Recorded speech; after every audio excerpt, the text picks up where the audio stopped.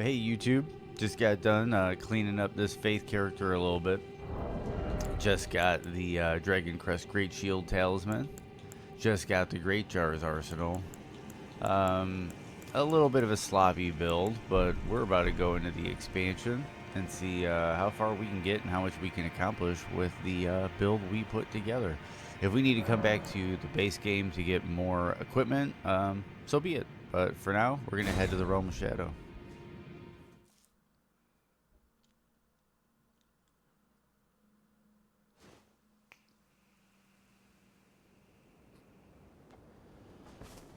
And here we are. Back underneath the Shadow Tree.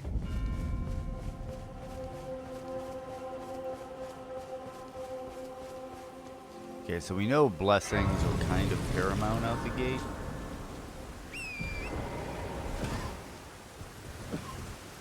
Sorry, a little dry throat from waking up.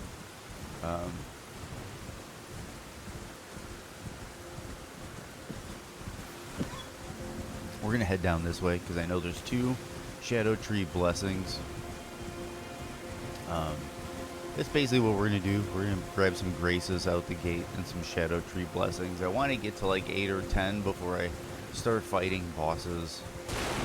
And I might look around. I've heard that these Shadow, not Shadow, but Scrimsmith weapons are a little buggy right now for Faith setups. So if I can find one that's nice in the first dungeon, I might end up leveling it up and doing something with it. This build might actually take me 2 days now that I'm looking at it, because Faith builds, just for me, my brain has a difficulty piecing it all together. See, and I need to change my physics.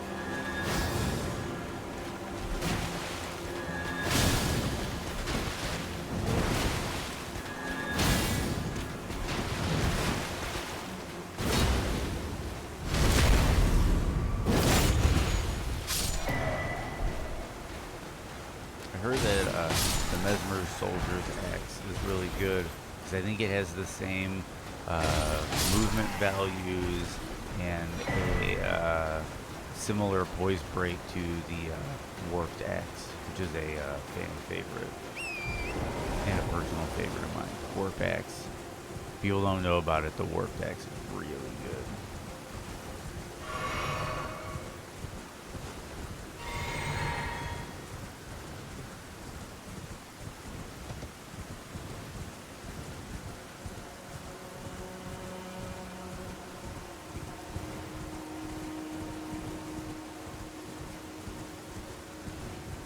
It's a good all-rounder. Not only does it have a really good move set and stat layout and AR and everything for PvE, but its move set is actually very deceptive and has some good mix-ups with Ash of Wars for PvP as well. So the Warped Axe is just a good all-around weapon, where you can use it for pretty much everything. So it has me a little curious about Mesmer's axe, if it's supposed to be like a alternative.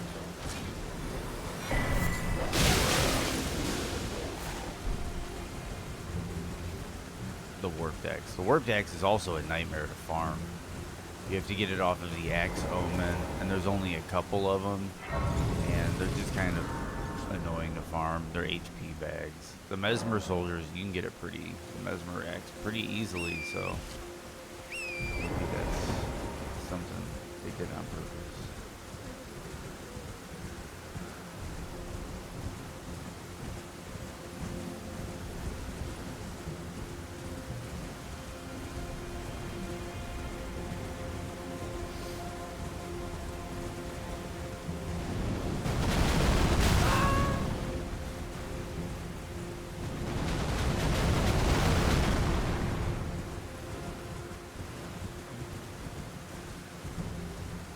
Good.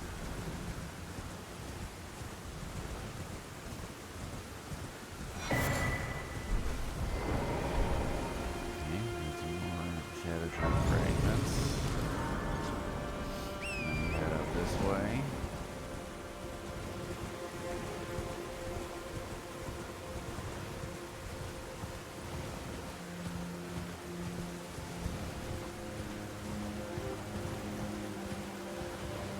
I'm wondering what's the first boss we're going to take down this time around.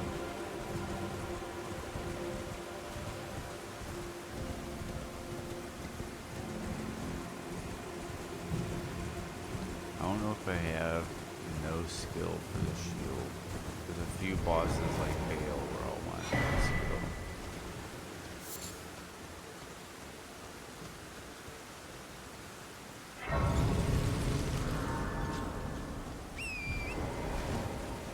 I don't think I'll need the two-handing talisman as much on this character.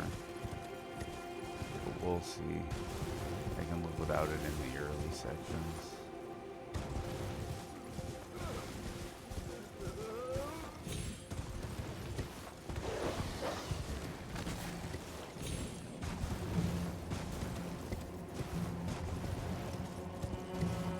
Yeah, I think some of these people like to let me solo hymns and what have you that are trying to kind of fall back on the stuff from like I don't know, like the mantras of the base game. I think they're kind of running into some rude awakenings with some of like even with my builds. Like I kind of set this up, you know, so like, oh man, I've got this. I mainly built around the stats. But I got really strong stuff together for each build and their retrospective stats, and I had to make some drastic changes coming to the expansion. So it's like, I don't know, somebody showing up with like a dual katana setup with like the jar head and naked for Radahn. It's not that that's what that person did, but it's just kind of like, it's Radahn. You know, this isn't the base game. Like, things have changed. The stakes are higher. You know, you're not going to get away with shit like that. Eventually we will. You know, if you fight the guy long enough, eventually you're going to get it down. But, I don't know. I think just some people are going to get some rude awakenings. Thinking they're going to do certain things for clout or, you know.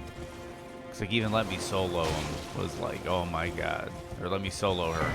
He was even on stream talking about like, oh goodness. And then he caved. Like, I think he ended up going like full armor and everything for Radahn.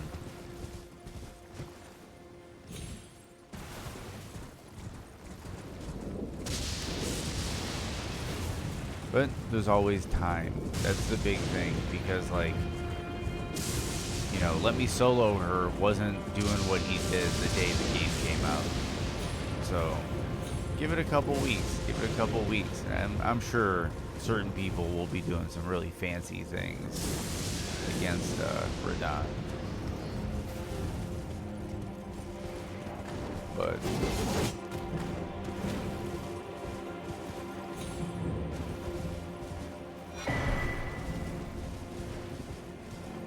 get this Oath Seeker set. Potter.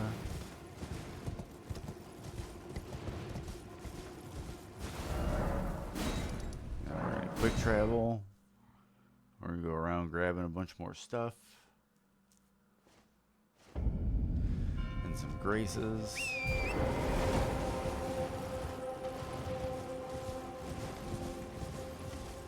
And I'm gonna cross the bridge, and then there are some more blessings I can grab.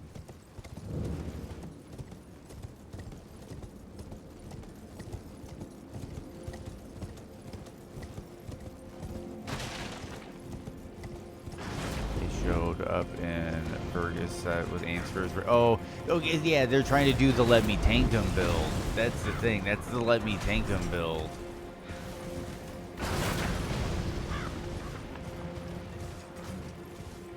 It's just he probably didn't know how to optimize his tanking.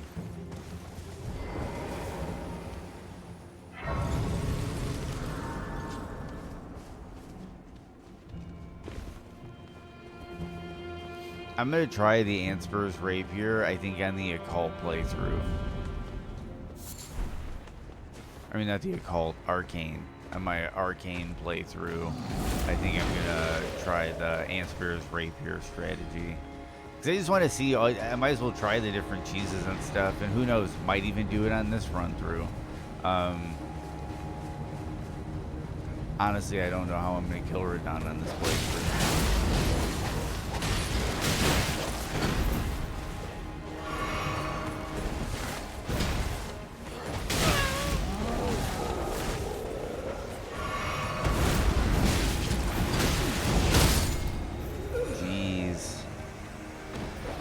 I did it for one of the guys tank build. Yeah, Godskin Stitcher is a great weapon. The Godskin weapons are. Here's my thing. Okay, so here's my one of my theories, because my canon, my head canon for this game is kind of evolving because of the expansion. But I'm wondering something about a series, like a sequence of ages, if you will, where you've got like you know, the age of the Erdtree, and then there's also the age of the Divine Towers, which I think is the Hornsense era, which is like they were before America's era, and they had the Divine Towers that they were building with flesh. They built them with flesh. You know, they were putting people in the jars, taking the jars up to the Divine Towers, and using the flesh to build them from the shamans.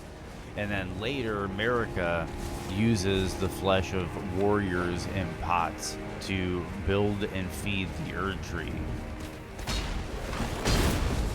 And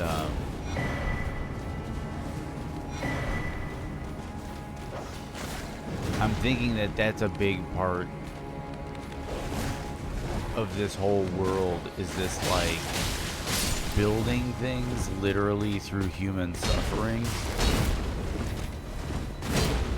And one thing that I think is interesting is we didn't get a lot of lore for the Godskins and the Godskin Apostles, but there's a potentiality that maybe the Godskins and the Godskin Apostles, I couldn't grab the grace, we got the blessing, which I guess is the important part, and I was talking to, but anyway.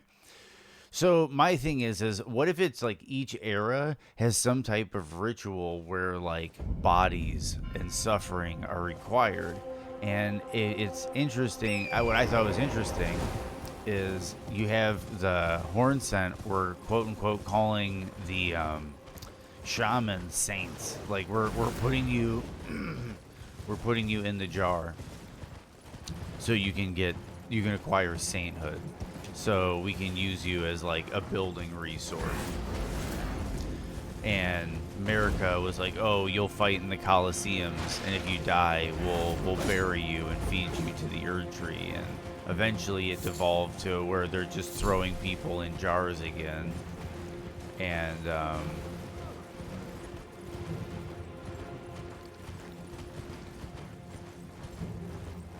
yeah, they're just throwing people in jars again like the previous era. And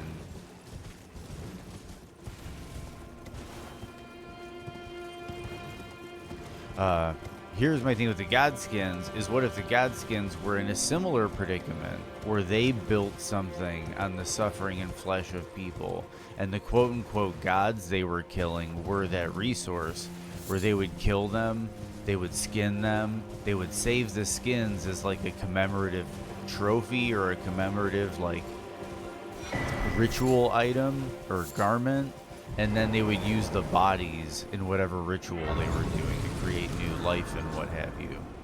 And it kind of has me thinking if that's kind of one of the through lines of the story, because I've been trying to find a lot of through lines through the narrative, and I think the big through line I'm kind of noticing is this idea that like success is built on suffering, and the success of civilizations is built on the suffering of people.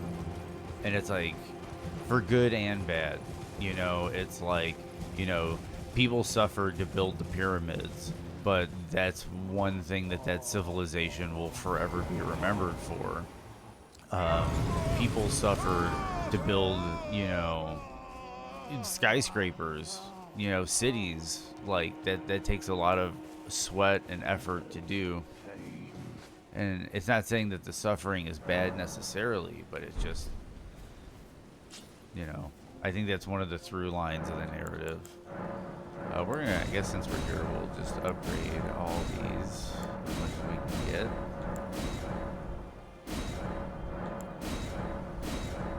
Okay, so we have the +5, which is pretty solid.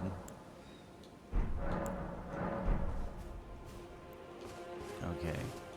We have the 153A. We'll go on the route to Bale later.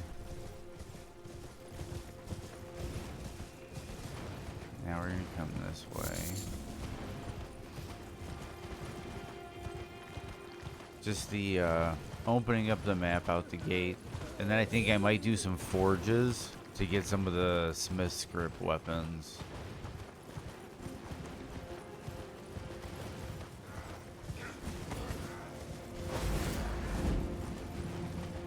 But that first 5 Shadow Tree blessings is huge.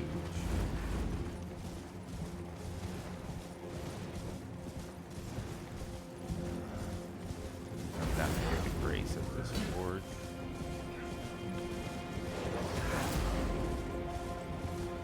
I'm going to say something. Okay, so I'm going to get to that. I'm at that point.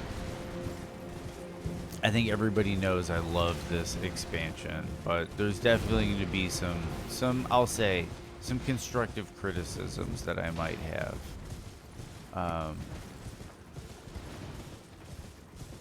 Now that the honeymoon period has kind of gone away a bit. And one of the criticisms I have, and I don't know how it's going to resonate with chat, but we'll see. I'm a little surprised looking back on it that most of the Remembrance weapons you get from bosses are weapon types that already existed in the game. Like, you don't have a boss drop a set of backhand blades. You don't have a boss... Well, you got Rolana. Rolana gives you the double light greatsword. That's like the one exception. But like Midra gives you a regular greatsword. The Flower gives you a regular colossal hammer.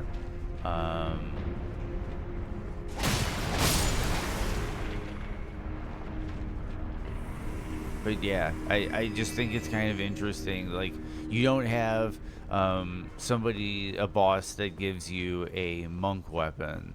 I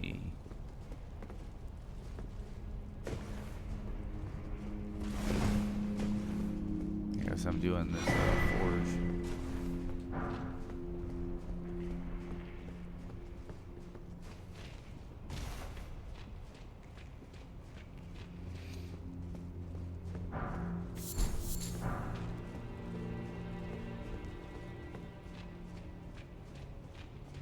But that's one of my... I never thought about it, but you're right about the Remembrance weapons. Yeah, and I don't think it's that big of a problem. Like I'm saying, like, I love this, and it's just a nitpick. It's just a little nitpick. But it's like, yeah, it's kind of weird that it's like the new weapon types don't have a lot of varieties. But to that, though, I think it's just an acknowledgement of the Ash of War and infusion system. Because, like, for example, with the backhand blades, they do give you a pair of backhand blades that have a low stat requirement.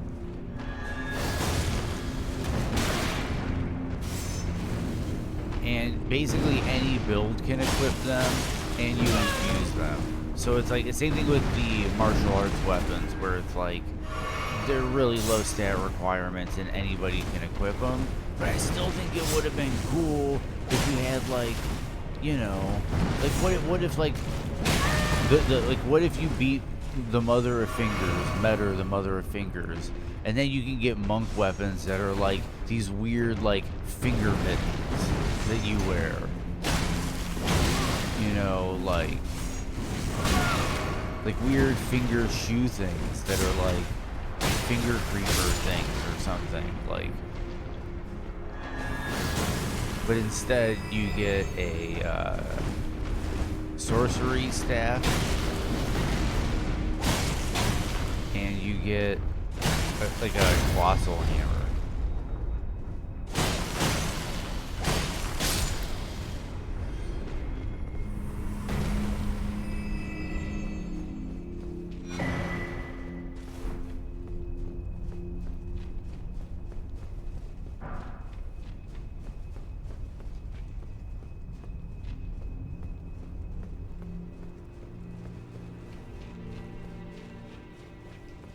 Yeah, just a little bit of a nitpick. I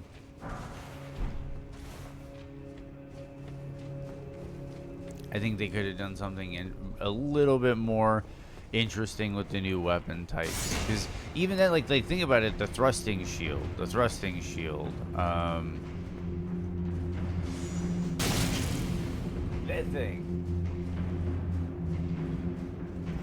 thing. There's only two of them. There's the carrion one, and then there's the dueling shield. Like, there's only two of them. There's like 130, I think it's like 120 or 130 new weapons. But of those, I think it's like only like 20 to 30 are the new weapon types. All the other new weapons are pre-existing. Dude, there's a lot of axes. Like regular old axes. There's like 5 or 6 of them in the expansion. But you only have 2 monk weapons?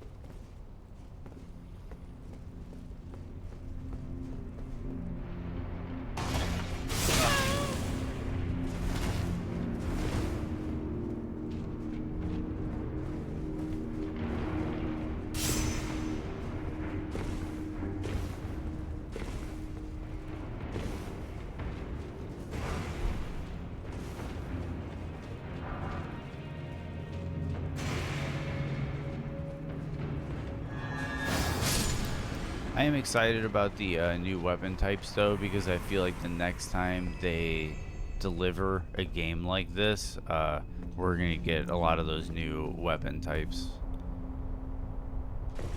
Some people say that the Great Katana is the greatest weapon class From Software has ever made. So, I know a lot of people are hoping it becomes a permanent addition. And then maybe, since it's baked in from the beginning, whatever game they do next, we'll have a bit more variety in these weapon types.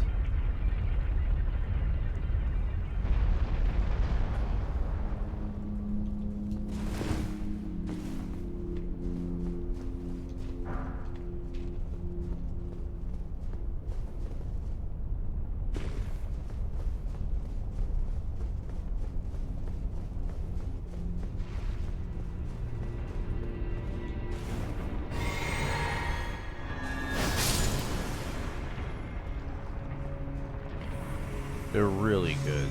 They are a really good weapon.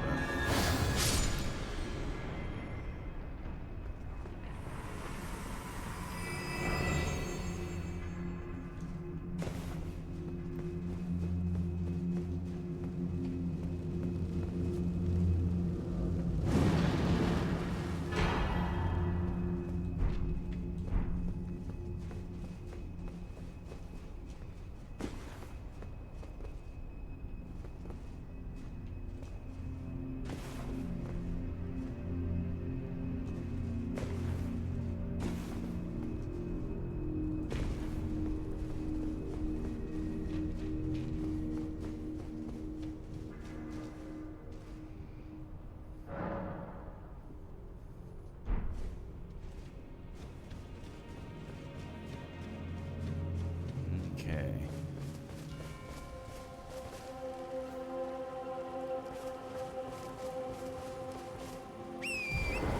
Now we continue our journey.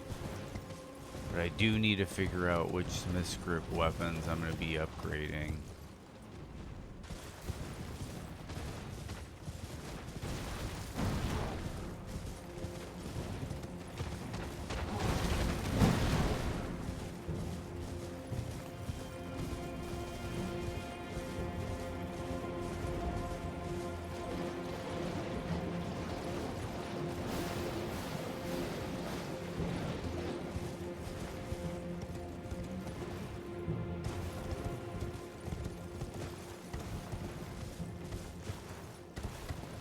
Yeah, I think so too. I also like, this sounds weird, but like, I like how the animation set for the light greatsword kind of has like, I don't know, like a, like, for like a better term, like a dignity to it, like a elegance, and I really like that.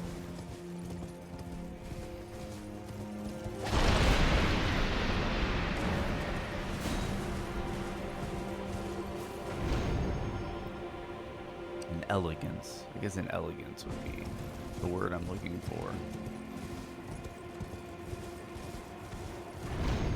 Yeah, Milady is a beast. And you can put a lot of good Ash of Wars on it. It's got a really good move set. It's relatively lightweight, good reach. Like, yeah, I got a lot of compliments for the light greatsword.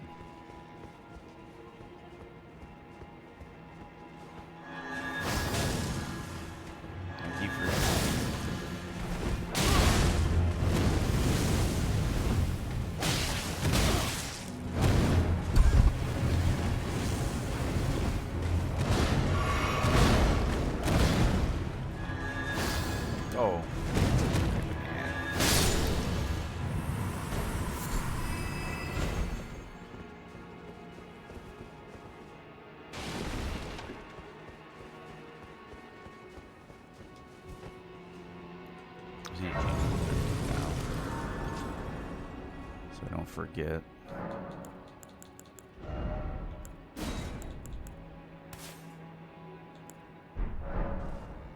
Might have to go get that flame tier at some point. We're fine. Ooh, that was a tricky dicky. I think I see what they were trying to do there. Yeah, Milady. Going back to it, Milady's definitely one of my favorites so far.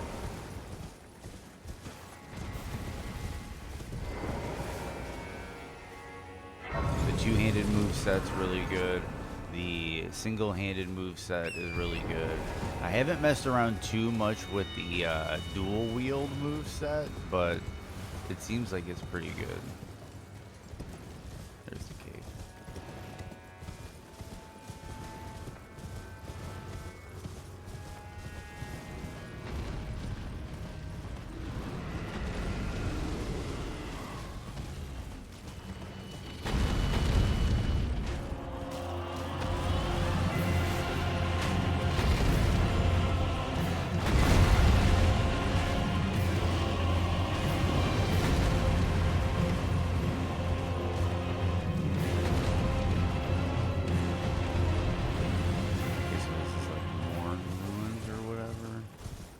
Not a sparkly pot. Don't need to worry about that one.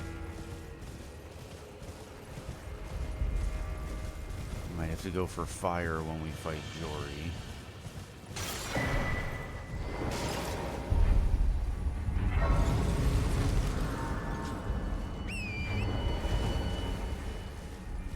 Another fragment over here.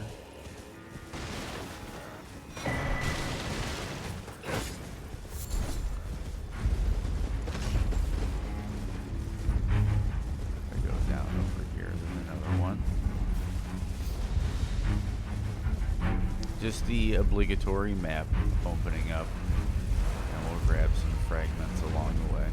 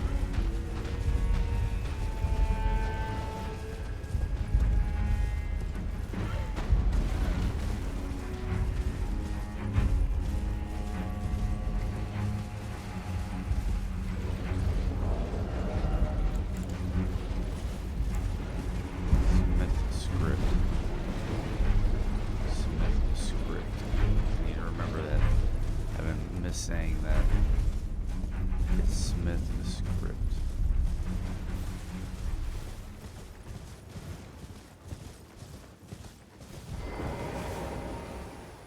We'll go all the way and get the map, right?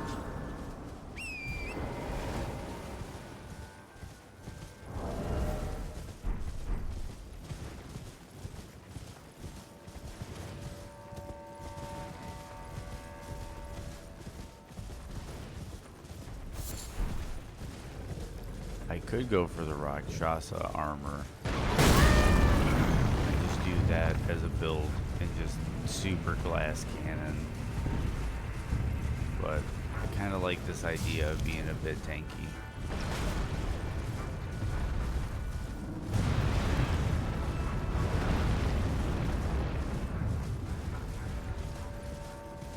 This was probably my one chance to test being tanky. I'm gonna do this whole thing with like mid-roll and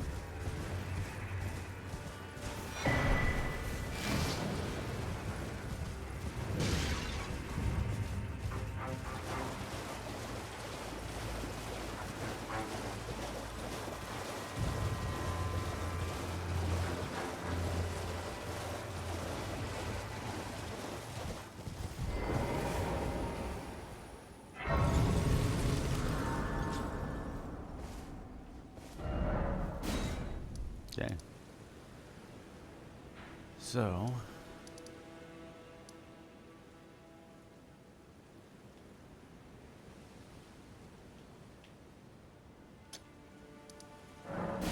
okay, back to Morth Ruins.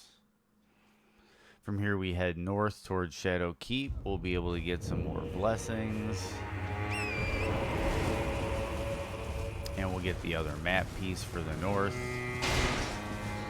I think that's kind of maybe what we do, is maps are like the first priority.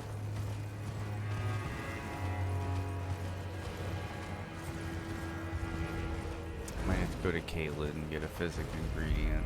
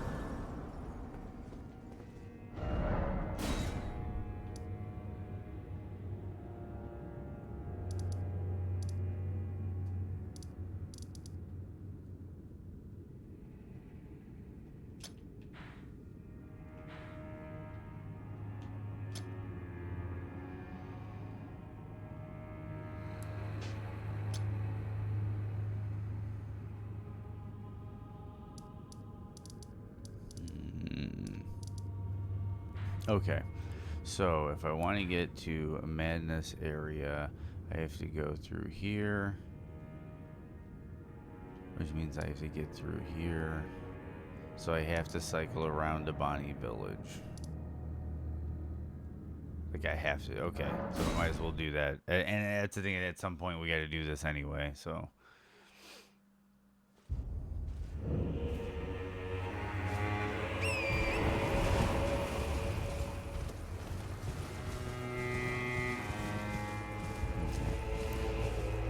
If I remember correctly.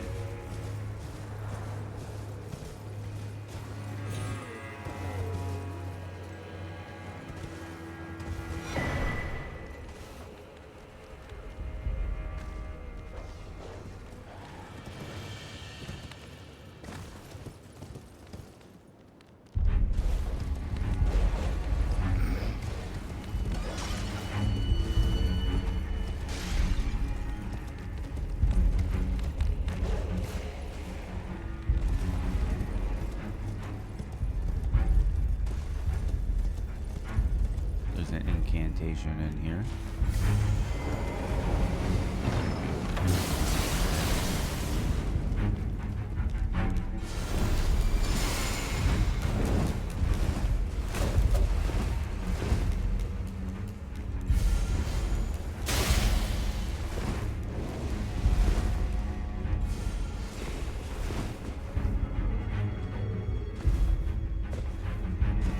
Here we go. This is what I'm talking about.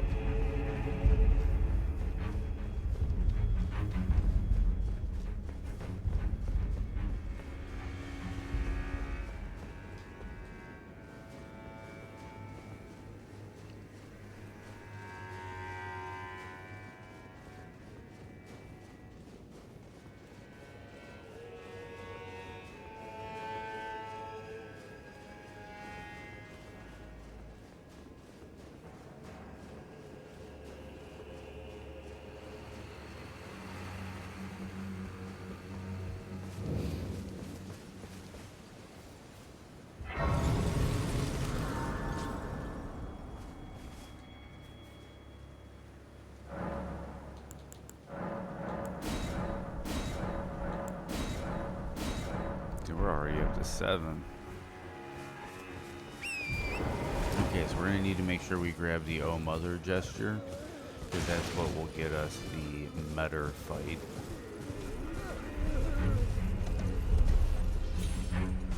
Which is north of Bonnie Village here.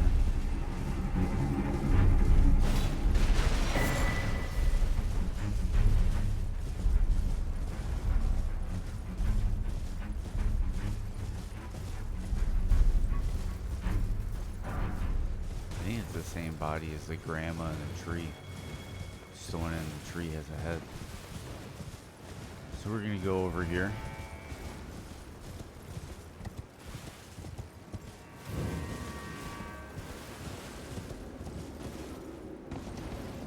Across the bridge. Just to do it because it's a fan favorite, we're gonna go get the dialogue for your places in the jar. The tooth whip.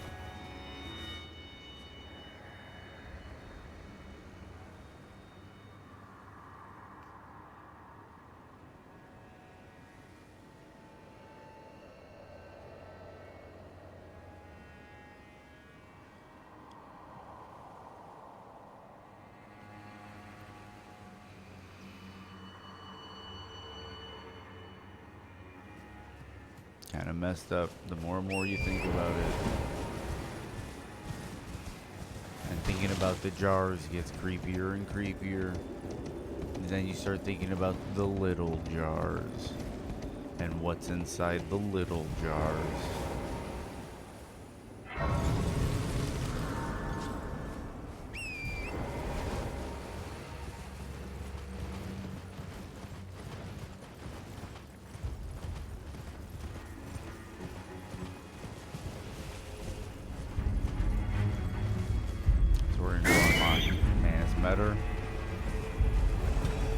We're going to talk to Emir. And then we're gonna head through the Chapel District to open up Shadow Keep.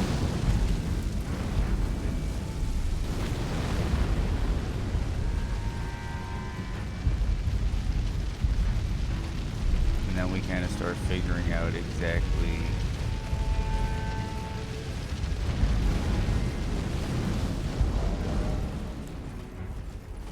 who exactly we start to fight.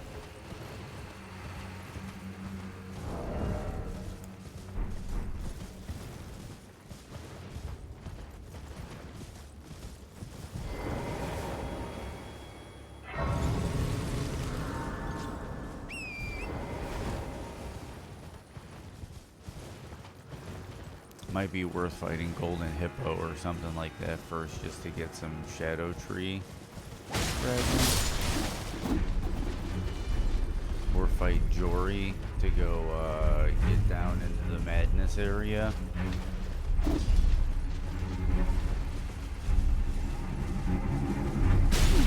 I'm gonna die a bunch trying, but I'm gonna try to parry the aging untouchables.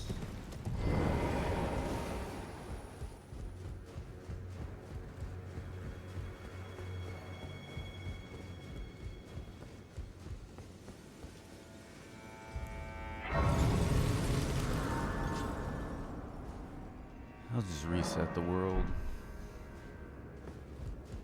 I think there's 43 cookbooks in the expansion. I think that might be a little on the excessive side. I heard for that if you count what's like the kind of end of the grapevine kind of reward at the end of the rainbow. Yeah, and like an end of the rainbow reward. It turns out that one of the most common end of the rainbow rewards in this game for exploration is cookbooks. And that's also another thing that I kind of think is a mild complaint, because while some people enjoy the crafting system in the game, I don't think crafting is all that rewarding. Well, we don't often receive Like, I think they could have done with just maybe a few more weapons and a few more armor sets. It is a pleasure to have you. Overall, though, I think there's a good quality amount of weapons and armor sets. I just think their focuses could have been reprioritized a little bit. Or it's just there's that many cookbooks because they wanted to give you a reason to check all these locations. And they could only make so many weapons in the amount of time. Who knows? Either way, I love this. Don't get me wrong. I love this.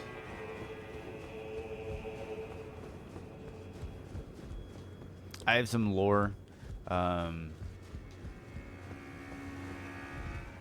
stuff that I also kind of have some complaints about. Like, I'll say, one thing that I do have a bit of I'll say in comparison, and this might be a bit of an unfair comparison for people that are fans of it like I am. But if you compare it to the Old Hunters DLC, the Old Hunters DLC, to an extent, kind of wraps everything up with a nice, neat little bow. And you get most of the narrative threads get closed that were open from the base game. And you can be pretty content in knowing that the Bloodborne mythos is, for the most part, all well complete and self-contained. The issue I kind of have sometimes with this expansion, looking back on it, is there is still so much lore we have no idea about. There's like a mountain of it, a genuine mountain of lore that we have no idea about.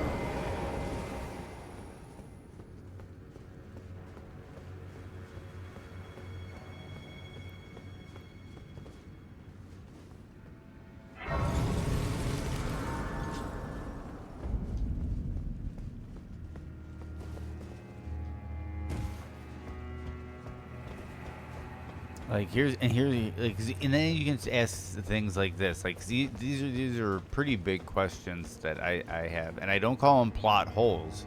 I just think it's just we don't have the answers yet. And that's what makes it weird. Is, for instance, like the shadowbound beasts.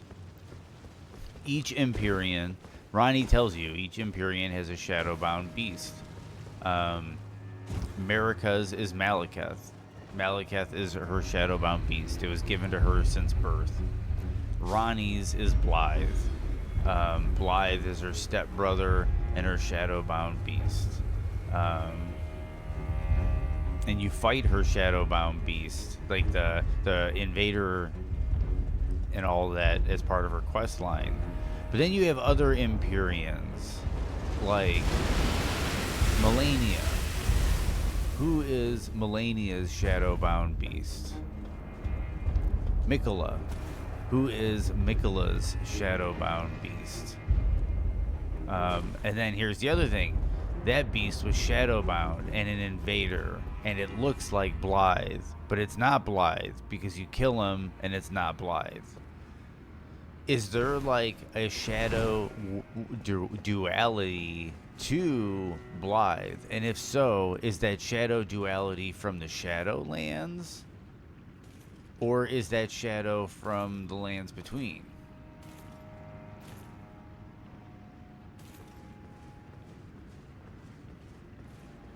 That's one thing in the game that I'm still kind of like, what does this really mean?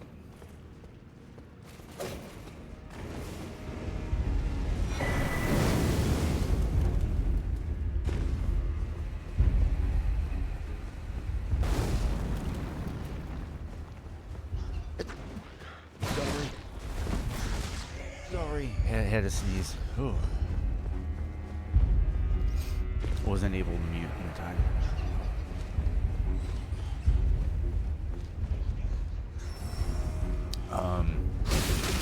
What else? I know there's other things I can't quite think of off the top of my head at the moment.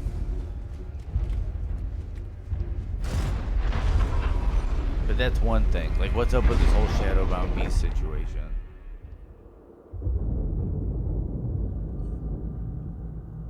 And then the other thing is Radigan Marika. Were they always Radigan Marika? Now that we know that shaman have the ability to meld flesh and meld into structures and trees and buildings, is it just two shaman? Is Radigan a shaman and Marika's a shaman, and then they like made a union and became one? Is it magic? Is it trickery? Did Radigan show up after she became a god? Is it relative to Mikola and Saint Trina, where it's two people in one, and Marika could have shed off Radigan if she wanted? And I also think the reason that the Tarnished... a lot of my theories are changing these days, but I'm starting to think the reason the Tarnished are tarnished is not because of Marika, but it's because of Radigan.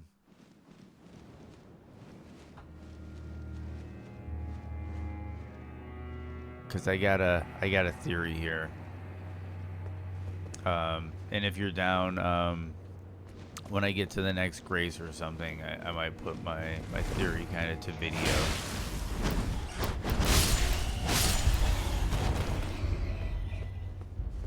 And then maybe eventually actually make like a edited lore video about it. And see how that does in the YouTube algorithm.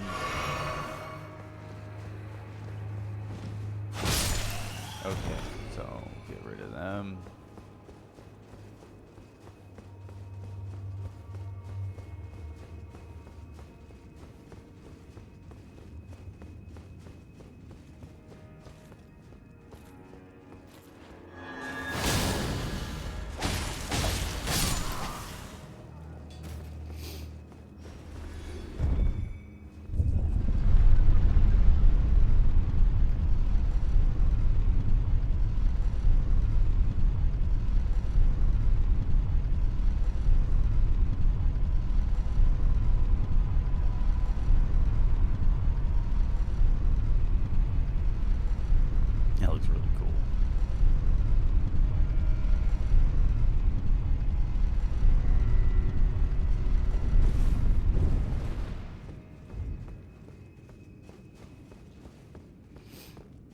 Is this the 4th floor, Grace?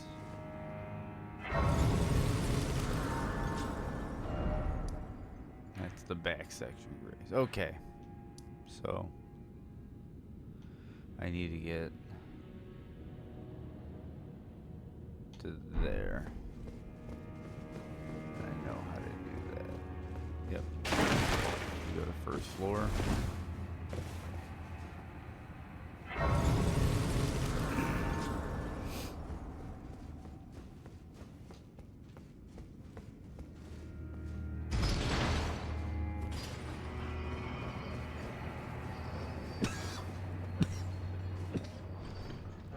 I don't know why I woke up so dry today. Maybe the AC was running a lot this morning. I don't know.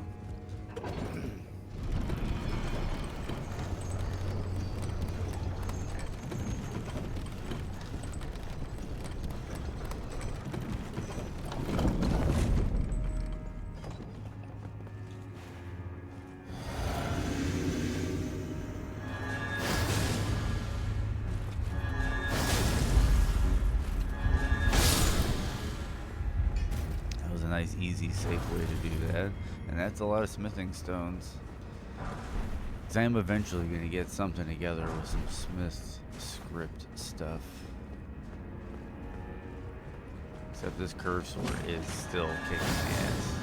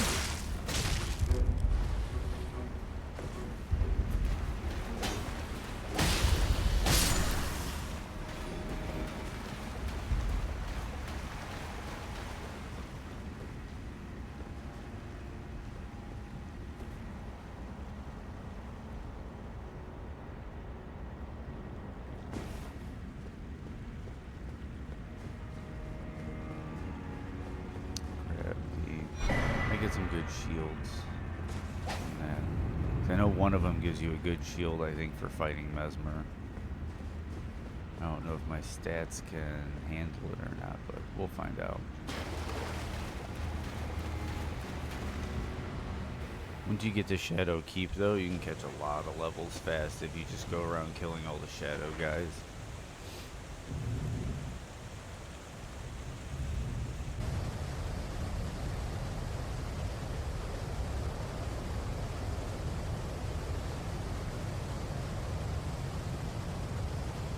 Yeah, I don't know if anybody caught it, but last night I did a bit of a 2-hour impromptu stream where I finished the rest of the major bosses on the lightning perfume bottles.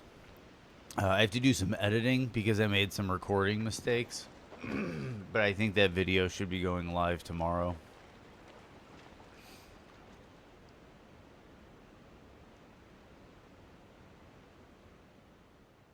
I take out Melania. I do a Dragon Lord Placitus axe. I finish out the rest of the Remembrance bosses from the DLC, all on New Game Plus. And of course it's a cheese run, which is funny because I got done doing all that run and I started doing the editing and getting it ready for YouTube. And I later was winding down, getting ready to get ready to go to bed, and I usually put on something on YouTube, like something chill to fall asleep to, either like a VOD of a stream or something, just something to fall asleep to.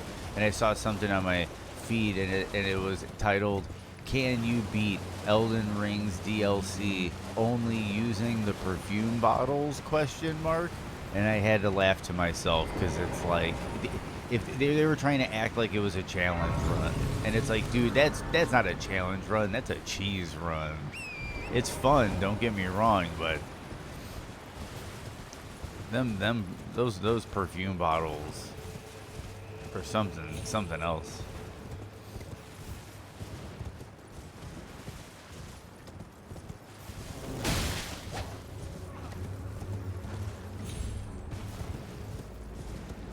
come this way and just kind of grab some graces and some items on the way.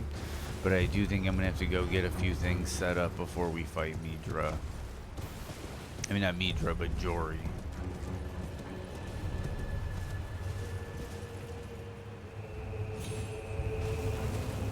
Because I have a feeling Jory's going to be resistant to Holy. But who knows?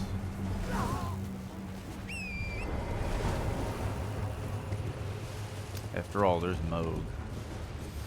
There's a lot of bosses like that where it's like the best option is actually what they're dishing out.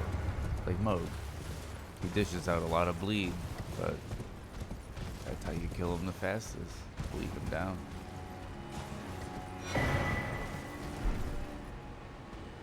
I'm curious if I should get the Rakshasa set, but I'm thinking I don't need it. I'm gonna go the tanky route here on this character.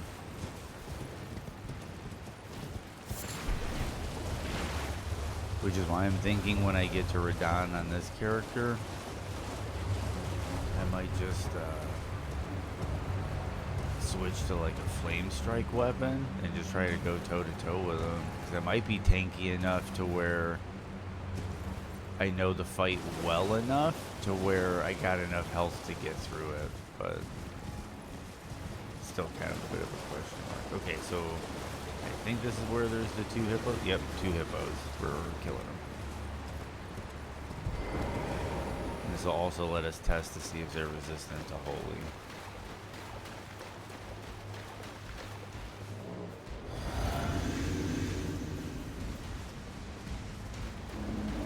Damn it if I do this.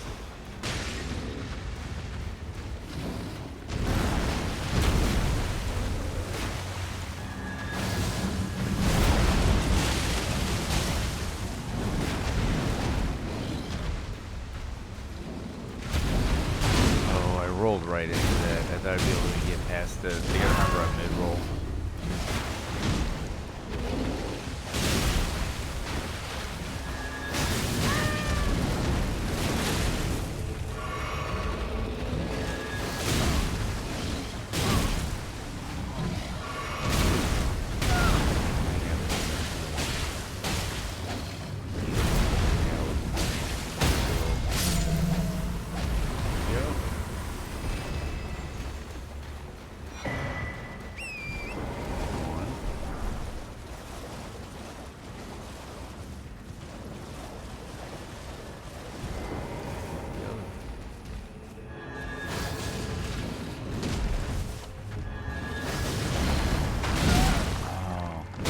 Figure out how to deal with that on mid-roll.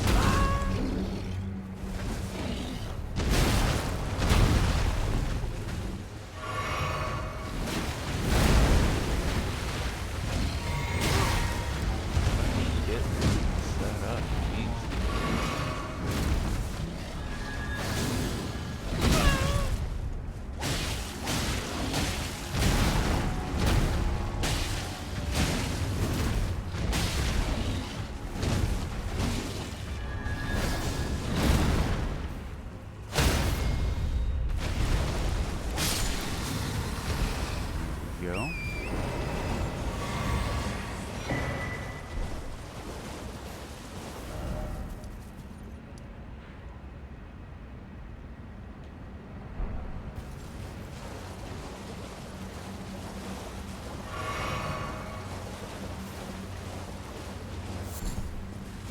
Okay, so we're going back to Caleb.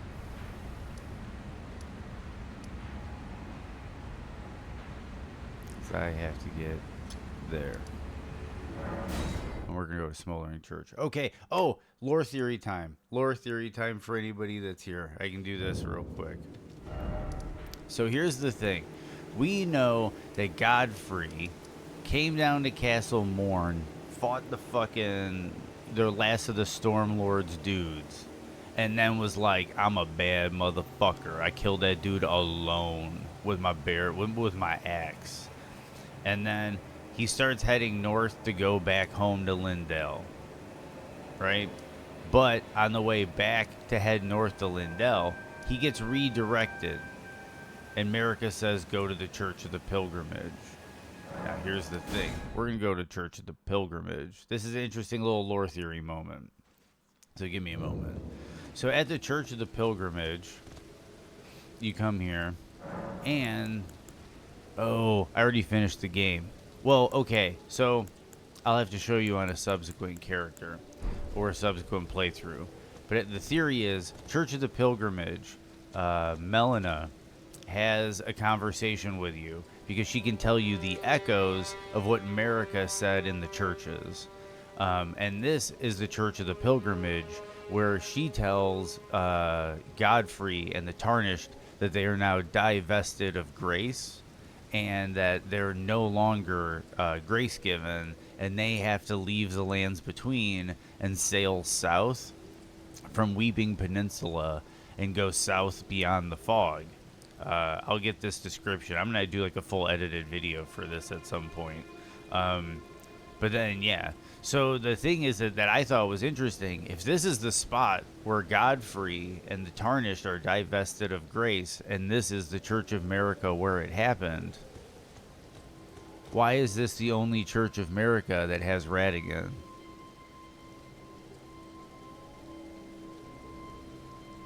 I think Radigan divested them of grace. I don't think America did, because America is love without order, and I think Radigan is order without love. So that's that little lore theory moment real quick. Now we're gonna go get a physic ingredient, because I think Jory is gonna be resistant to holy, so I want to get the flame physic ingredient.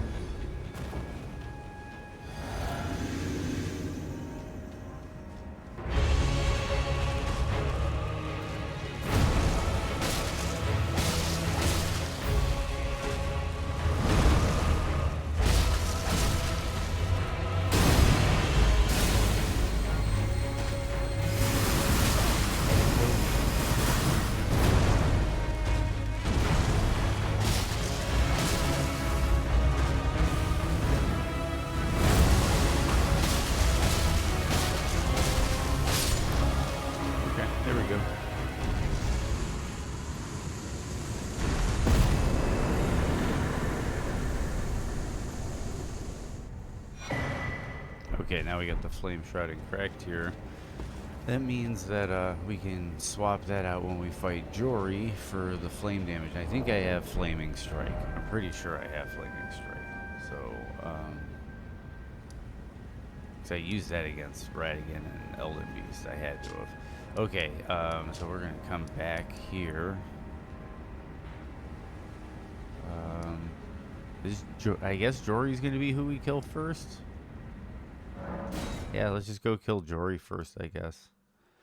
That way we can get that map piece, the 2 Shadow Tree Blessing fragments out of the one church down there. Wait,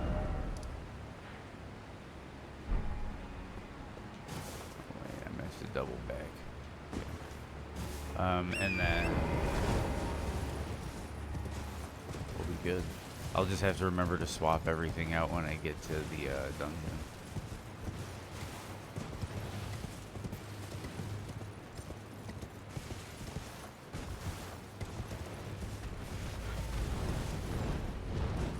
I should probably test Holy against Jory just for testing's sake, but I'm just going to play it safe to be quick about it and not get held up and switch to fire.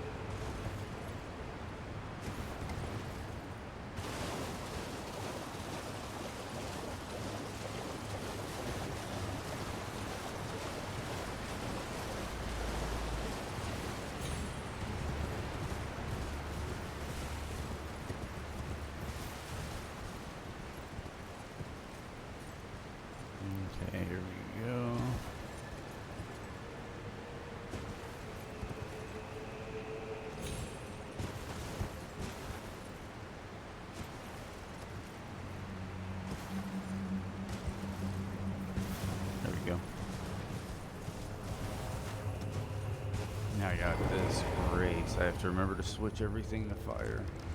Do I have enough for a level? Yeah, I do.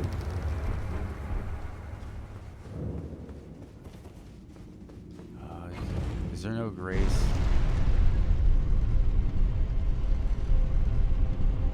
Fingers crossed there's a grace.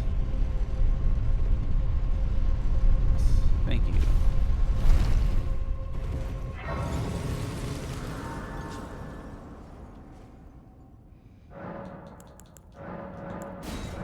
Yes, we're at 8. 8 should be good enough for Jory. Ashes 4.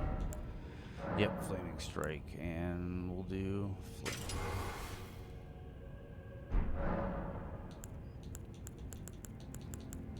Okay, and then Physic.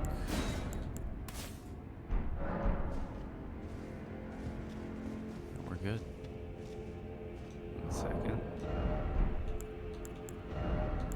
So I have the lantern for you guys. Ooh, I don't think I bought the lantern. Give me a second.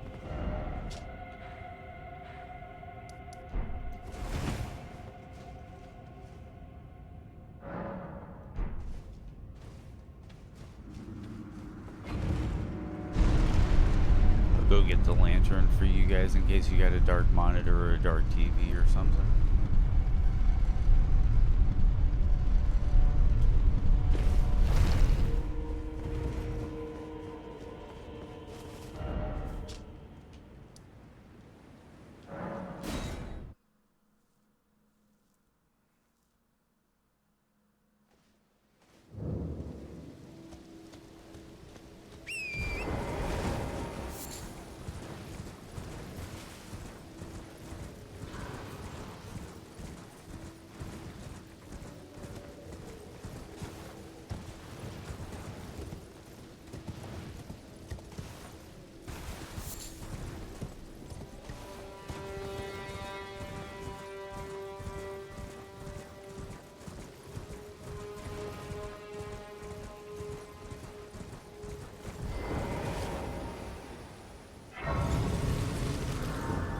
Grace. Well, it's been a... How can I? Talk to this feller. Got the lantern for you guys. Have a safe, Jew?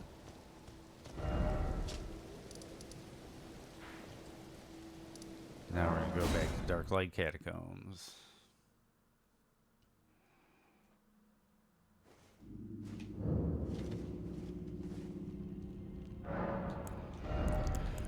Oh, we can level up faiths once more.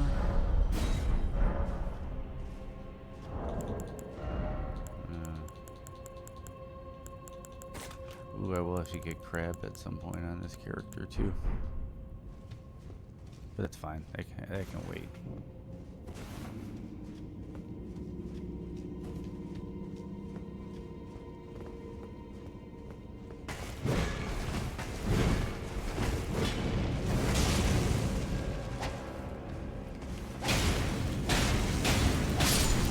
Okay, so these guys actually aren't bothered too much by fire, but hopefully this pays off when I get down to Jory. And luckily, if I really wanted to, I can kind of just go my way through here.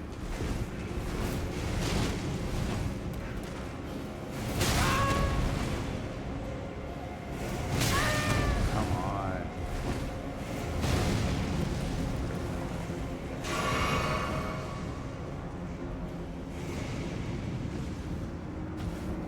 Yeah, there's a lever you can pull and it'll light up this cave.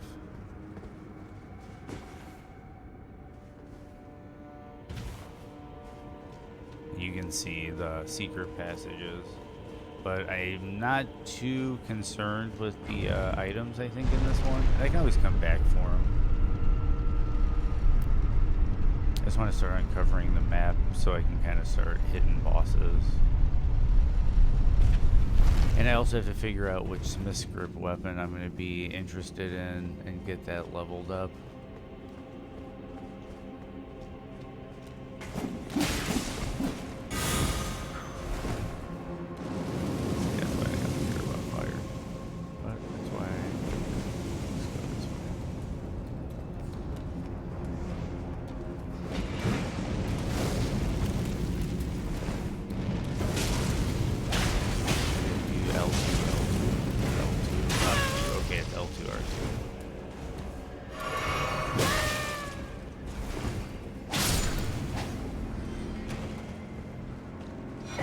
Death Knight set is awesome. But I think it's resistant is the set we have on it. Which I know I upgraded my arsenal jar, so I can probably upgrade my armor at some point.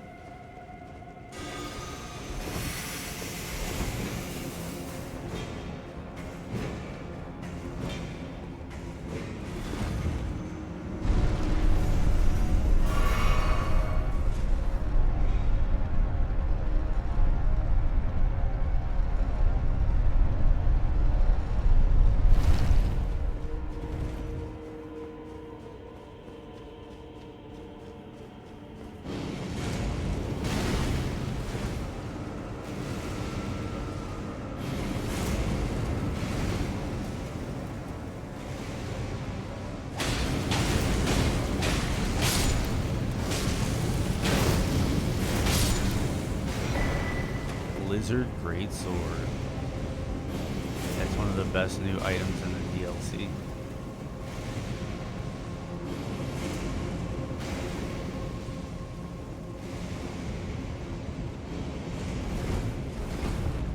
If you guys haven't gotten it yet, I can check it out. Greatsword, which you can put on some really interesting Ashes of War on this.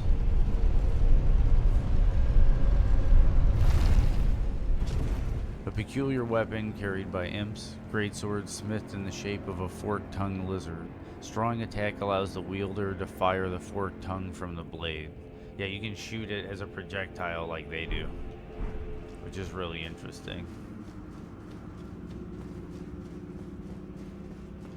Okay, so a little flash short, but let's see how this goes.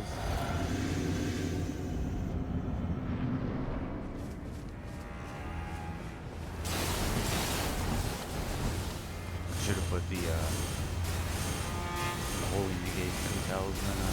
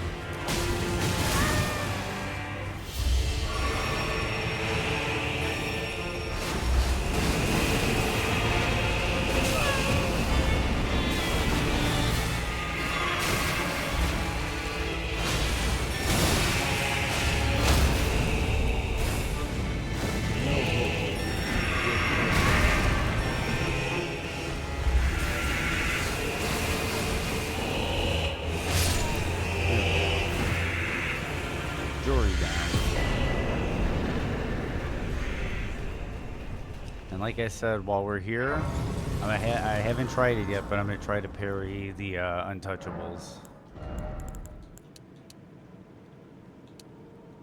So I keep doing this.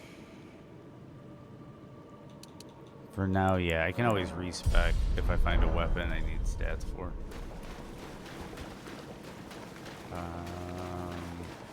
Okay, so this is going to be some madness shit, so we're going to switch back to... Granted, it's going to be a mix, but... let's go with Holy. We're going to do Sacred Blade. Sacred. There we go.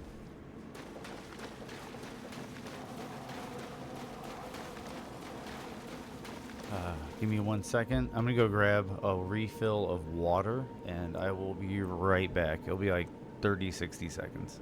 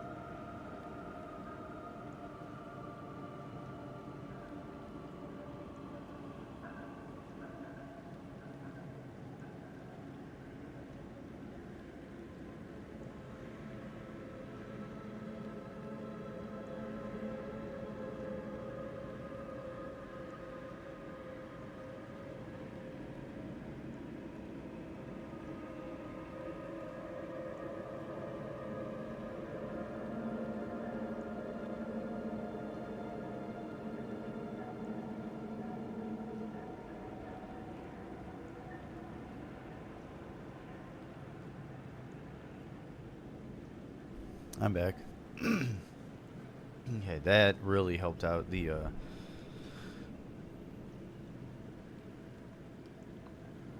oh, that's gonna be nice for talking. Okay.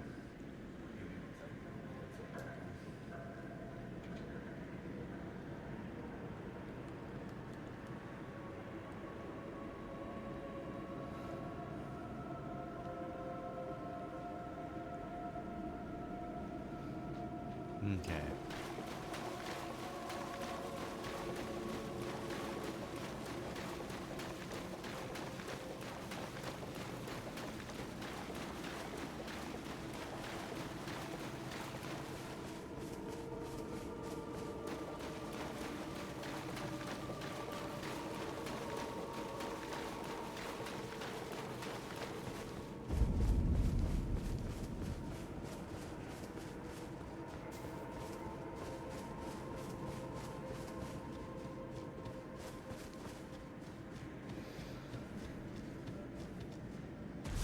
I'm gonna go over to the church and grab the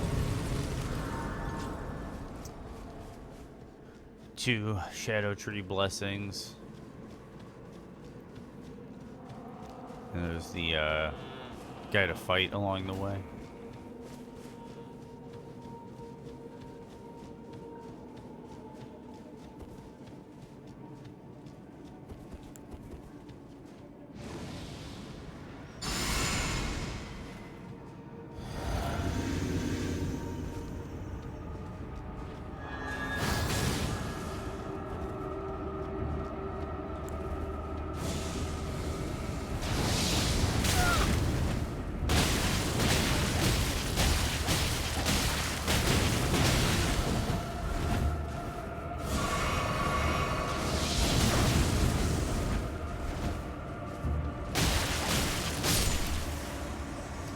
Cut a little close there, but it worked out.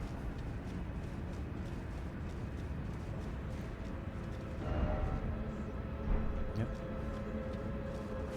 Follow the road.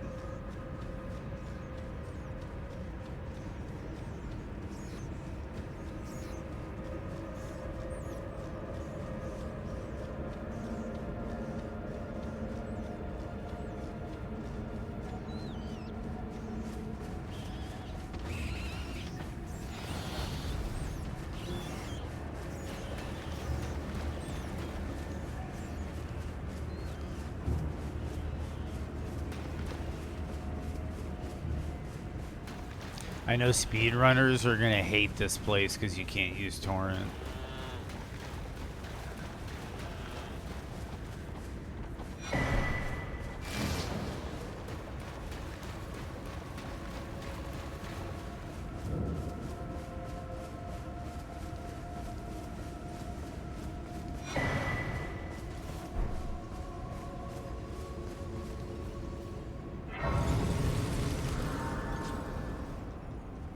Okay, I guess we do some untouchable hunting now.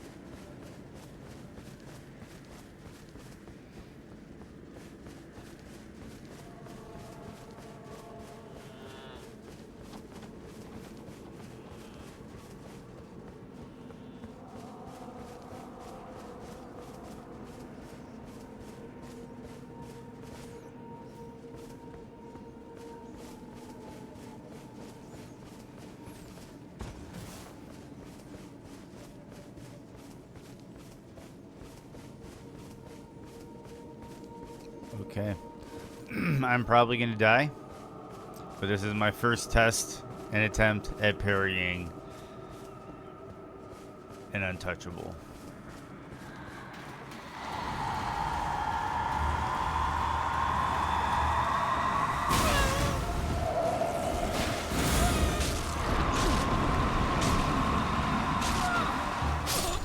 Okay, that attempt didn't work. But it was a partial. If you heard it, it was a partial. And I think it sapped most of it. Yeah, here we go. Stake America. I get to try again. This will be fun.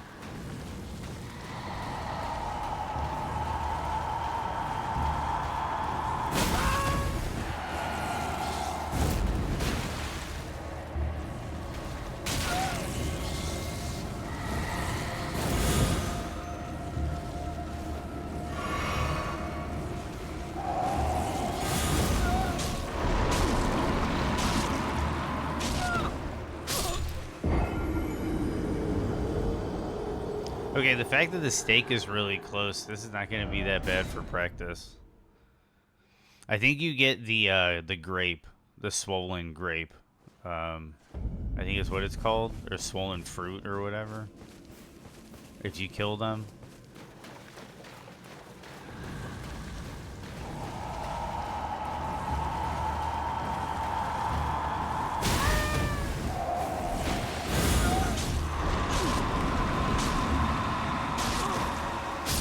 Okay, this is going to be harder than I thought. But we're going to keep trying for a little bit here.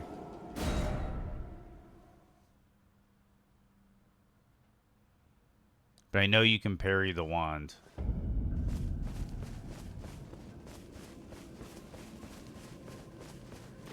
And I think you can parry their teleport attack.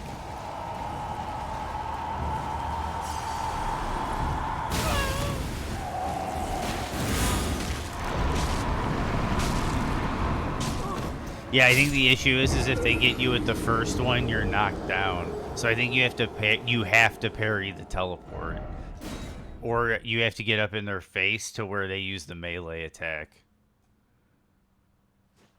I don't know, or something in between.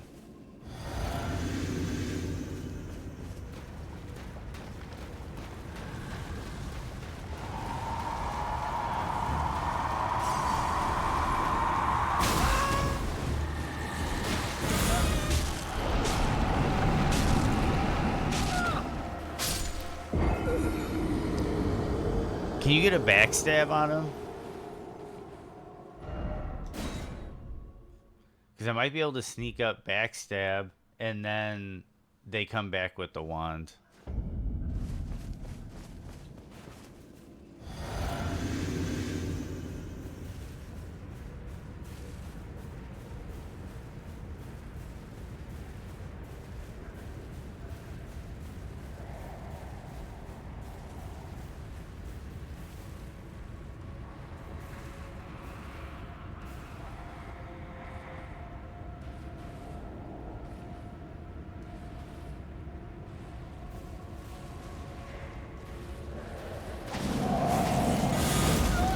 Okay, so if you get up right on him, you can bait the wand or the finger or whatever that is.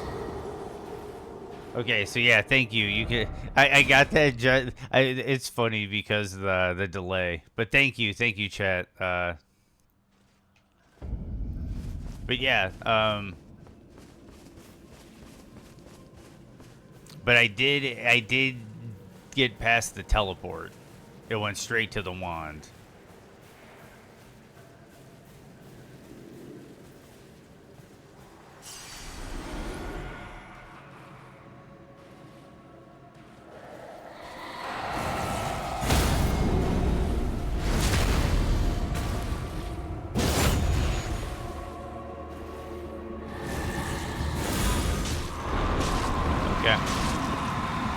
Okay.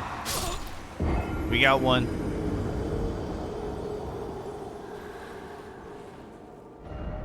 So I can either buff my damage before I do it, or I can just get two back to back.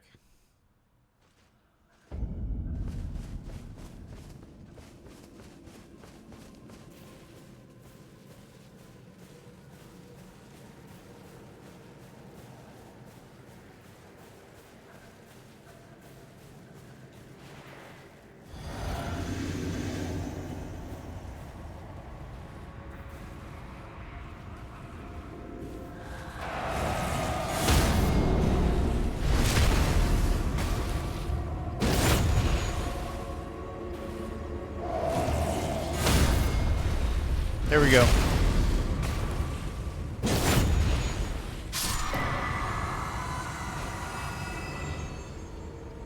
And there we go.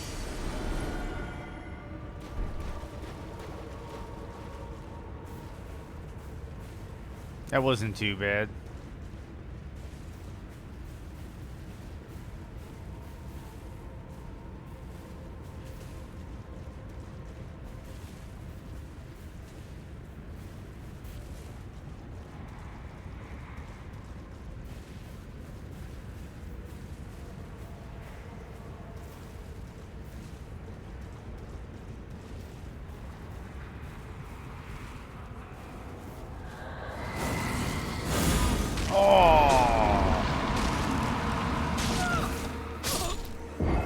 Okay, I can live with at least knowing how to do it now. I thought that was the right timing, but guess not. Let's see if they stay dead. Let's see if they stay dead or if they respawn.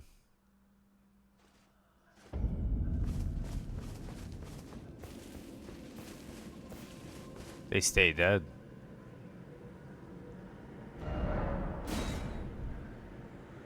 Okay, so that's not that many runes over there, and we got that. So, do we go for the last map piece? I think we go for the last map piece.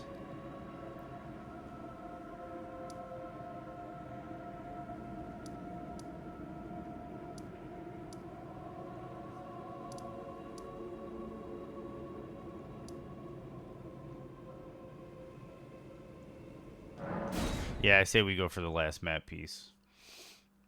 And then after that, we'll be able to start kind of rounding around the map and getting bosses. We might start with Golden Hippopotamus for the 3 Shadow Tree fragments. Oh, you know what? I did want to look into Smith Script weapons.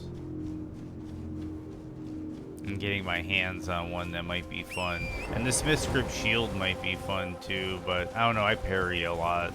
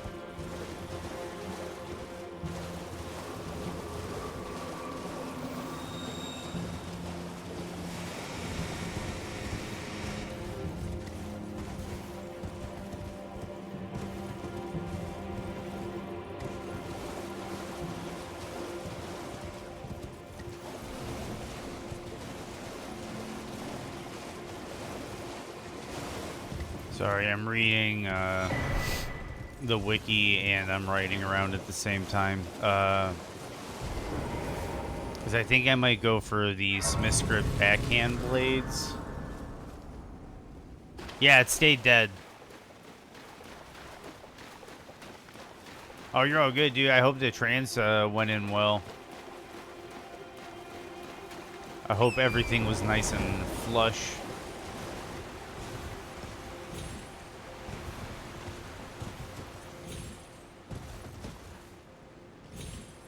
Oh, shit.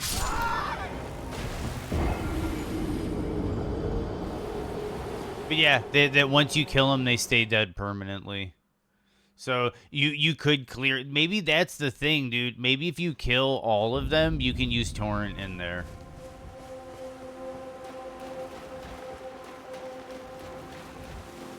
Maybe that's what Torrent's afraid of.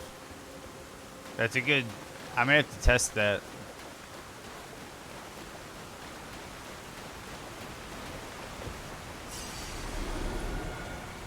But yeah, it's actually not too bad. Like, don't get me wrong, that parry timing is weird and it's awkward, but it's consistent. So it's like once you kind of figure out exactly when in the animation the parry window is, it's consistent. So yeah, they're a really scary enemy, but yeah, now knowing that, I'm gonna go back there one of these times and clear all that out and see if you can get on torrent.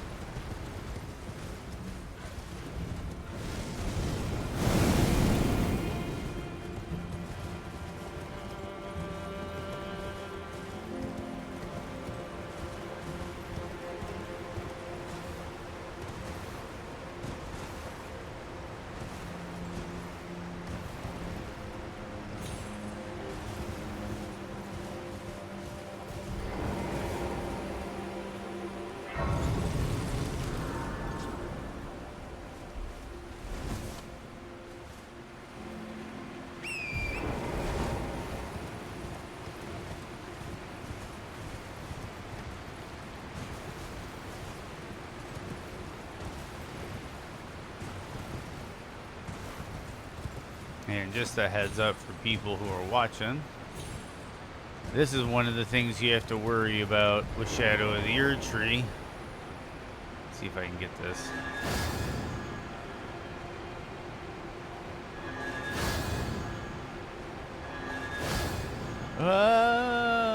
And I died. Point being, there's an item in there, and it's a cookbook.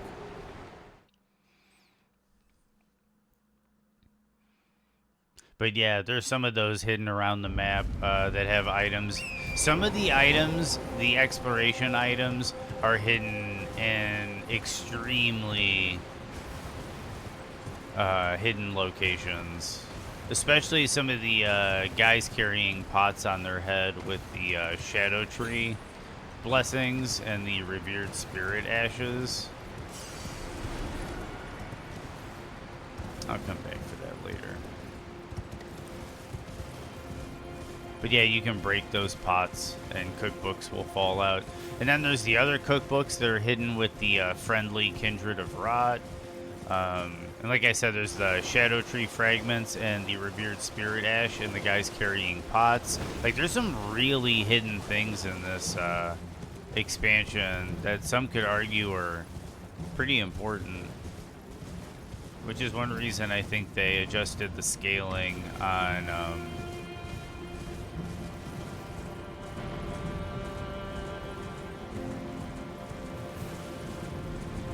the fragments.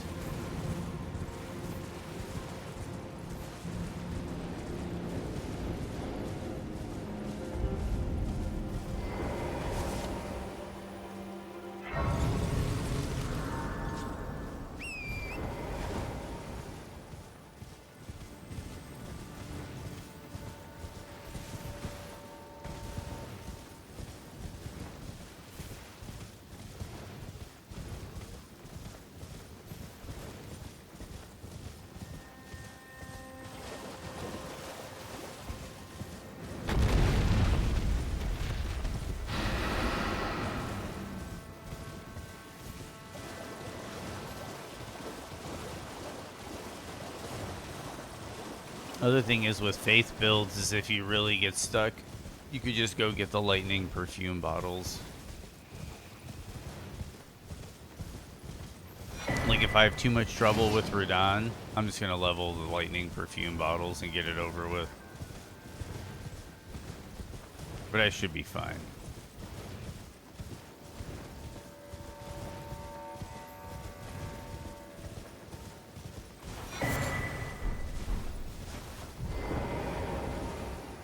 Okay, and then we can go ring the bell at the Finger Ruins.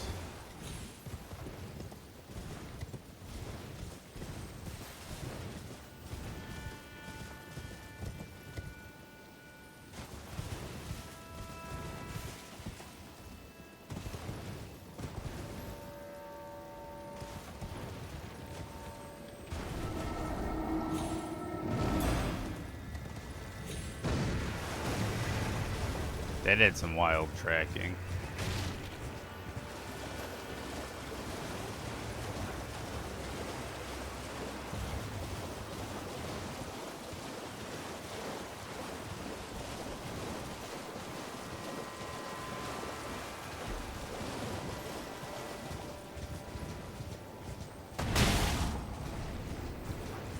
That kind of startled me. I looked away for a second.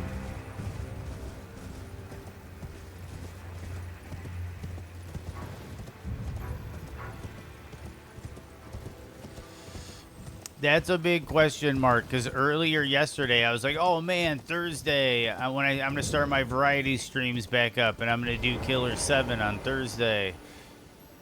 And then it dawned on me after streaming yesterday that it was the 4th of July. So it's still kind of up in the air. Like, I kind of have some plans to do something for the evening. But I might still stream during the day.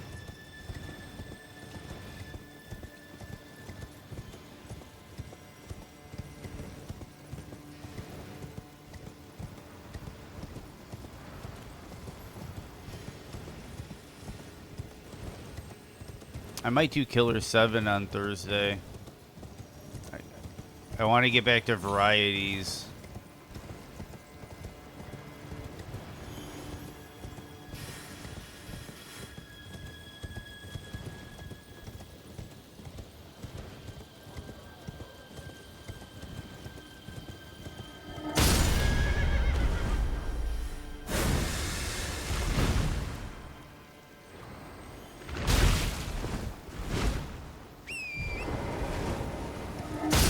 Oh, come on.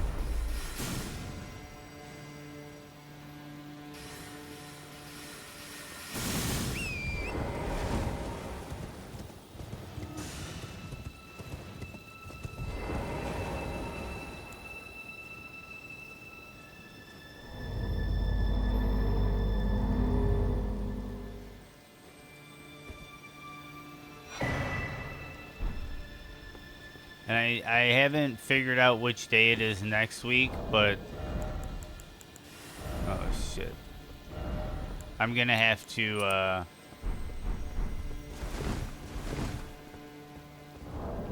take a day off next week. But give me 1 second. Okay, so now that we got that, let's get rid of the...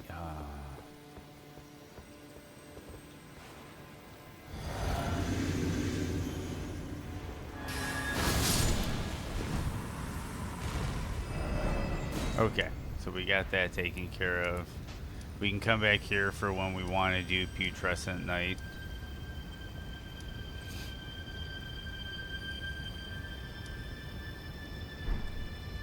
Oh my god.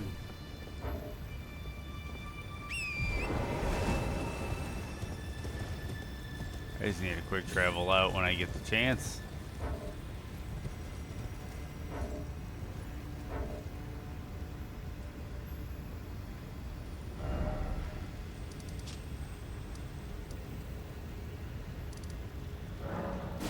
We're gonna go get some crab. But yeah, I was thinking Thursday, starting up the variety streams again. Maybe do like a 4th of July Merc, a Killer 7 stream.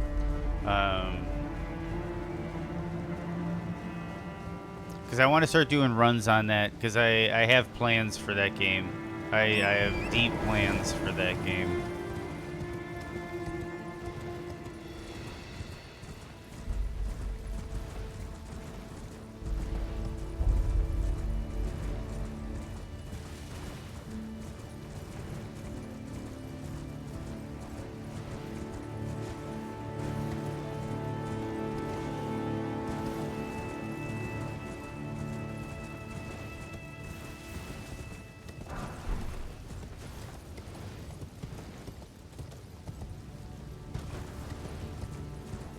Because that game is very much on rails. Like, literally almost on rails. So I think one thing that I think would be interesting is to do like a, almost like a chapter by chapter upload of the game in full 4K resolution. But I want to be able to optimize the route. So when I do the recording, there's no lollygagging. No, you know, just keep it optimal. So then that way I can sit through all the dialogue and the videos don't end up being terribly long. I should have some runes to burn. Yeah, I do.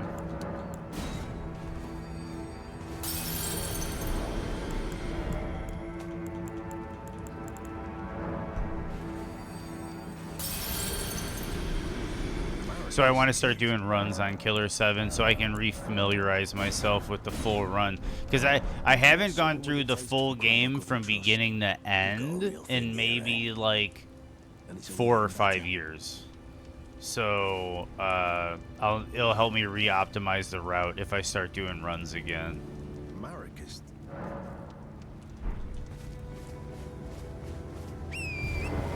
Okay, so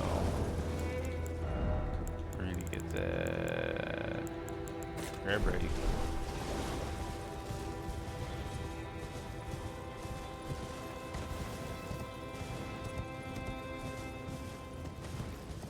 I just know that there's probably going to be a lot of people busy on the 4th, and they're probably not necessarily going to be watching, which has me thinking about hesitating. But we're also going to be taking Saturday off of D&D, so maybe it'll be something like I just move it to Friday, Saturday, instead of Thursday, Friday. I'm still debating. Okay, so I'm out of here. And we got the crab. We're going to go fight the golden hippopotamus. Yeah, me too, but I think at night I might see. This is the thing, dude, like I want to go check out at least some fireworks because it's been a while, but like I don't know how that's gonna play with my epilepsy. I kind of had a rough 4th of July last year with all the people locally shooting off fireworks. So, like, I might be staying in tomorrow, and I might be getting online and playing games just so I can get my headset on. But, we'll see. We'll see how tomorrow goes. That could be a really big question mark for me. Okay, so I'm going to guess he's got some holy resistance, but he's standing in water. So I think I'm just going to stick with what I've got, and I'm going to drink that.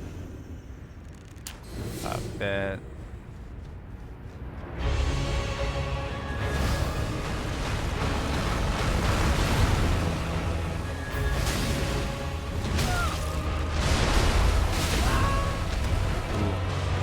Okay, so he hits a little bit harder than the ones outside, but I'm kind of tankier than my last couple builds.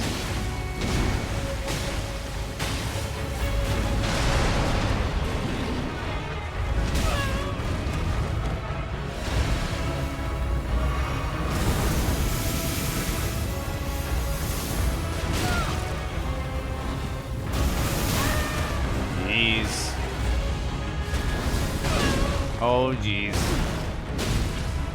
I need to heal up.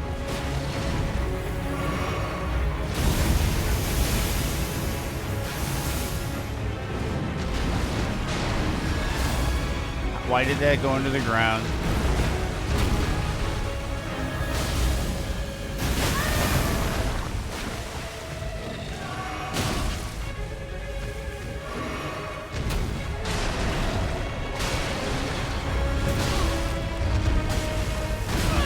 Oh, come on.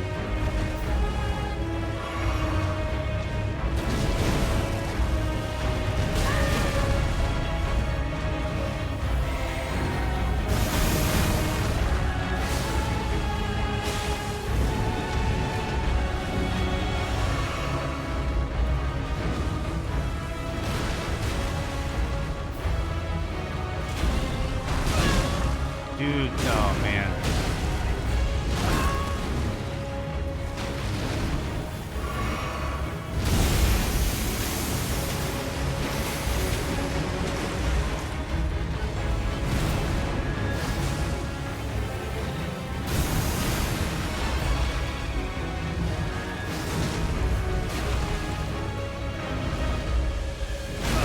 Whoops, I rolled the wrong way.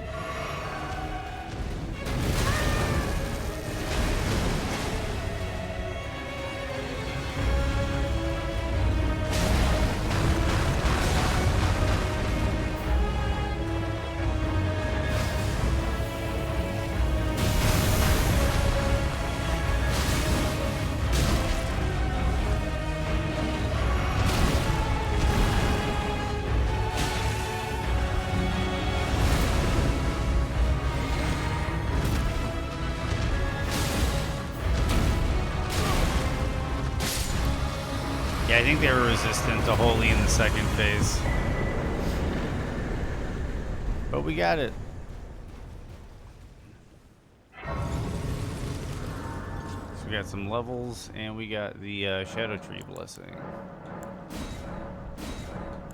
So we're at 10, which is pretty solid. Just to see. Okay, so I do have no skill. Good. Okay, so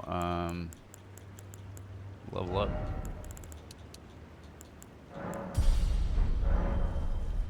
Okay, now I want to figure out where this Smith script certificate. Forge Starfall Pass.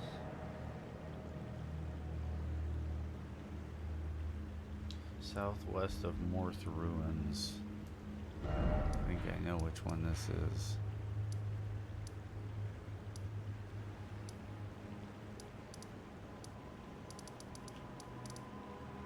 It's this one.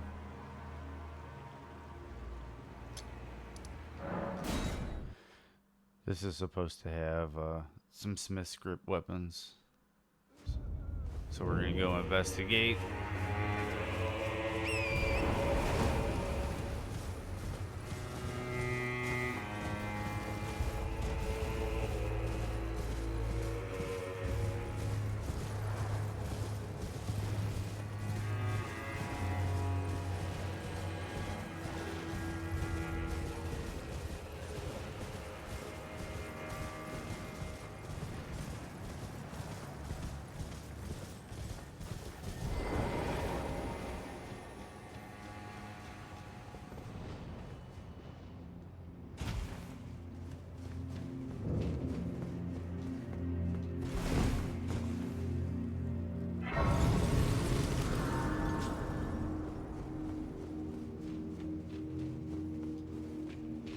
Okay, it's this one.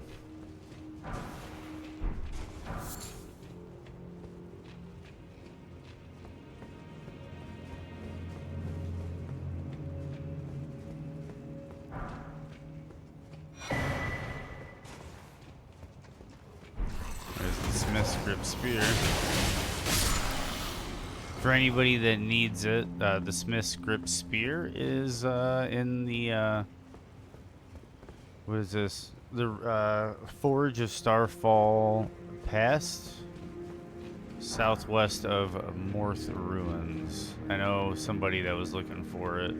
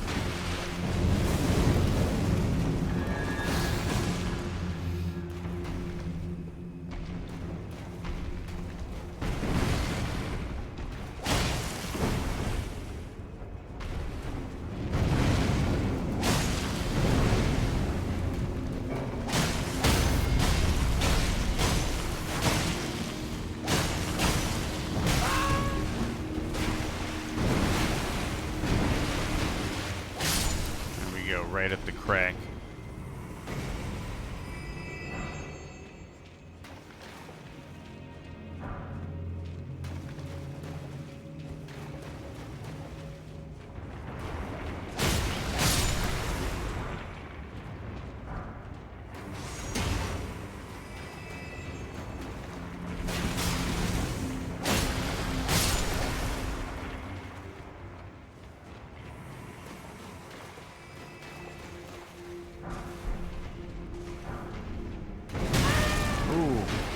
That was kind of a trick.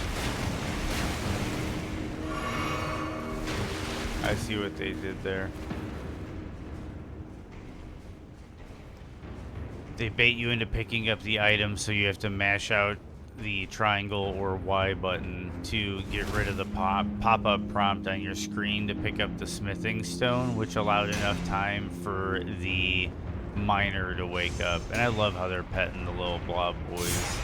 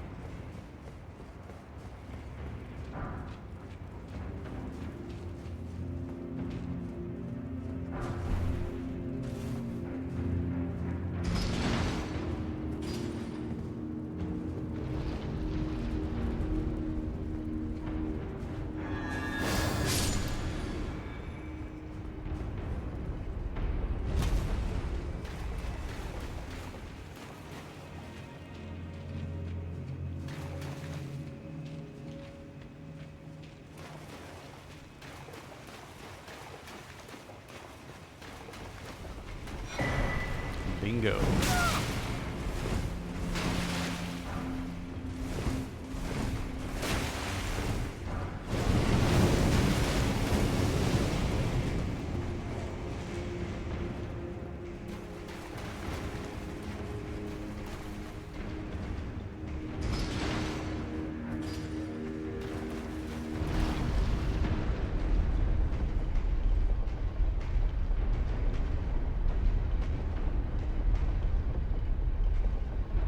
Haha.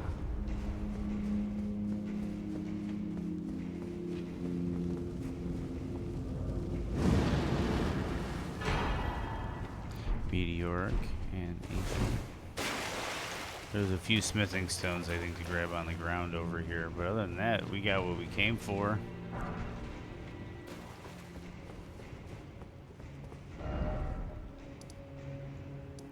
We're gonna go back to Round Table Hold because we'll buy the stones we need from the Twin Maiden, and we'll be able to upgrade those backhanded blades, those Smith's grip purchase.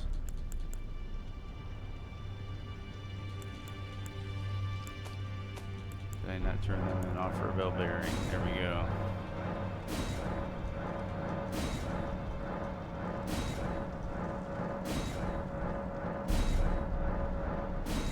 Okay, purchase. I need 5 of these. Enough. Enough. 5 of these. 1 of those. 3 of these. 3 of these. Ooh. Okay, so I need we'll burn that.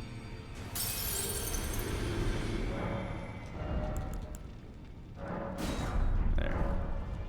Now inventory. Well, we can sell our runes and see how far that gets us on leveling up those backhand blades.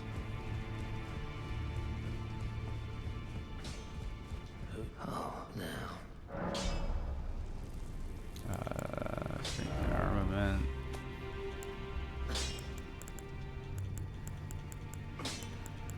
What do I need? 14 dex and 11 int. What are my stats at? Oh, 1 dex and 2 int. Okay. Who are you? Oh, now.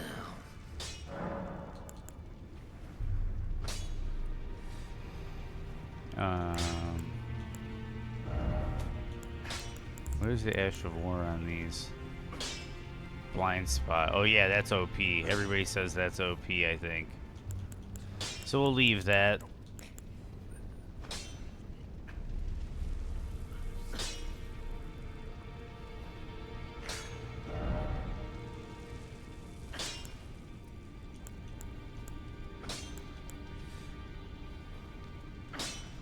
Ooh.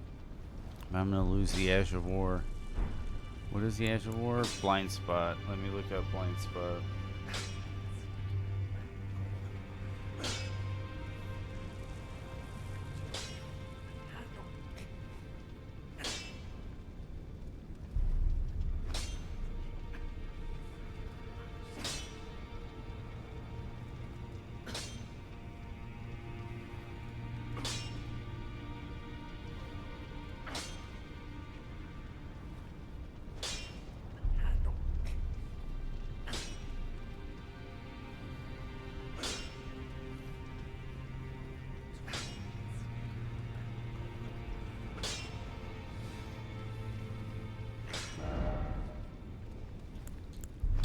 Like, Yeah,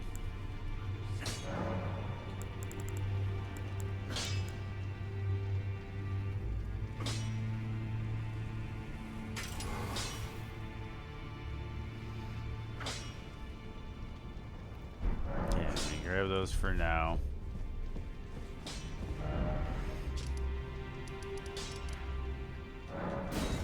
I'm gonna go grab the other backhand blade so I can get the Ash of War off of it.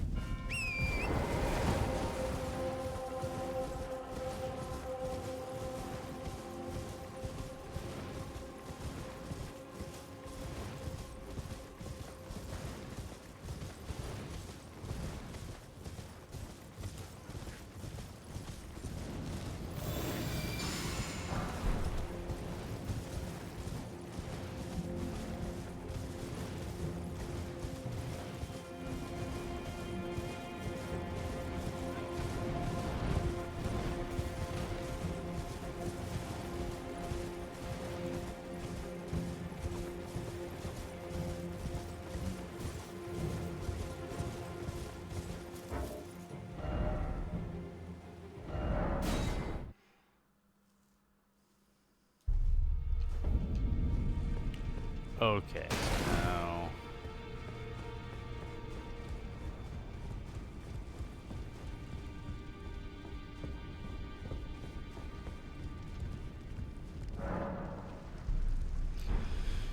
didn't need to do that. We're going to Hugh.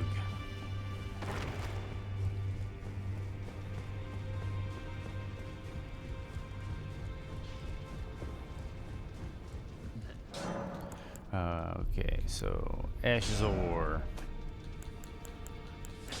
backhand blade. We're gonna put quick step on. Sacred for the shit of it. Now we can grab this. Blind spot. Sacred. Bam. There we go.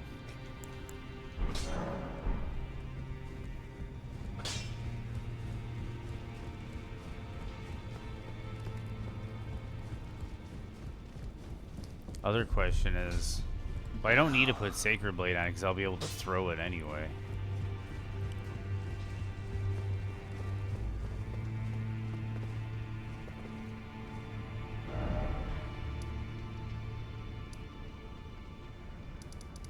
Do I have a larval tier? Key items. No. We'll go check the village of Elden for the larval tier.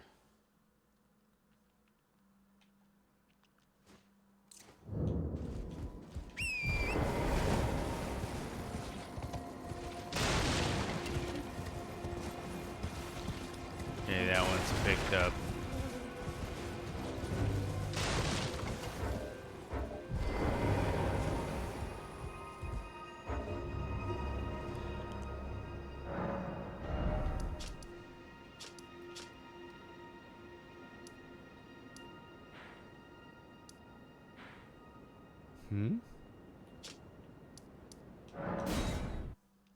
guess I never went this way to get these larval tears.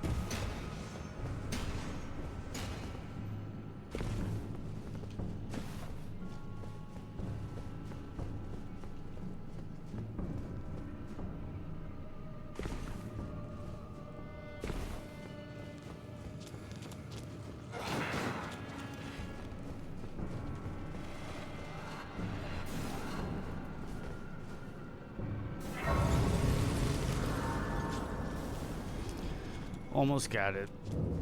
There's two of them to grab right up here.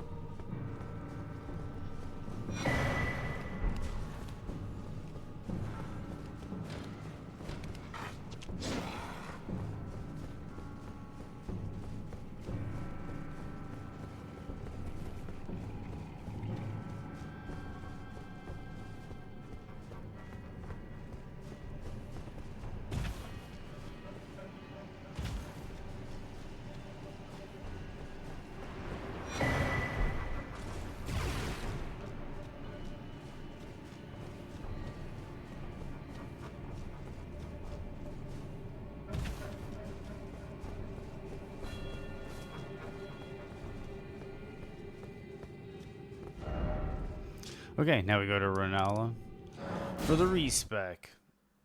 I'll double check the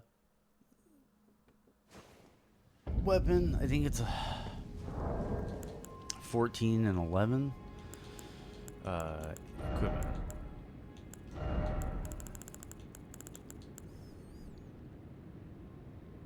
Yep, 14, 11. 9, 14, 11. Is it thy whim? Now.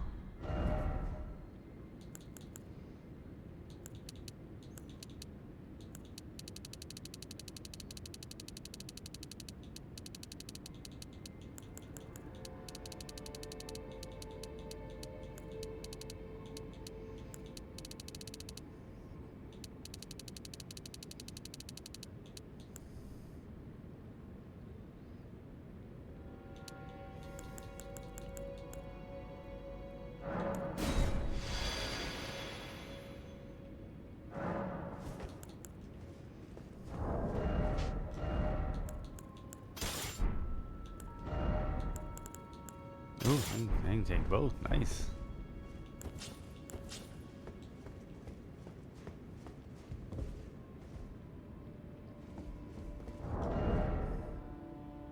Yep, I think they're going to be broken. Okay, so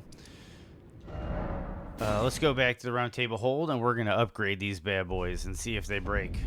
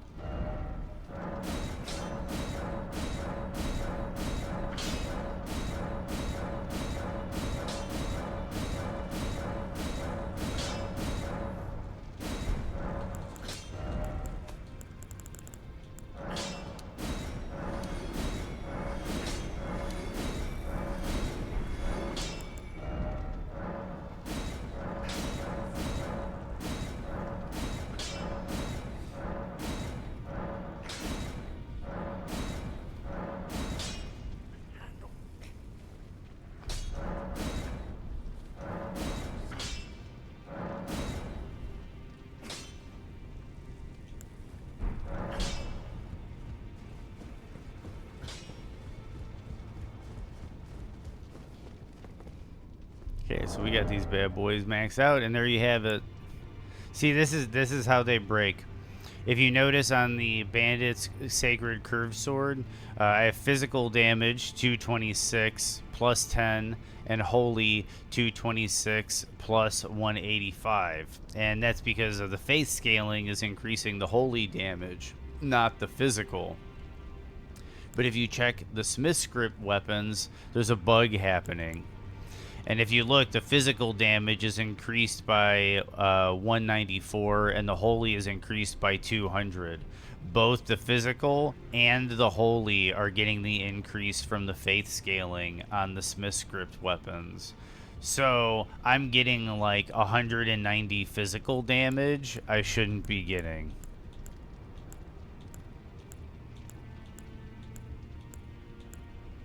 So that's an interesting little situation with these weapons. And now that that's said, I think we're going to go back to the DLC and try them out on something. What do we try them out on?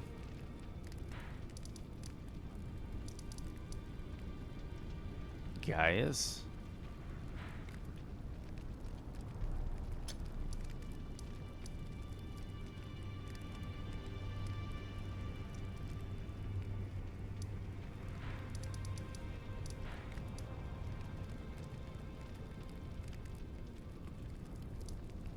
Yeah, I think we're going to try him out on Gaius.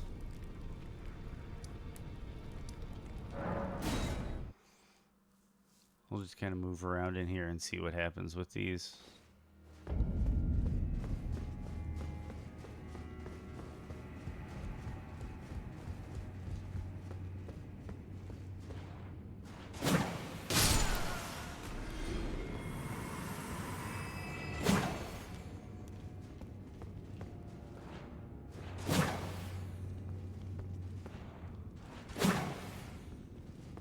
It's kind of weird.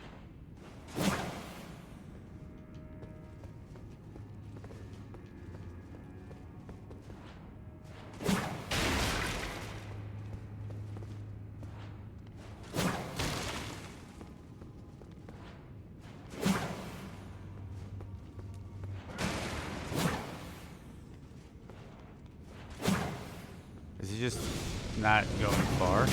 Yeah. It just doesn't go as far as it looks like it does.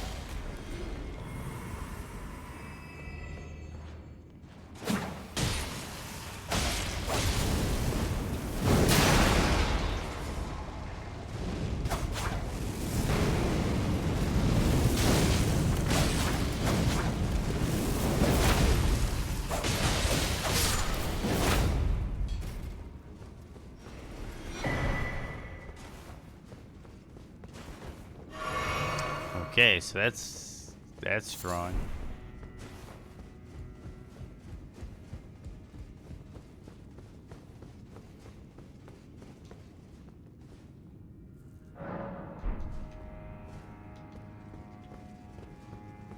Okay, so yeah, we're gonna climb the ladder.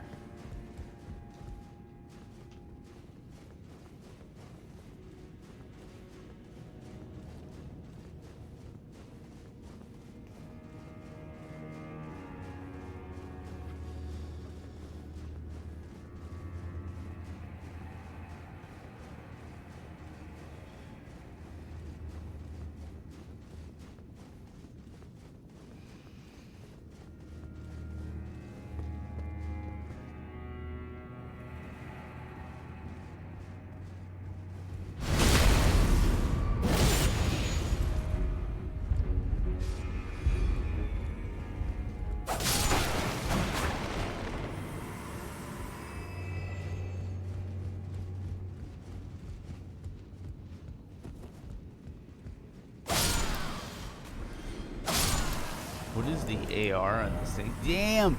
This thing's AR is like higher than the turkey leg. Just its flat base AR.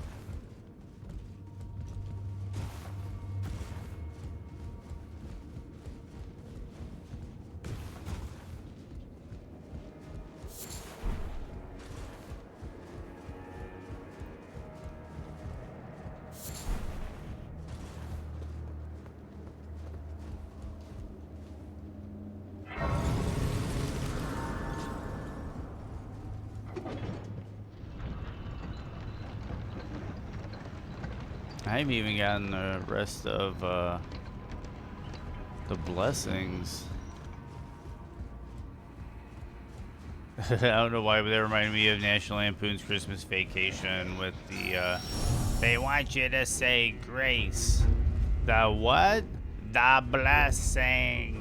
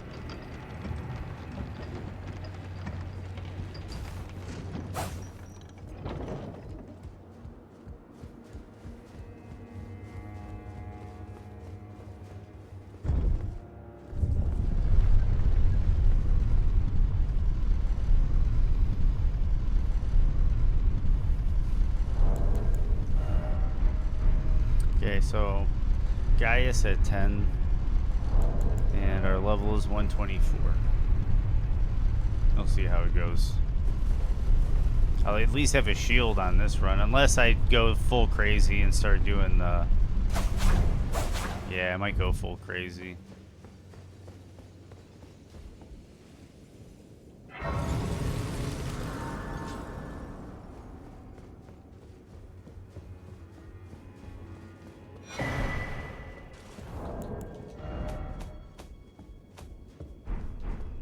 I think that's one short of the next level. I think I need 3. Yep.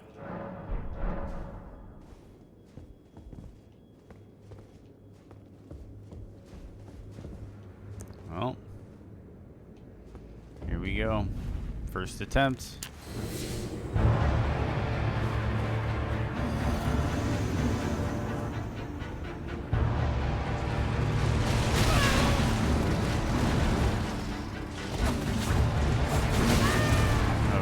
Okay, I'm getting greed.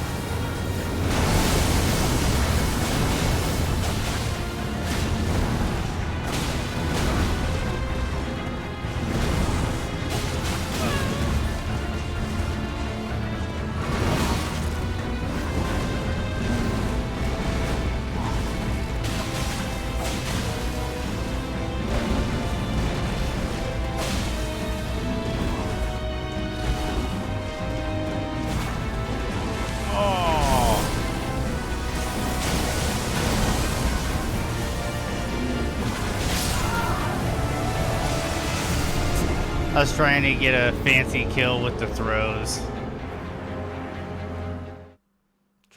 I'm sorry, I was trying to get a fancy... Dude, these throws are terrible. At least on the Cirques. Like, look at the range on this. Wait, let's see if I can even hit the wall. Okay, so I hit the wall.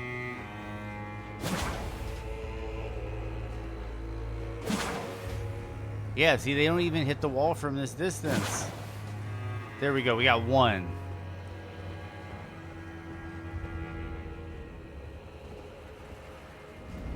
I got it. I was just chasing the throw kill.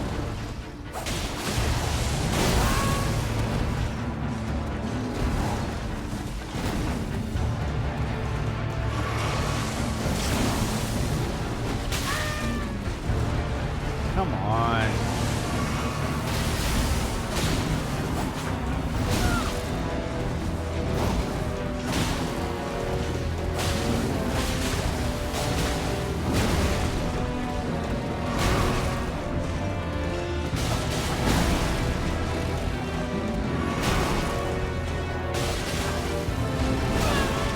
I need to get away from the door. I need to get away from the door. I got this, though. That first attempt, I shouldn't have gotten greedy with the throws, man. The throws are terrible on these circs.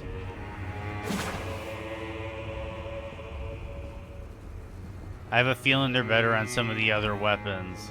It's just they hesitate before, you know, they actually, like, deliver the damage. They, like, linger in the air, and then they don't even travel all that far. It's weird. Okay, so crab up.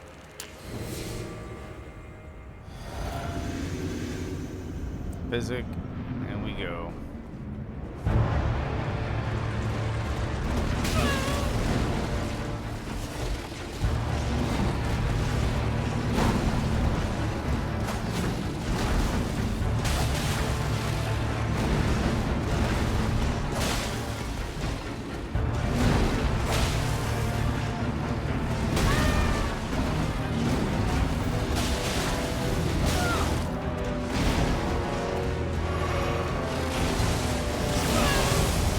Get away from the door. Thank you.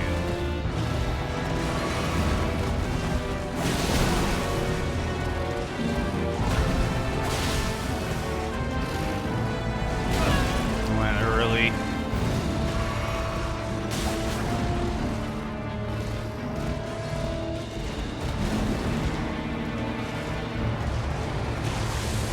Went early.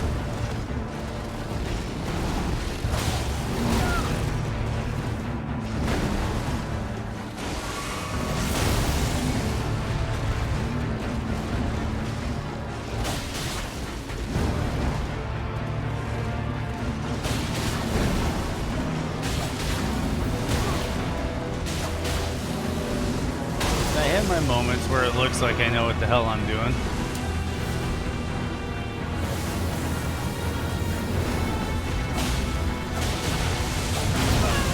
Didn't see anything.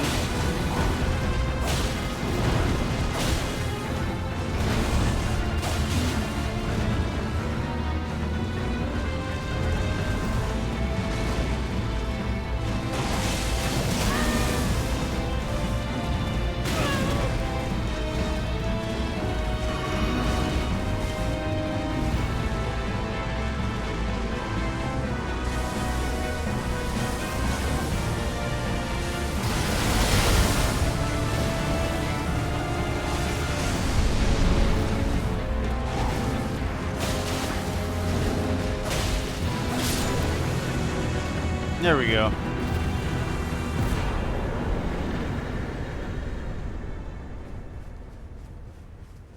There we go.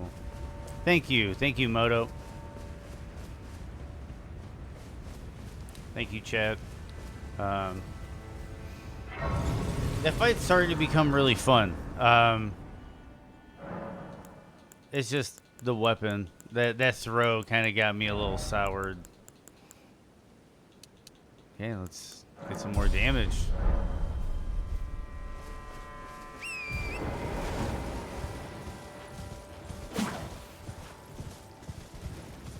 My horse goes faster than it does. Well, not horse. It's torrent. You know, let's be for real. It's a steed. It's a beast. It's not quite a horse. But if I throw it, I'm traveling faster. So why even throw it?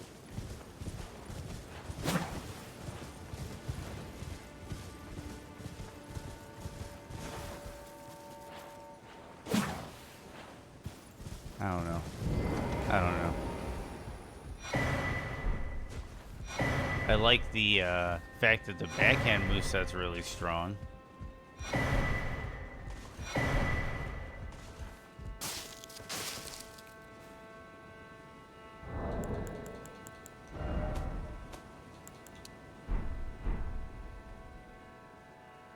why that was on.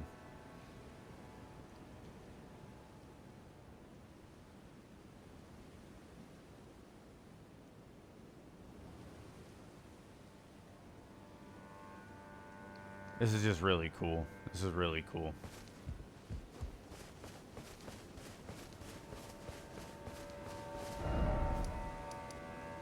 Okay, so we're gonna go.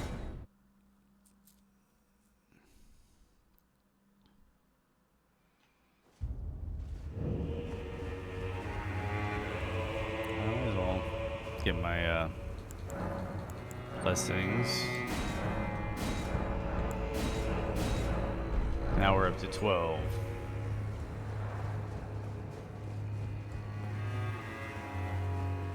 Last time I beat the game, I think I was at 15. The exaltation only of now. I have made we studied this. Are you long ago? We too, is that not? And yet, the conceit is then the answer. There never was America, and this known, and we have. Ever he knew that isn't tragic that he would feel in the plague. May the gleaming stars.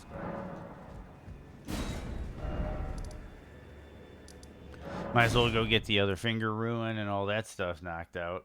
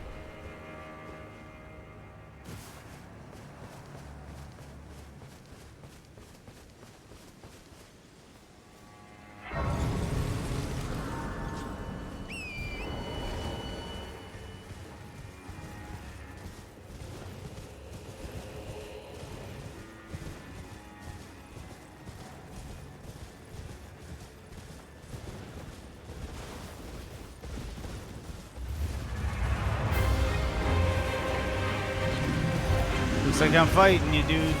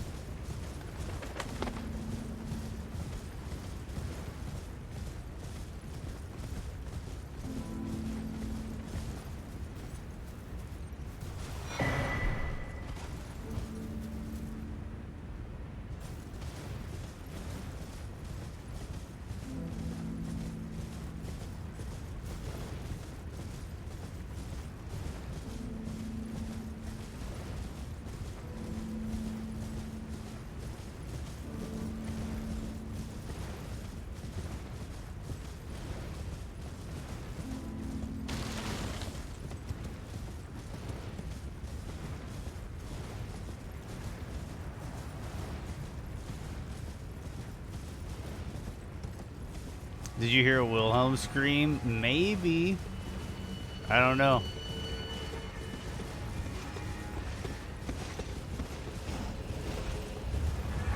I hope you did.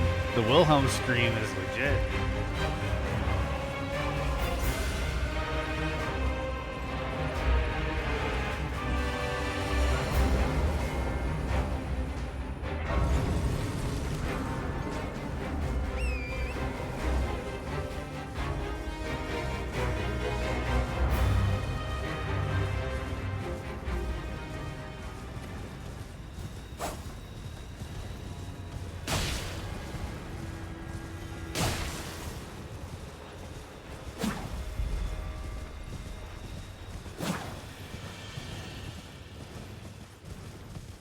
Dude, I'm so disappointed in the charge attack on this backhand blade. The throw is not nearly as helpful as I thought it was going to be.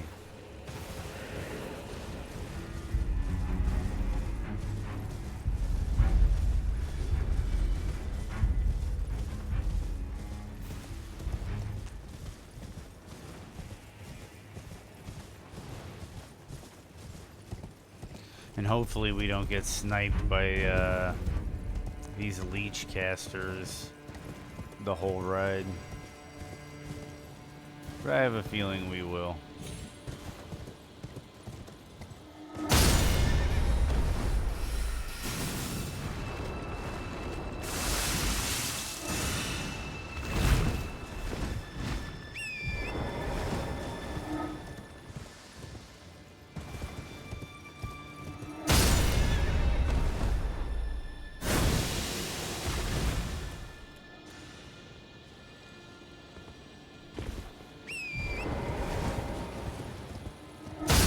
Dude.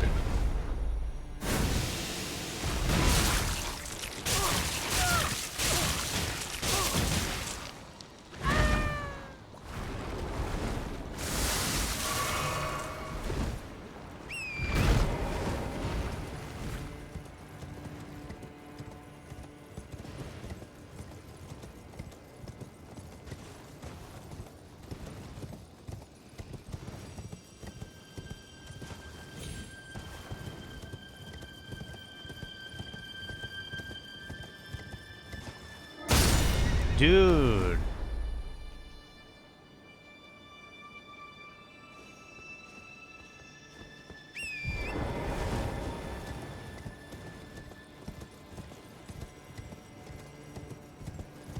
Where the hell is that coming from?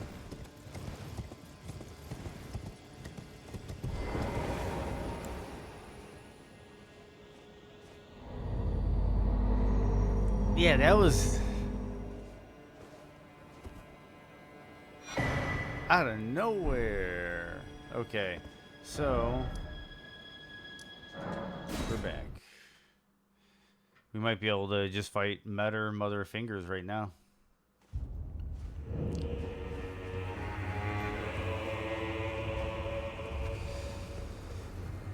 Yeah. And then I look around to see where he shot me from, and you can't even see him. So it's like, how did he have line of sight? It was just, I don't know. The tracking on that was kind of BS. May you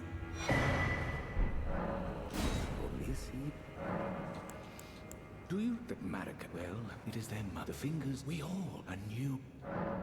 May you join the glimmering stars above. Okay, so we're about to fight Metter.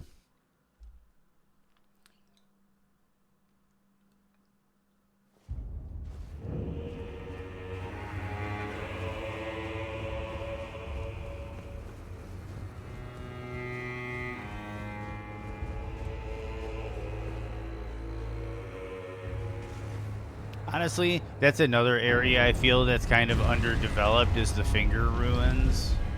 There's nothing really in those regions except the Belder Ring.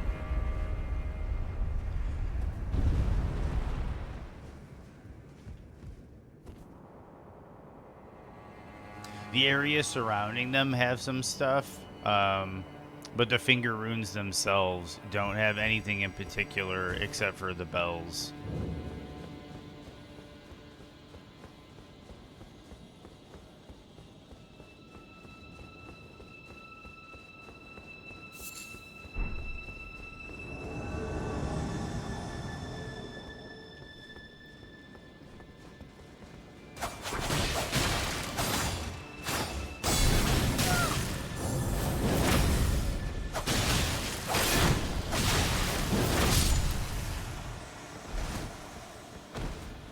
Yeah, blind spot's really strong.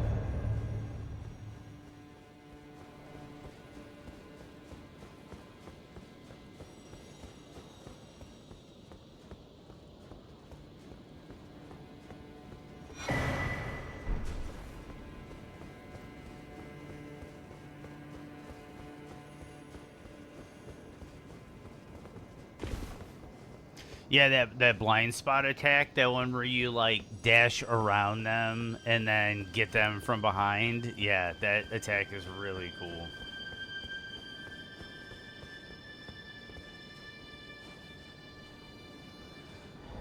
So we're gonna fight some Metter.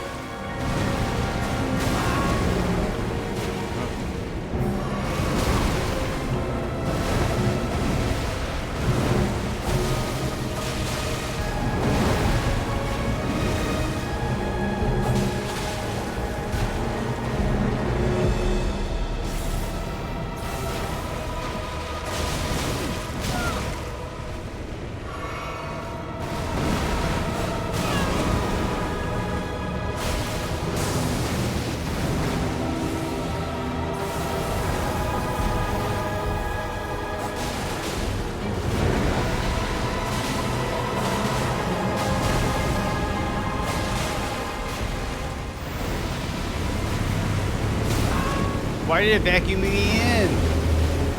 That was weird. Good thing I framed the next batch.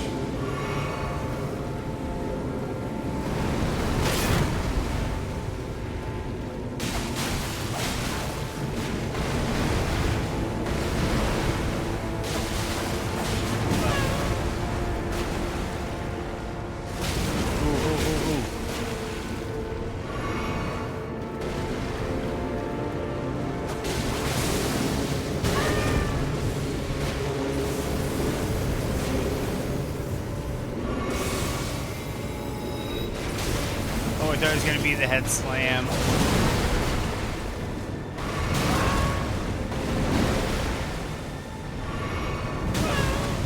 Okay, let's get back to work.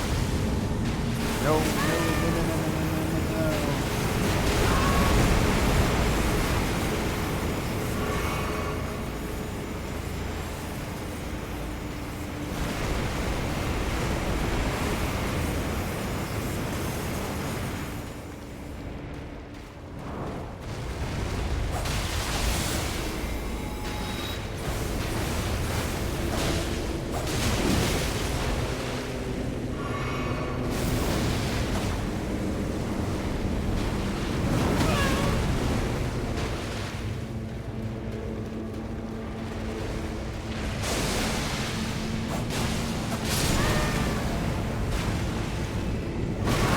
Now she's getting to be annoying.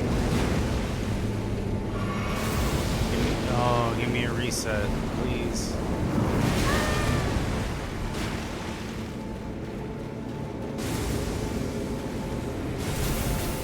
Not quite the reset I wanted.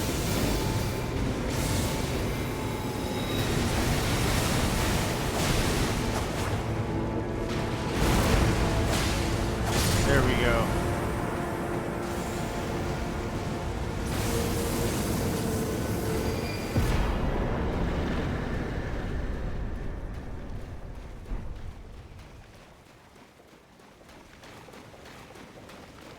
Yeah.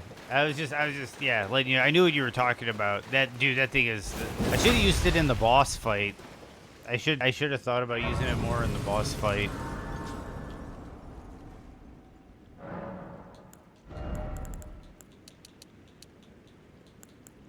Well, that's a lot of damage.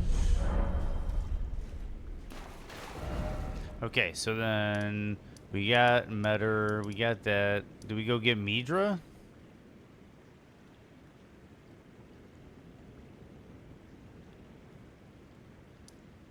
I guess we go get Midra.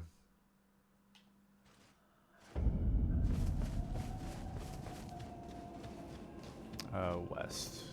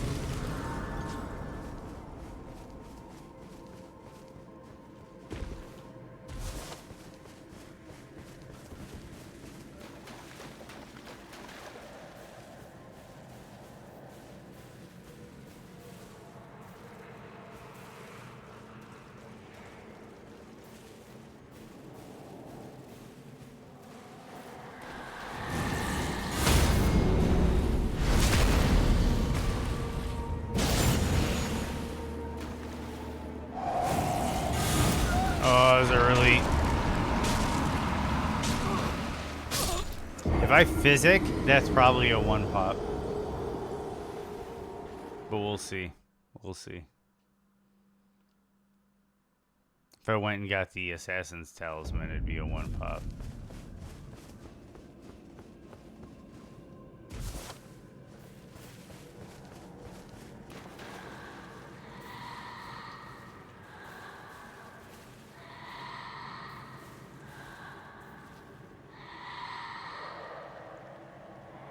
Yeah. Your whole... Yeah, if you get caught, you a dead man.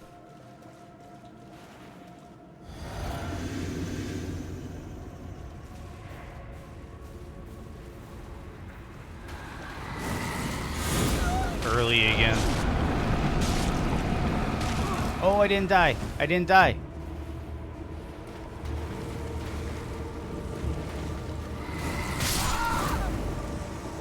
He killed me before the wand. We got this.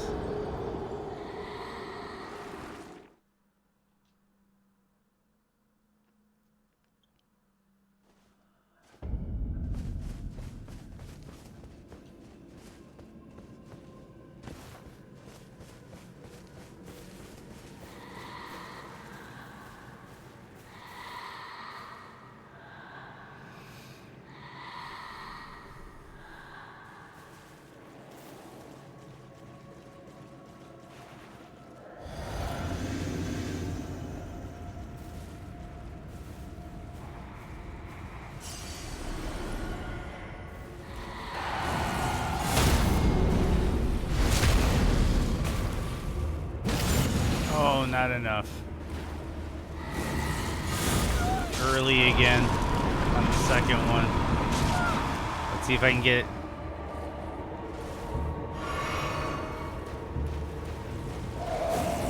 Early again. I keep panic parrying.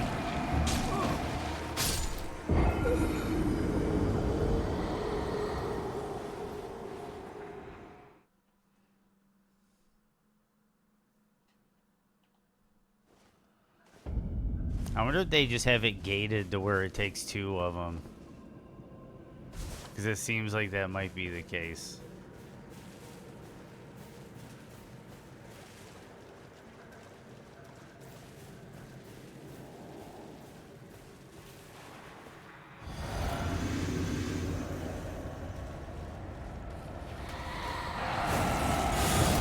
Early.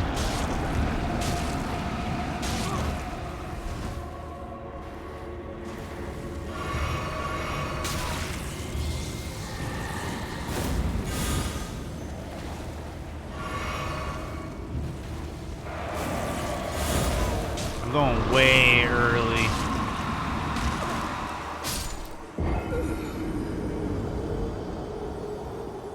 I'm going way early. I'm seeing the glow and I'm like, oh shit, I gotta parry him. But no, you gotta wait a little bit. You gotta be like, alright, I got you. Maybe I have to like figure out a phrase to say.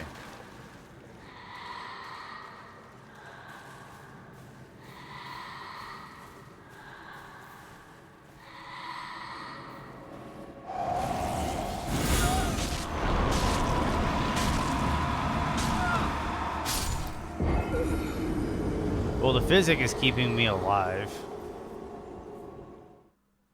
Because I think you can't even attack them. Like, you have to parry.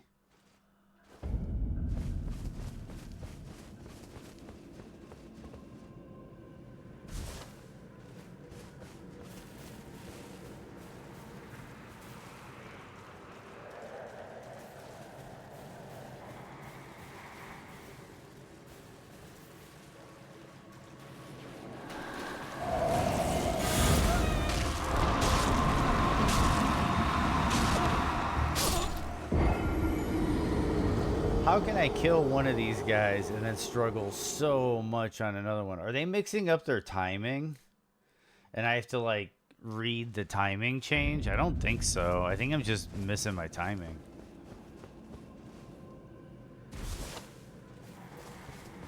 I might be overthinking it.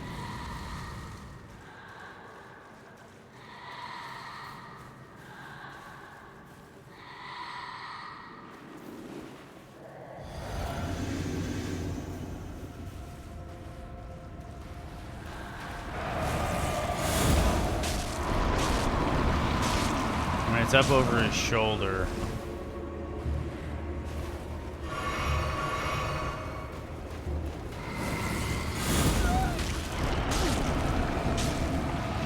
I was early again. Or am I late?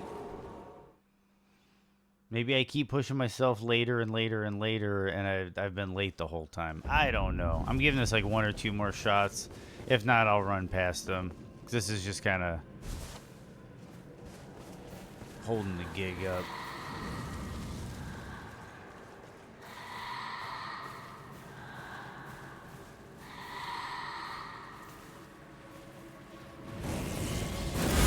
That was late. That was clearly late.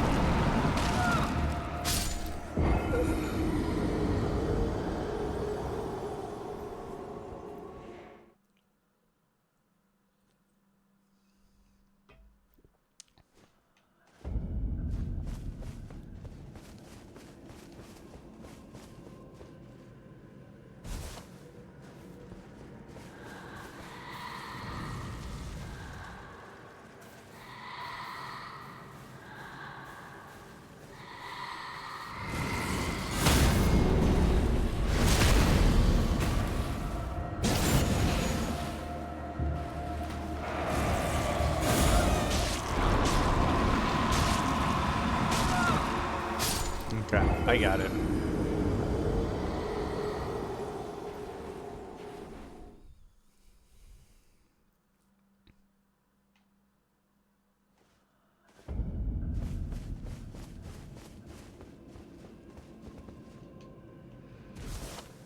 I think the buckler could also be better for this.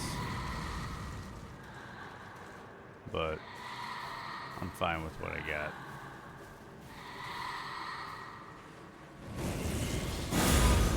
Dude, I swear that should have been the money.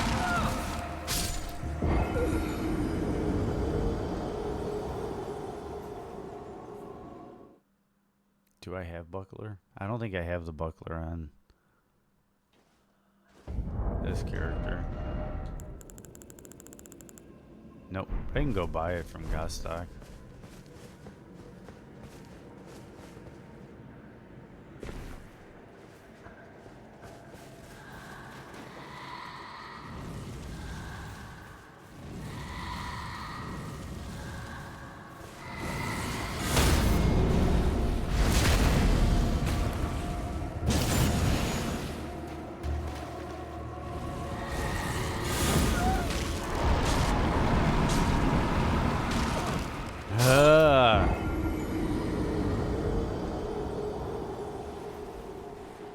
frustration sets in.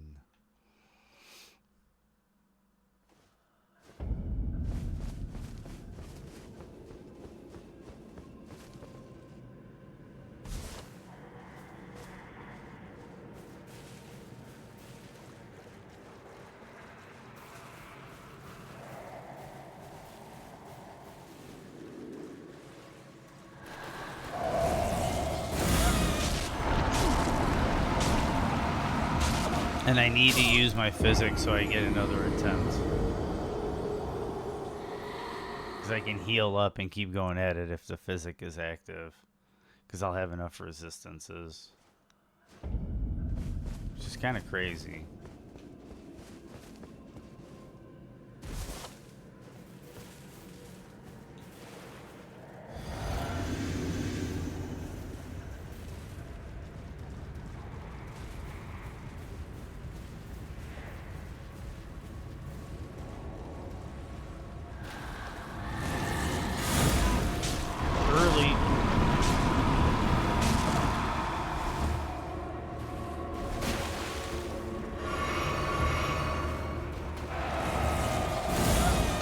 That was a little late, maybe? Maybe this window is just that tight.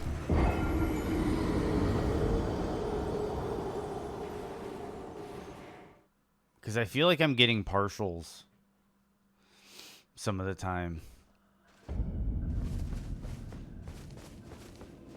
One more attempt, and then I'm going to just move ahead. And I'll come back with the buckler.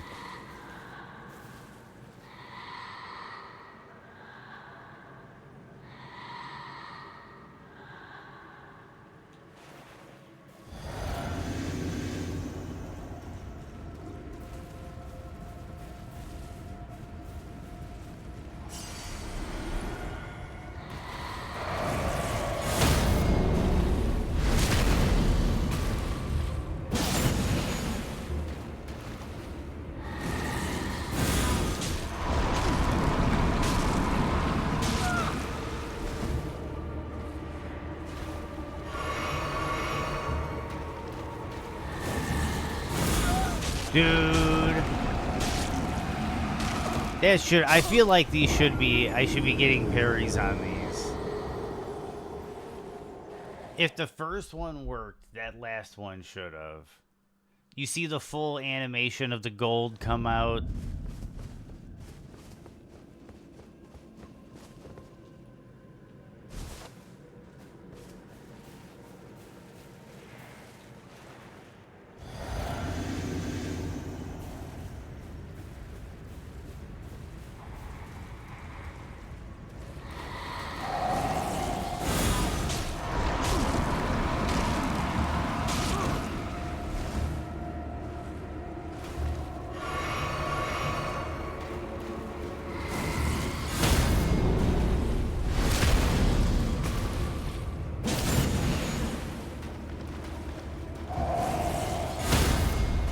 Got it.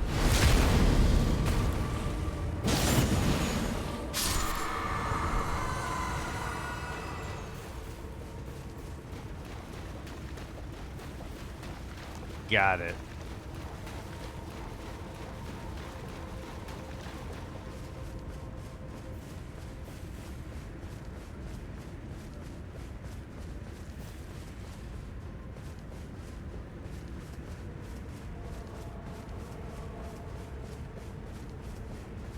And that, yeah, you were right the first time, Moto. It does drain you in one shit.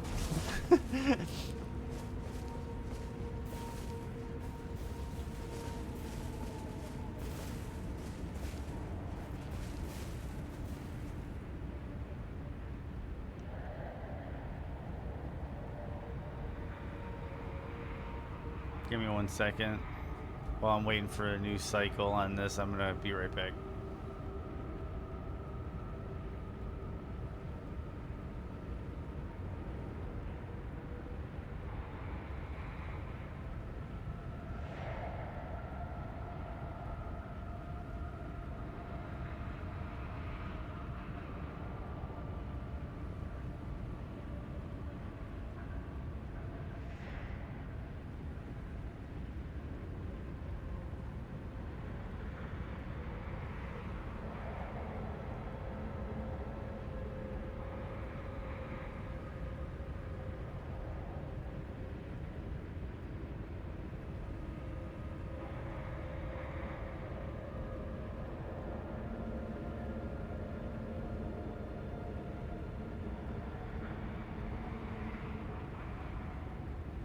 Okay, I'm back.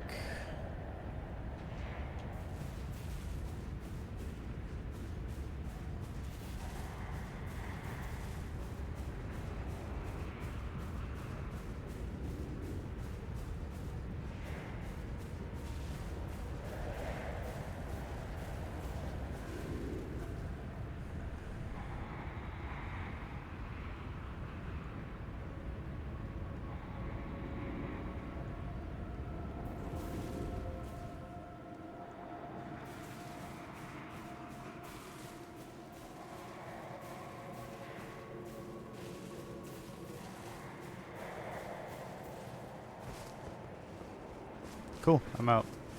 On our way to Midra.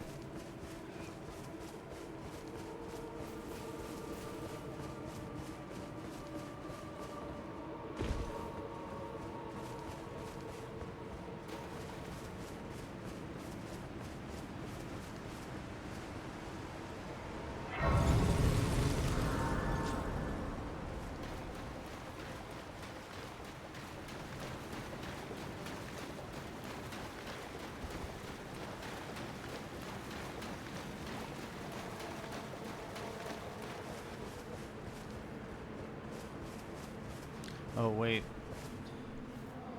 Yeah, okay, no. My thing's correct on the Twitch title.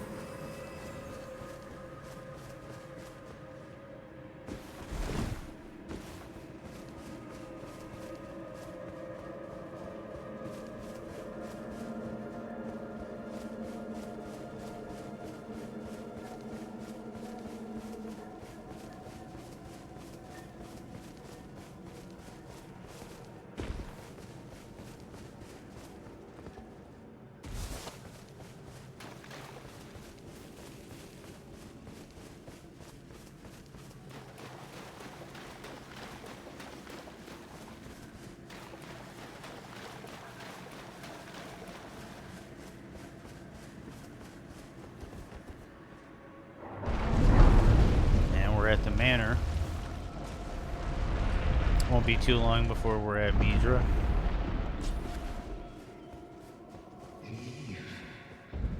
Now, come no closer. No closer, I say. The man is forward. I think it's Grey Rat, the voice actor. I need to look it up.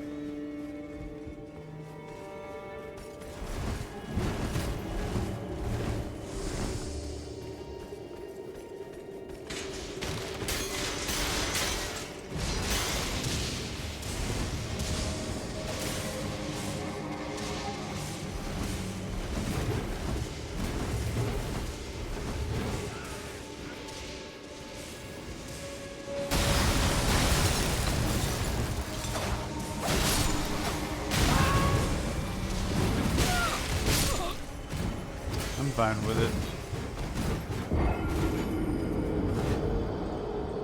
it. Admittedly, I was just kind of running through, so it's bound to happen. They're all going to pile in on me.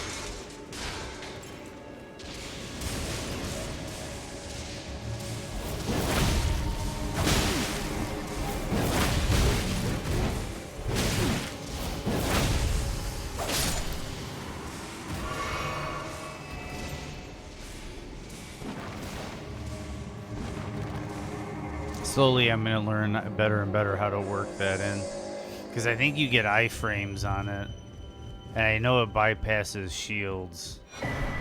Well, I don't know. I'm making an assumption it does.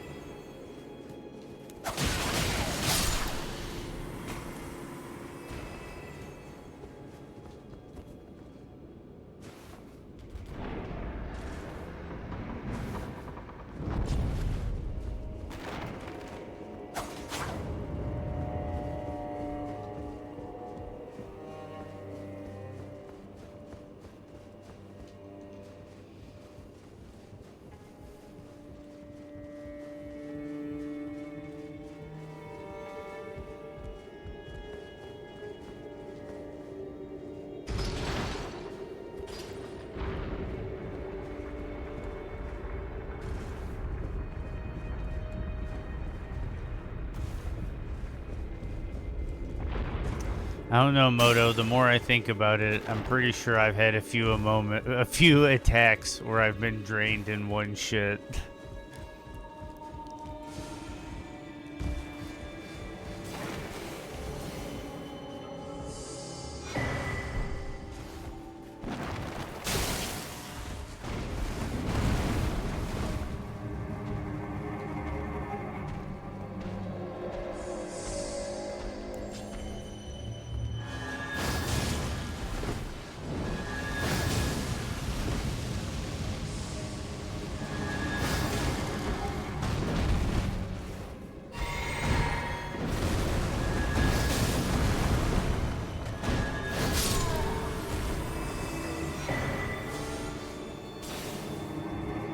Might as well get the Revered Spirit Ash while I'm here.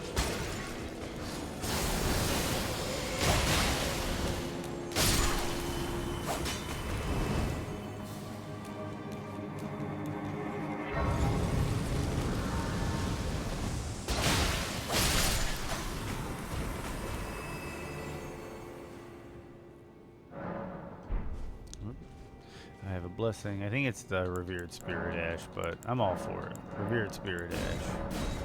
There we go.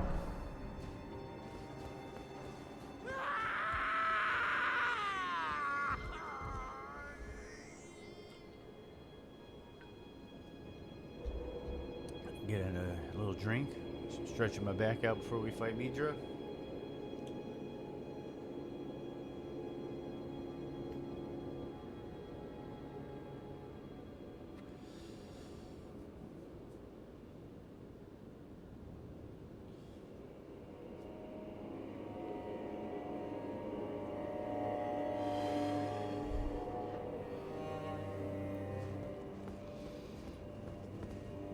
Here we go, Midra.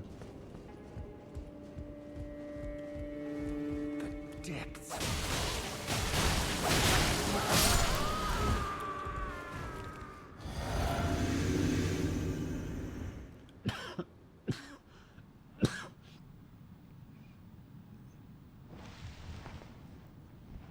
I'm thinking I can roll the first spell spam, and then I might try to use the weapon art to get around the second one. I have endured more. We'll see how it goes.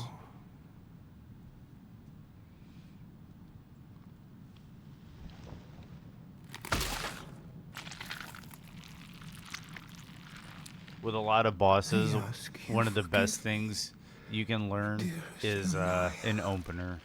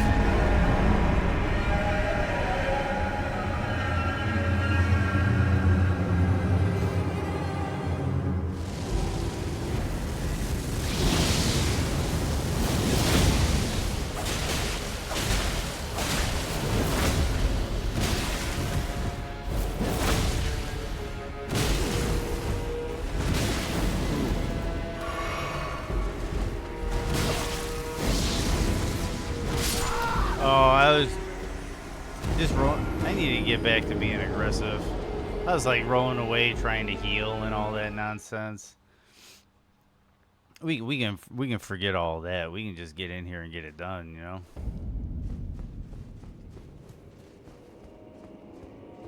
I'm actually gonna drink this now, and I'm gonna crab after dropping this guy. Depths of your...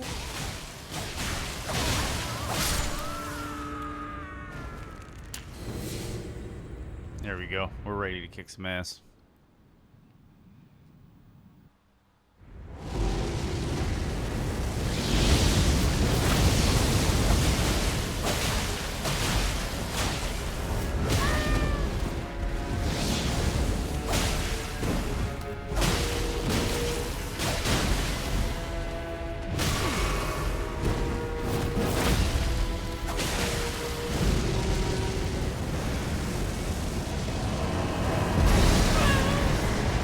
Should have went the other way.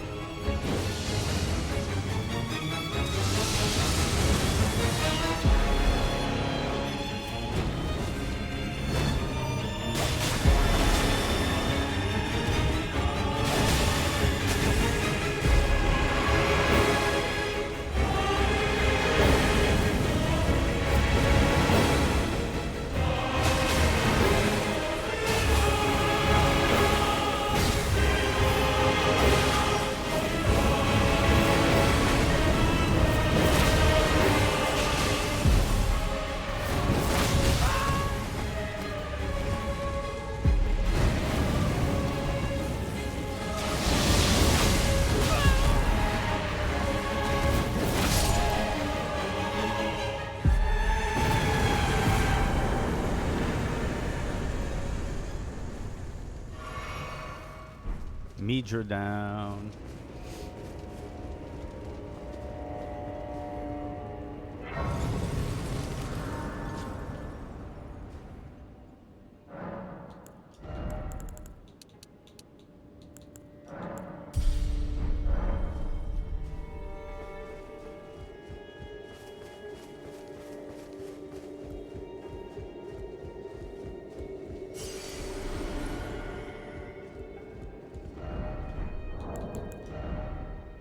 It's actually enough for another level.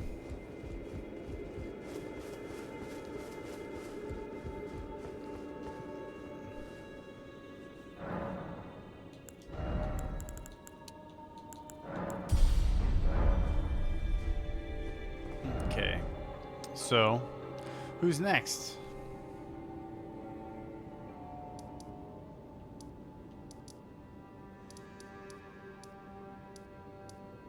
Divine Beast Dancing Lion?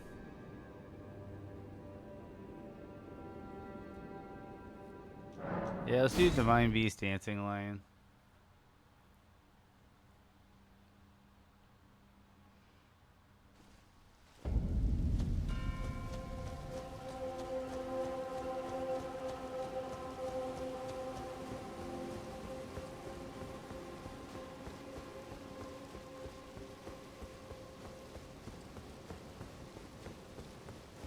And then after this, maybe Putrescent Knight?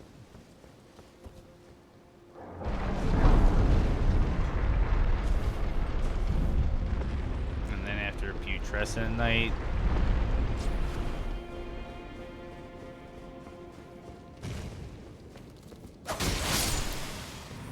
Gale? Not Gale. What the hell am I mean? Bale?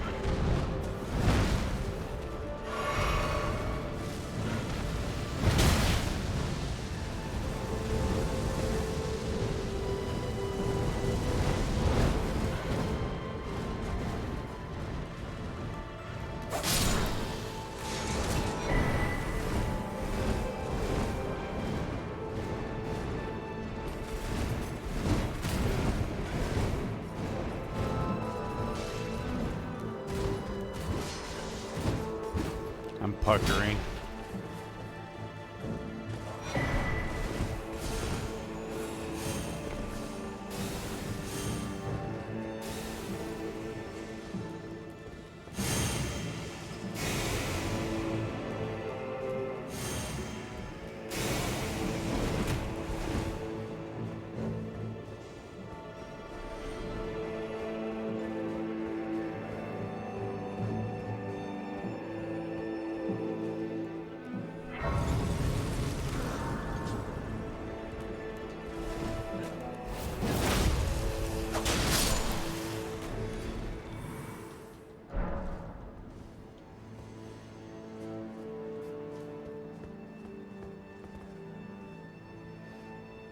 The Gravebird set is pretty nice. Yeah, the Gravebird set is pretty nice.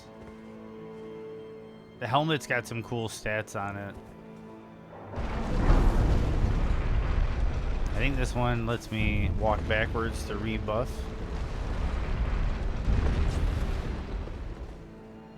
Okay, so we got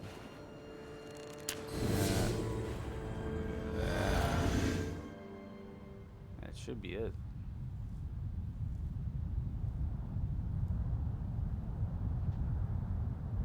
horn-decked beast from higher sphere delivered. Take root inside the tower's sculpted keepers, and perched within, we beg of thee, rise.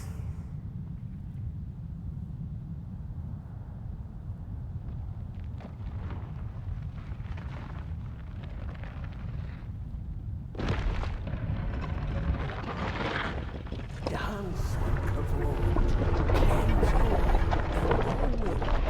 and cruelty, woe, and those who plague the tower. Cleanse away the strumpet's fire.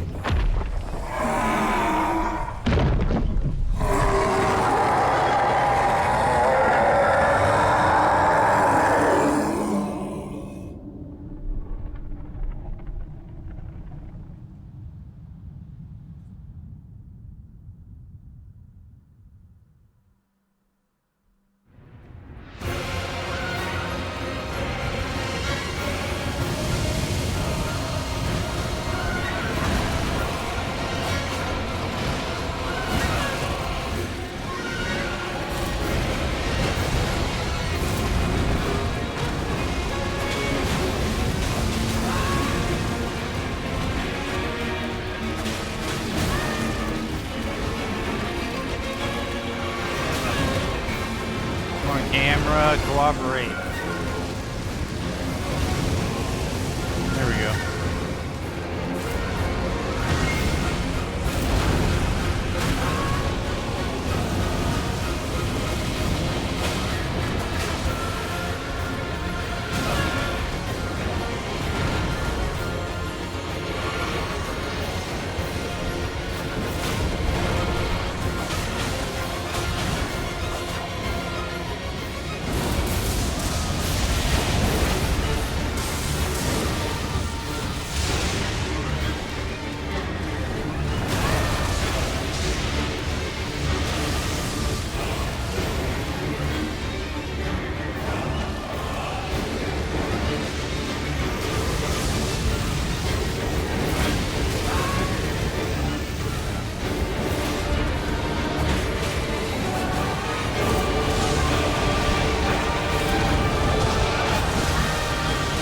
Lightning bolt.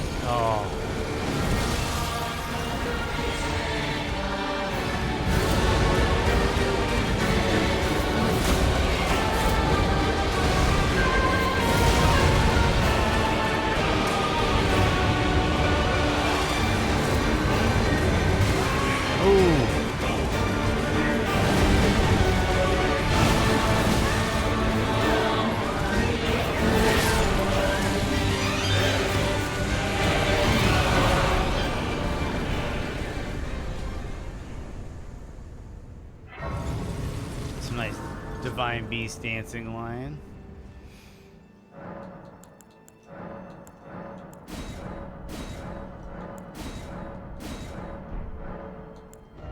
Got enough for a level up, and we're still getting AR out of that.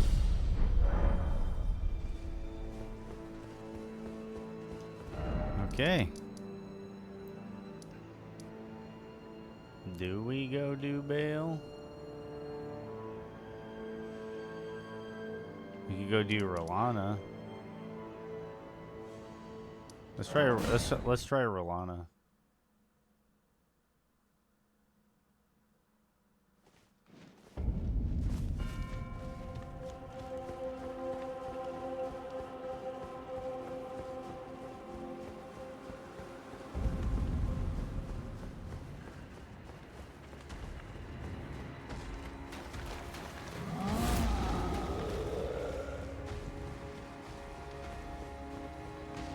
I did say Putrescent Knight, but we'll do Rilana.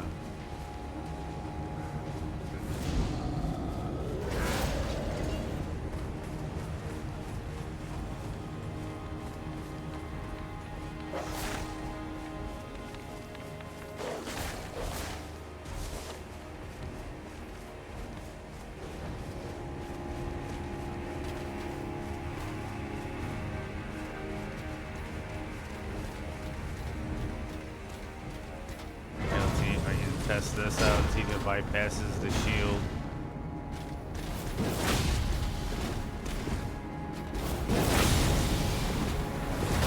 You always, oh yeah, it does.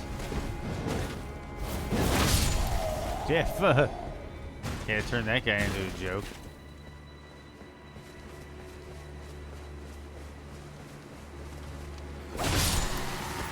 I think the jump version of that R2 is probably the only good thrown version.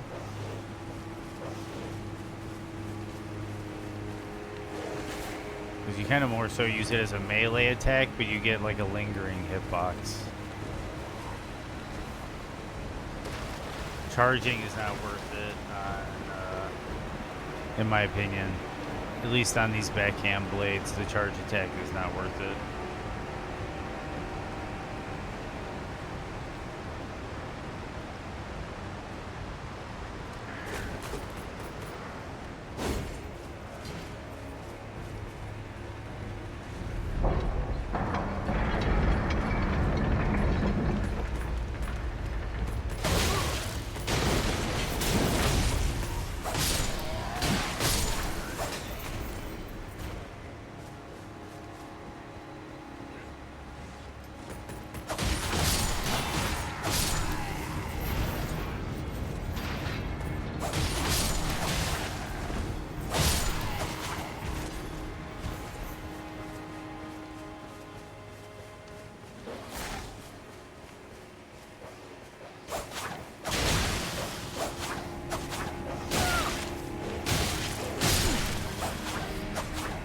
I hate dogs. Not in real life. I love dogs, but in the Souls games, the dogs tend to be a really big pain.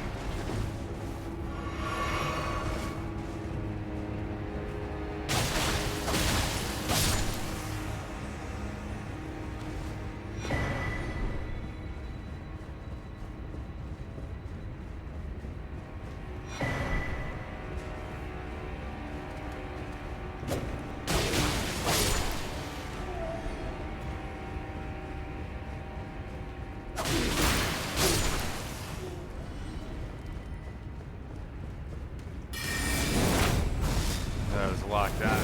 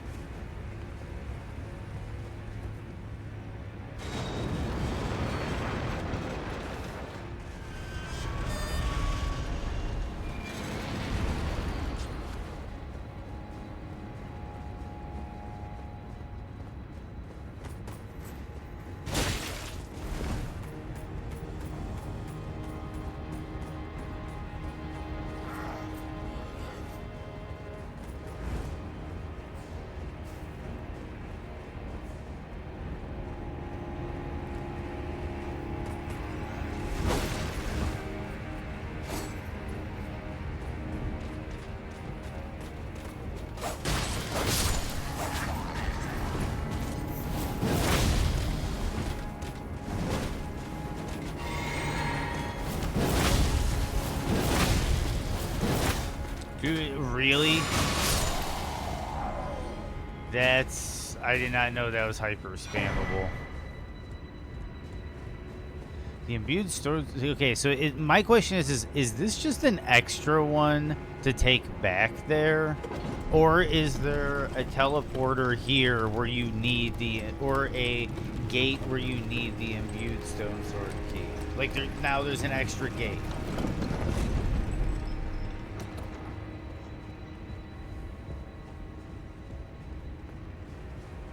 As I'm wondering now. I'll need to look that up at some point.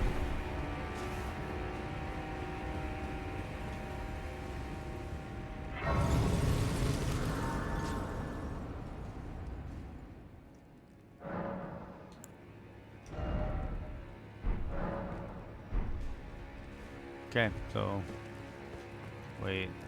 Do I have the right physic equipped? No, I don't. That explains everything about the backstabs on or the ripostes on the dudes out. Yeah, that was a dummy move on my part.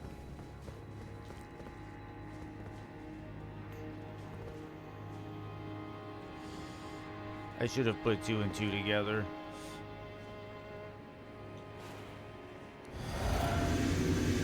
Grab up, let's go fight.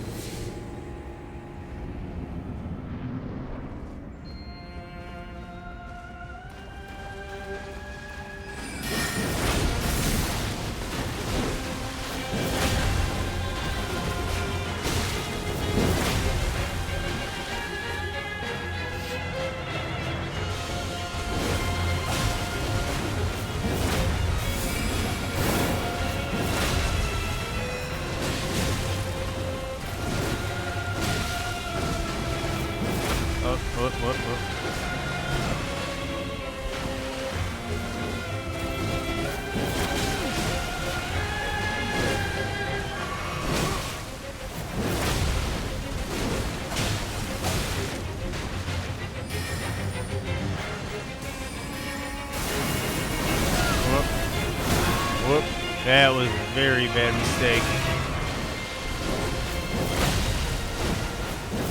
Oh, come on. You're leaping the wrong way, bruh.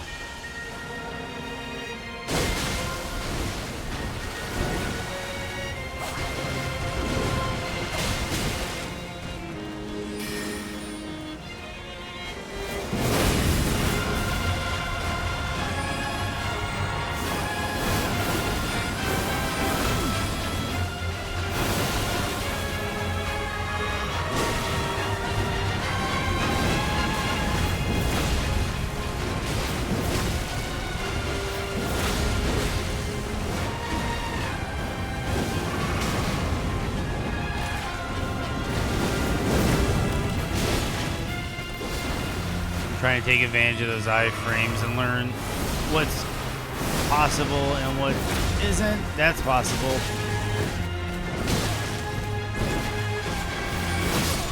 Oh, rolled late on that one. I knew I had to wait it out, but I went late. We got this. I just had a lot of missed blind spot attacks. This attack is really OP. I just need to learn it. Because sometimes he does, like, the dash away. I gotta remember, you start dashing the way you're facing. I gotta allow my character to kind of straighten out before activating. Oh, and I didn't... You know what? Kill me. Kill me. Kill me.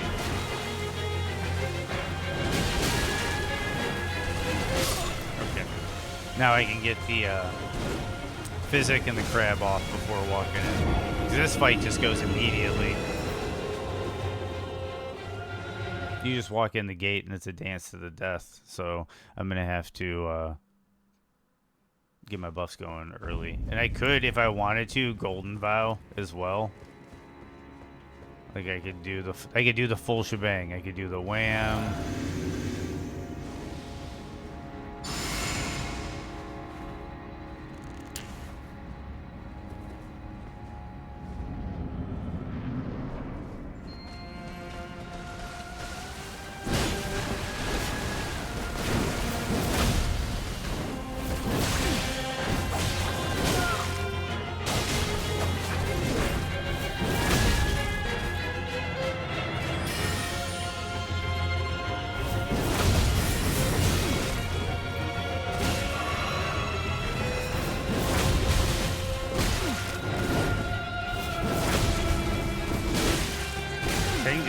face tank the first phase.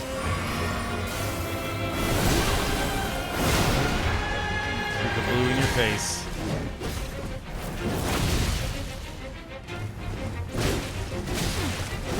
Ooh, I think my buffs are starting to wear off a little bit.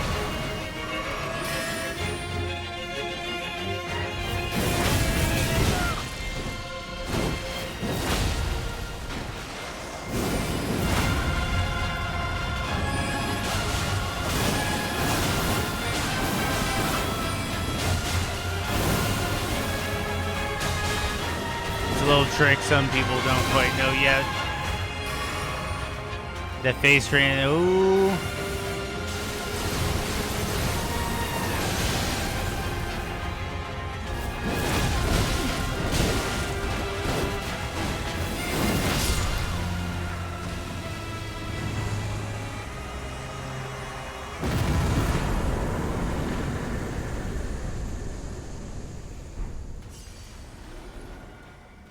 And that's Rolanda down.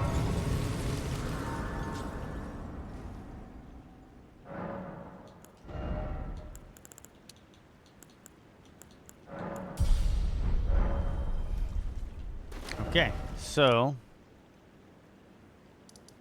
Putrescent Knight,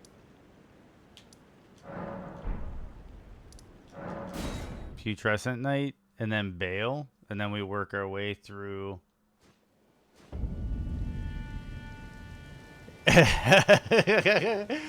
Oh man, chat says I put that in a bottle and I got something sweeter than Yoo-hoo. That's a great reference. It's a good one. That was a fun fight.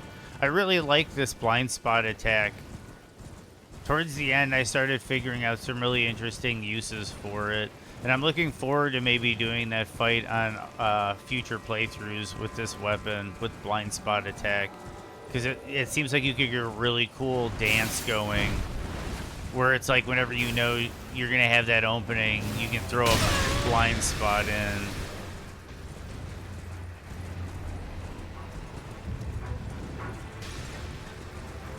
Do you love these weapons you're using? Are you waiting for something better? I wouldn't necessarily say I'm loving them, but I am enjoying them. I am enjoying. But yeah, love is kind of a weird one.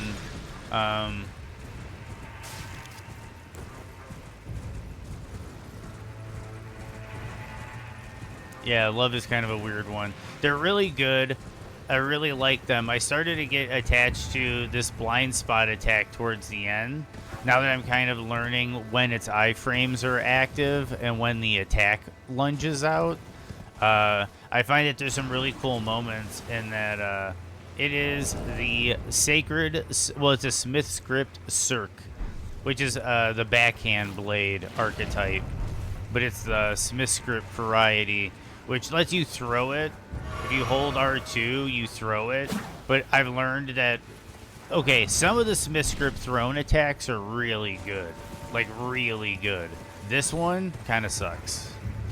Because if you notice, it lingers kind of before it travels out, and it doesn't go all that far. And one thing that's really funny about it that I found out earlier is if I'm riding Torrent and I throw it, Torrent goes faster than the projectile. So I can't hit anything in front of me with it.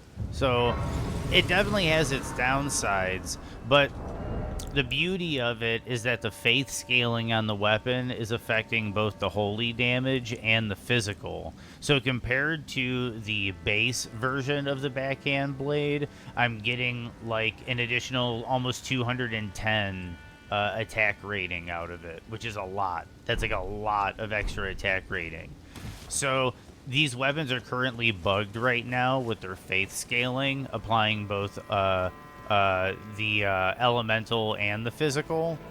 So I just figured since I'm on a holy build, I might as well check it out. I haven't done too much with the backhand blades, so this is just the first one I picked. But I'm thinking about checking out some of the other Smith script weapons If there's like a great sword or a like a colossal of some kind, I'll look up what the Smith script selection is. I know there's a spear, but I'm not very fond of spears. And the backhand blades are a new archetype that wasn't in the base game, so I'm getting to try out like these combos and stuff, which is fun.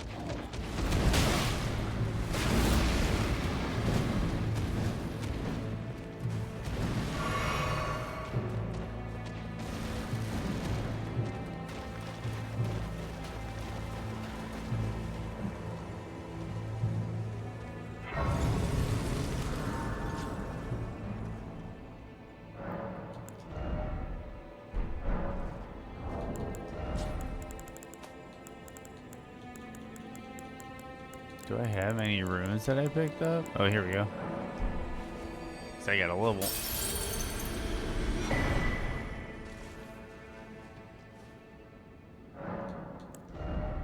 Okay. More faith. See, 3 AR. I'm still getting out of that.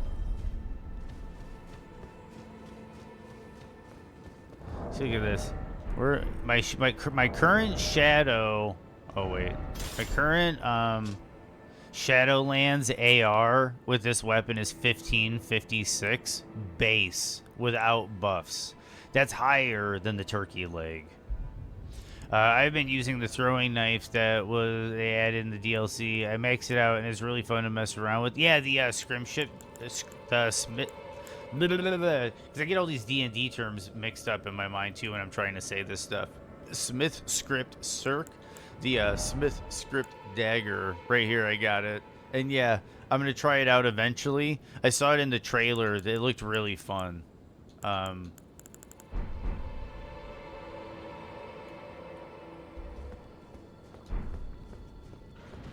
I thought it could also be a really interesting build from the concept that, like, if you're fighting somebody like Bale with daggers, yeah, you can get your dagger attacks in, but like, when you end up in that situation where you just know, like, yeah, I got an opening, but I'm not going to get there in time, you just throw them.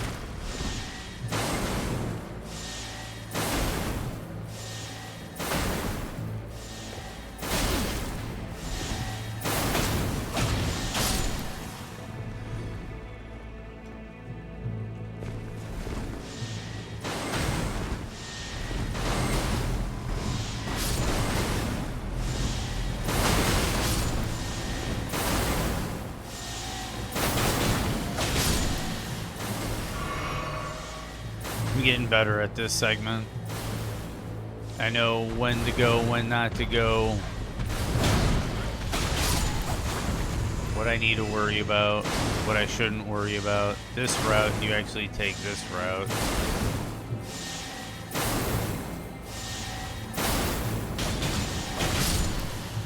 And you don't overdo it because you don't want to fall off.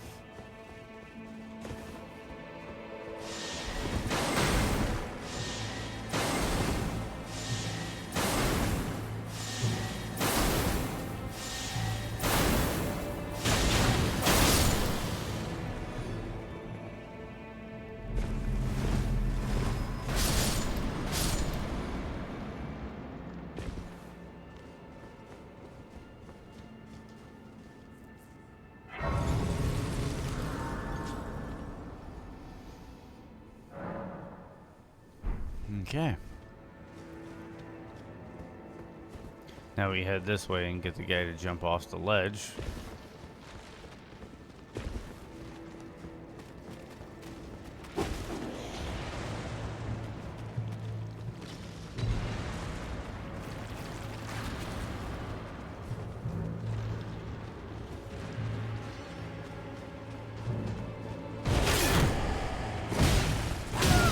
What the...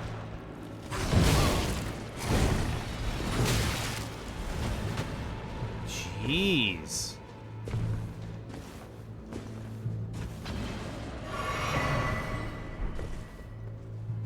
That guy was not letting up.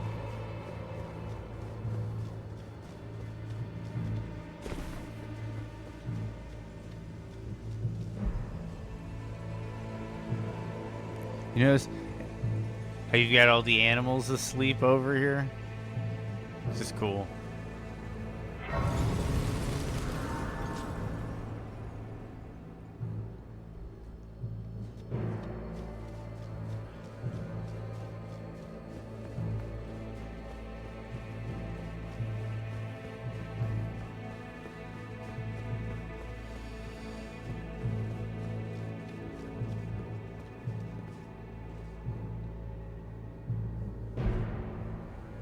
I should get a restock.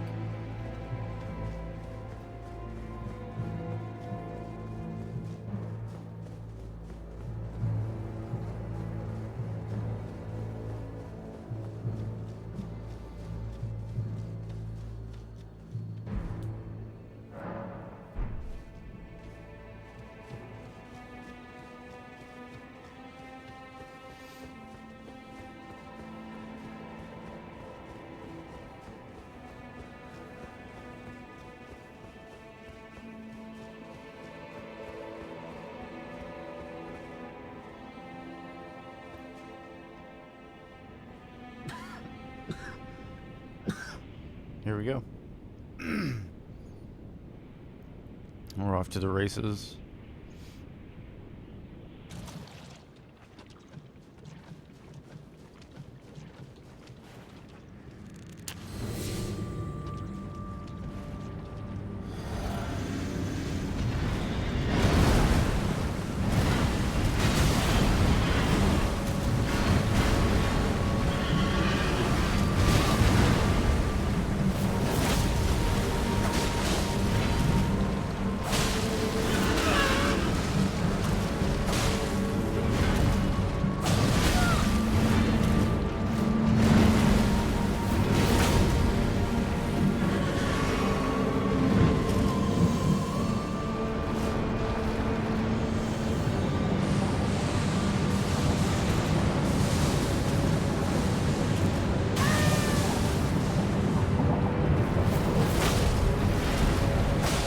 That was a counterattack.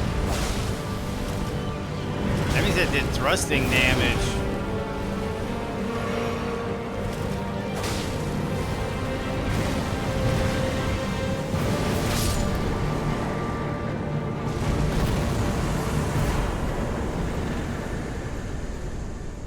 Sadly, I didn't get to hear the good part of the theme song. I can't wait till I do future run-throughs on harder new games, because I'll be able to stay in these fights longer. Okay, so do we do Shadow Tree Avatar next?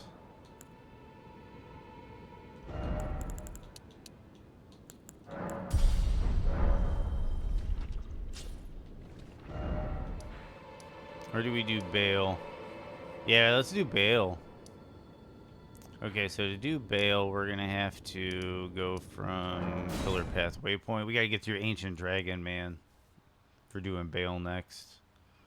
Bale will be fun because it'll last a while longer. Bale's always such a fun fight.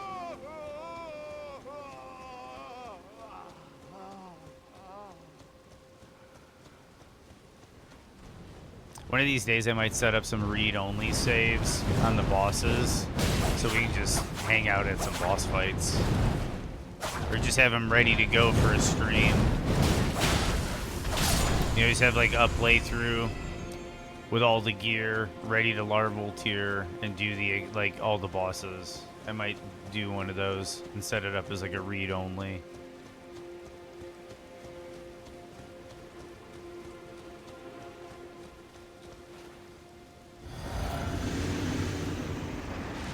I don't know why you cast that there because it's not going to reach. Whoop.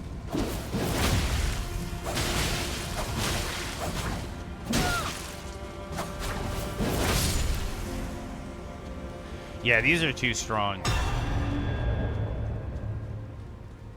These are, well, not too strong, but really strong.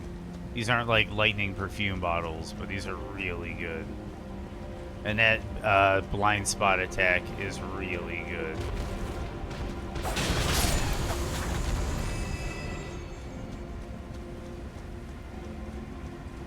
I'll see if there's opportunities to use it against Bale.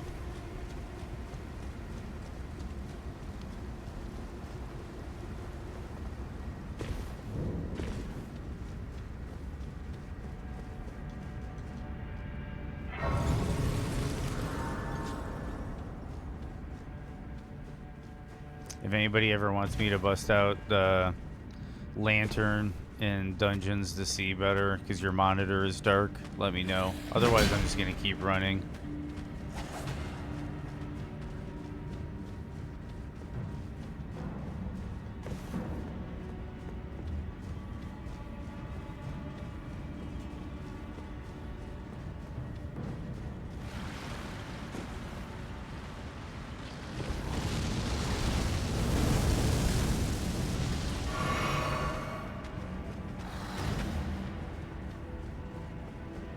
I don't even think I rested at the Grace, but it doesn't matter. I might lose my buff, but I'll figure it out.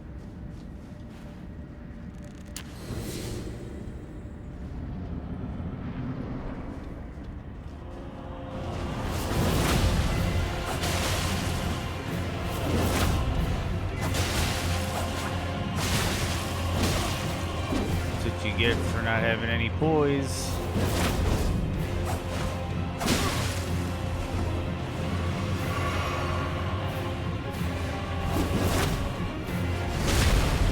That was weird.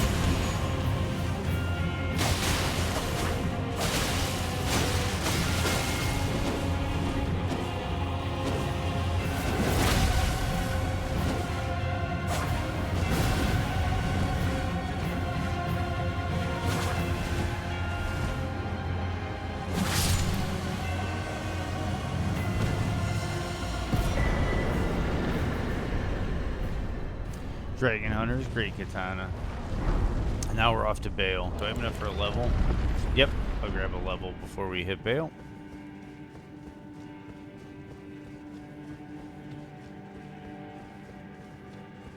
I haven't mid-rolled Bale in a while, so this will be interesting. But it's not too different.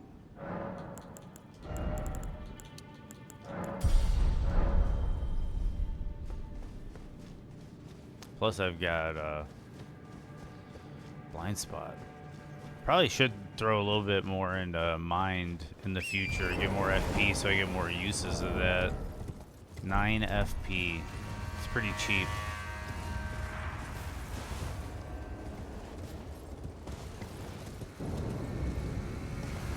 Hey Bale. I'm coming for you.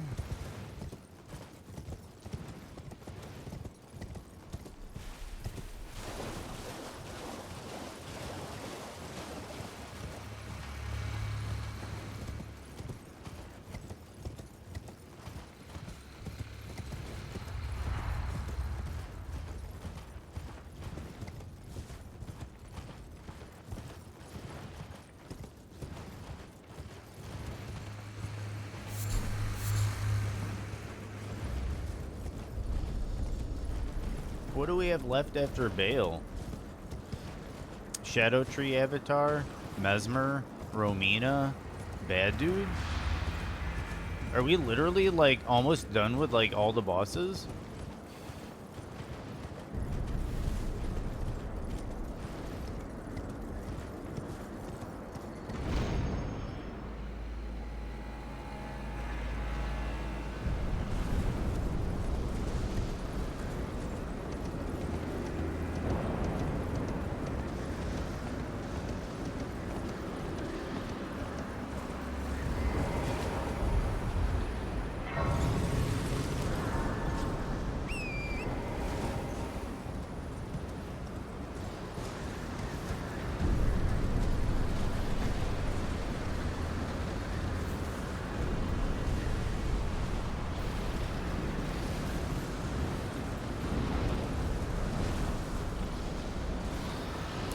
It was somewhere over here. Maybe it's a little bit higher up.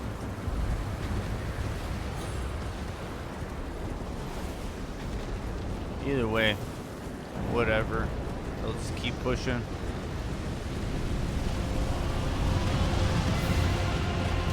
I just think you get a good fire resist mid shield there from the. Did I not grab the painting when I ran through that area? Look. Yeah, I grabbed it. Huh. I could have sworn that's where it was.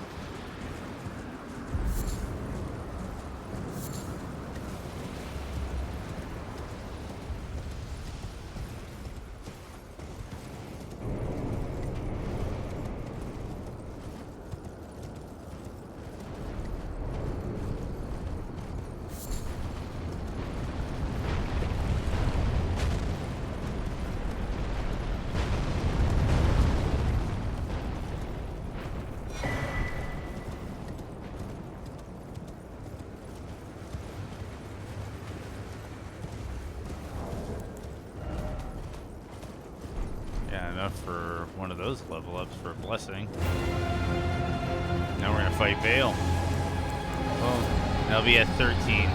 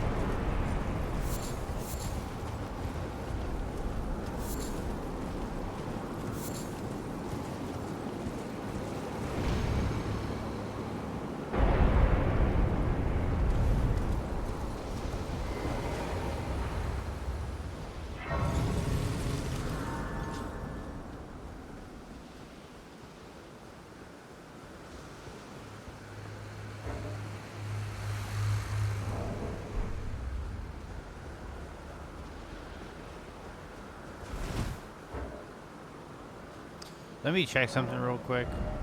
Oh, wait. Here we go. Right.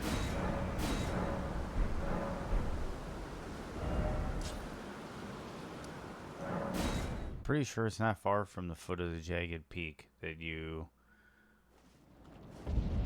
find the painter.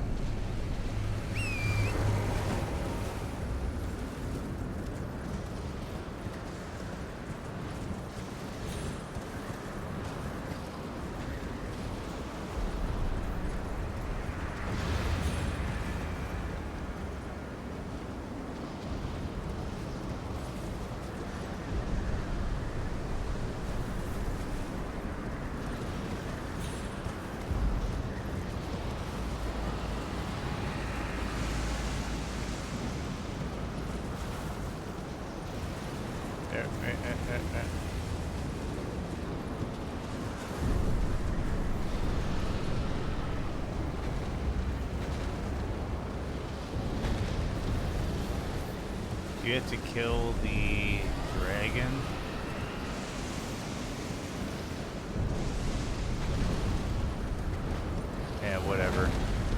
wait. There's the other side too. Oh.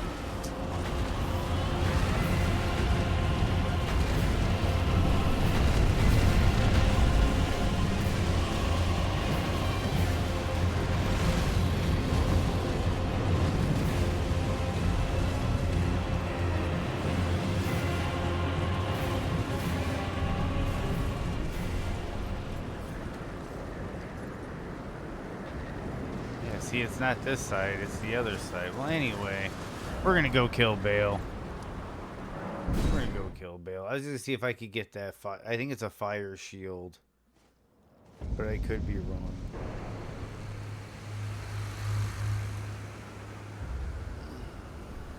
Okay.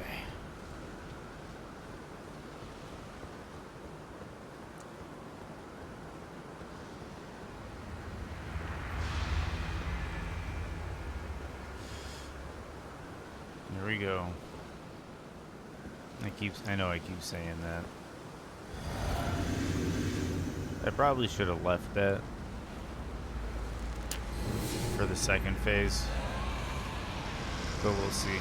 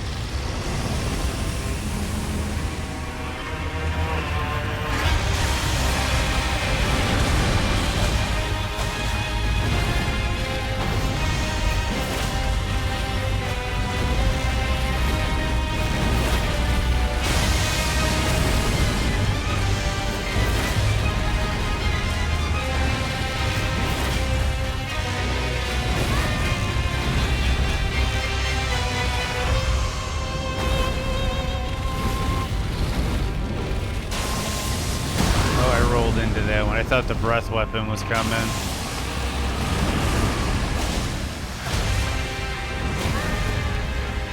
Okay, I'm gonna heal up.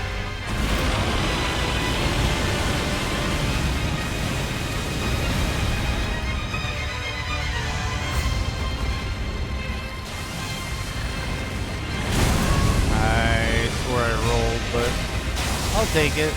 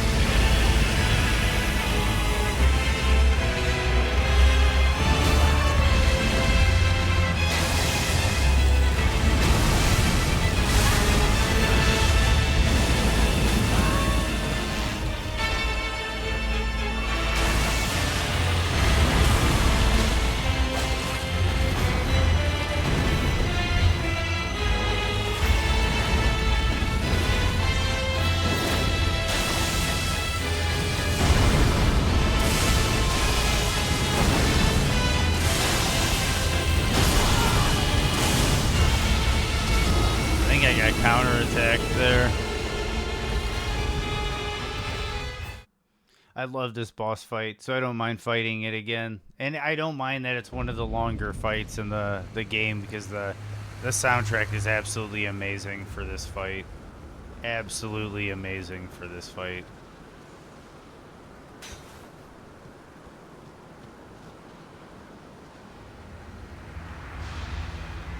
Okay. I'm gonna save my physic for the second phase.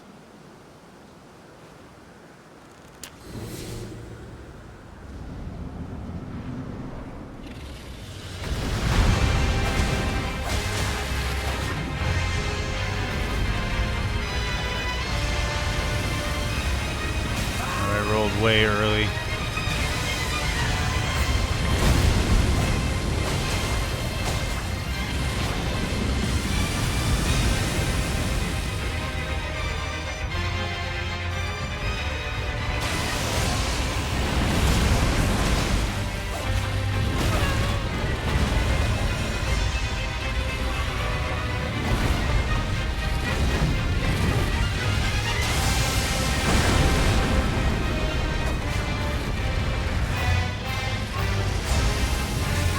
Oh, come on.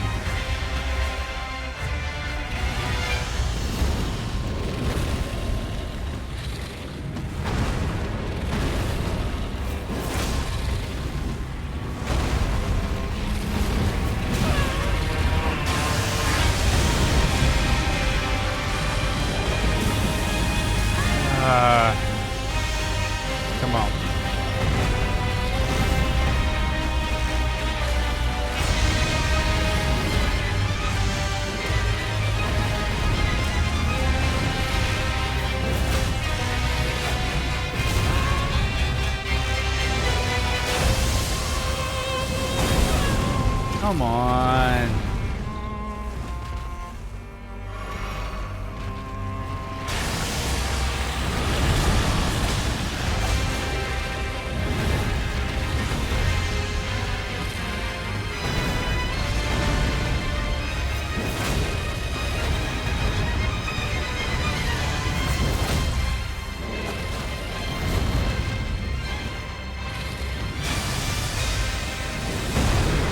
I need to stop approaching this fight like I'm light roll. I start approaching it like I'm mid roll.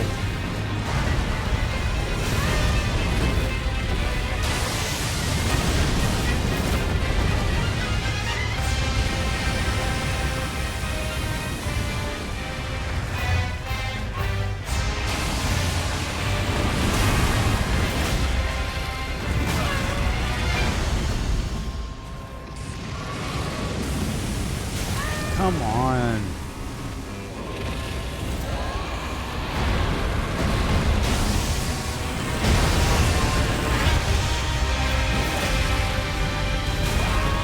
If any boss is going to be that guy, it's going to be Bale.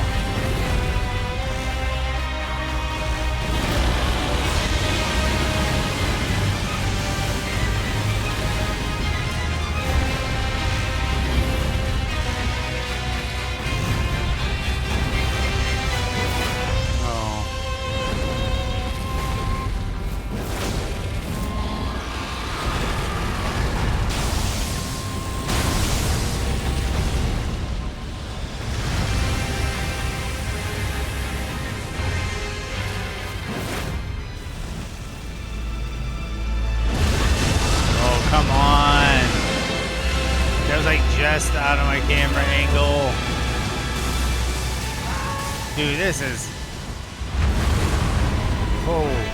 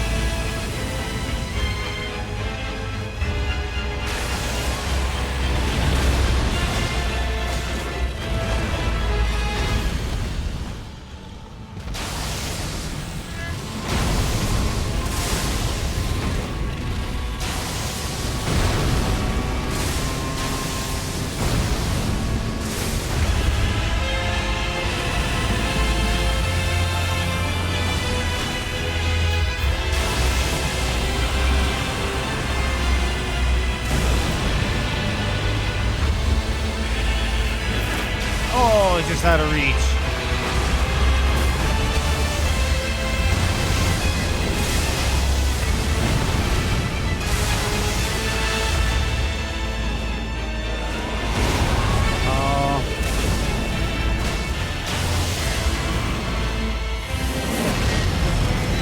I didn't see it in time. Heal up, heal up, heal up. Oh my goodness. Heal up, heal up.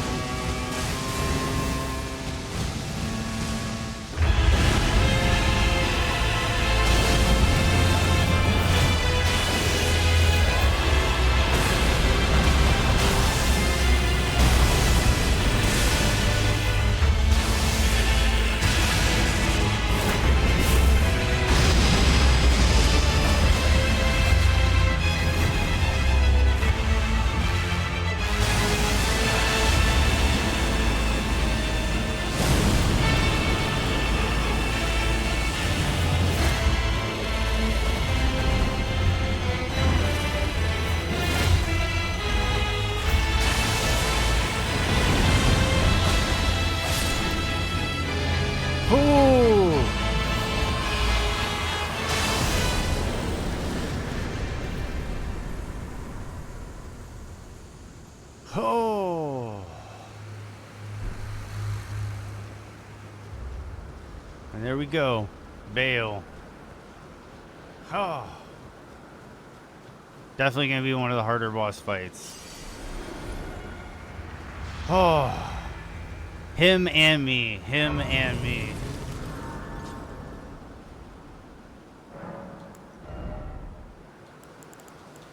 That's one of those fights, man. That's one of those fights.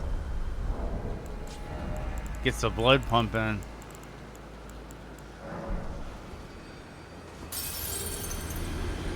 See if I got enough. I don't think I do.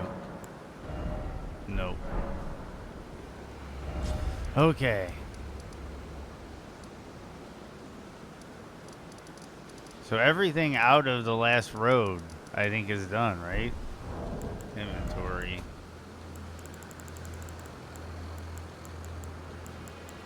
Yeah, we have Mesmer,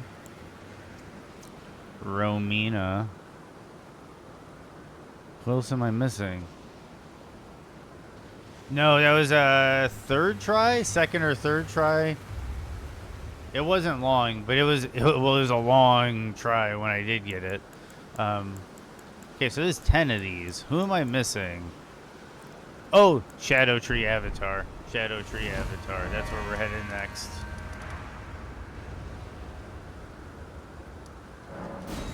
Shadow Tree. I forgot all about Shadow Tree Avatar. Dude, Bale, so fucking cool.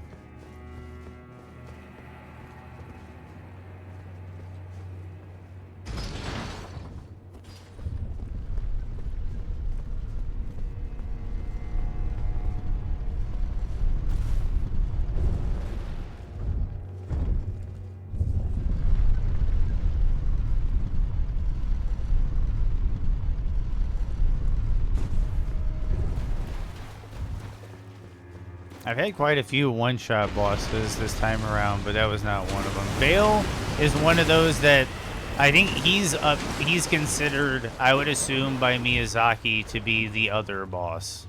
Like, he said there were 2 bosses on par with Melania. They were, like, end-game tier Melania bosses. I think one of them is obviously PC Radon. Ooh, ouch.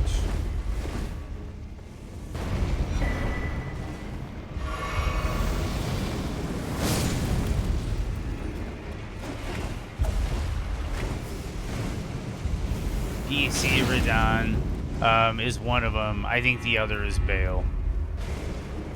Bale doesn't have a remembrance. He's tucked way off to the side. You don't have to fight anything to get to him. Like, I definitely see that as the other fight. It's like a Midir from, it's like a Midir or a Calamite.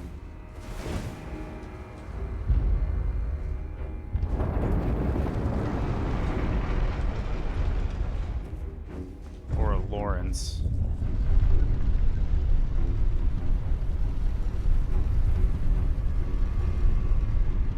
Or a nameless king. All depending on how you look at it. You know, that one really bad dude off to this. Like, Nameless King is kind of like that game's Melania. If you think about it. Like, Melania is this game's Nameless King. Who would be the optional boss that's really difficult in Dark Souls?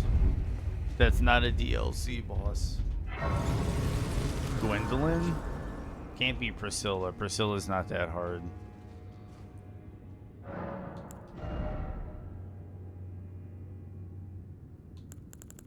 There we go. 80 faith. We've hit the damage cap on faith. So from here on out, it's basically endurance.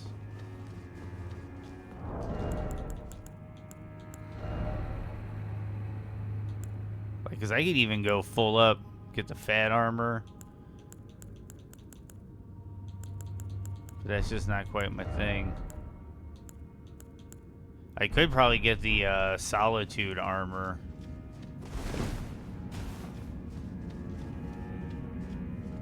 Because I think the Solitude armor is heavier than the Scale armor. And what's crazy is I have all this equipped and I still have more equip load. And I'm going to be going up in endurance.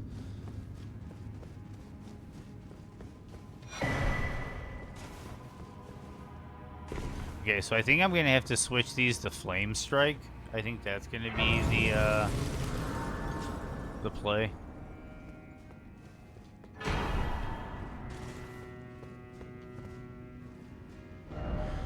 So there is that one Ash of War I think you get from this dude. Can you put that on the backhand blade? Does anybody know if you can put that on the backhand blade?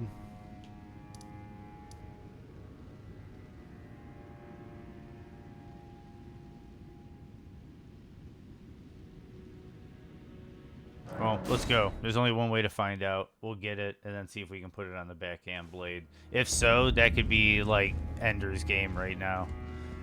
Depending on what weapon we could put that on. I don't know if it scales with faith or strength, though. That's the big question.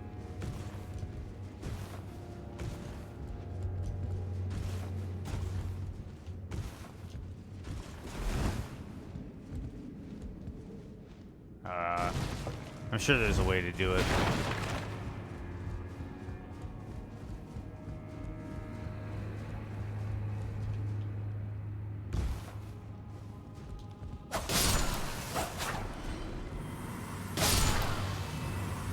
I also found out the other day an interesting trick about these flame knights. You can distract them with thrown items and have them investigate.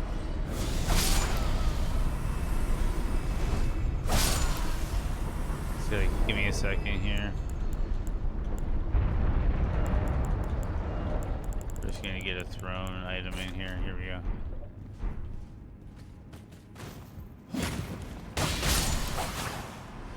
Okay, so we're gonna creep.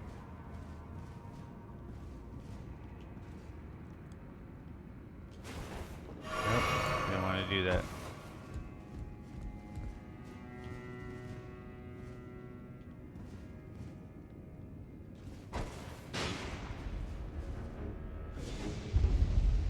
Oh, he knows where I'm at.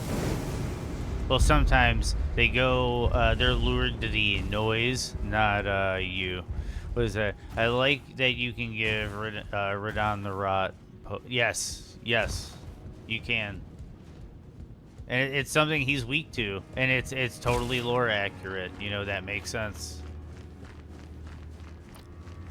Because Melania sacrificed herself and became the goddess of rot in order to kill him. And it's cool because if you do the boss versus boss, if you watch that, somebody pit Melania against PC Radon, and Radon basically just destroys Melania's first phase, just stuffs it, like destroys it. And then after that, she turns into second phase and then nukes the hell out of him, and he rots away into second phase. And of course, second phase destroys Melania, but the fact that it always pretty much ends up that way, where Radon breaks her first phase and then she blooms to beat him in the second phase, is totally lore accurate, and that's really cool.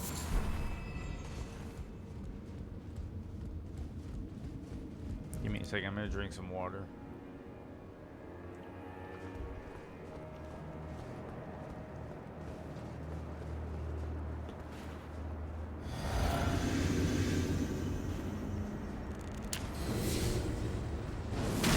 Whoops. Just out of reach.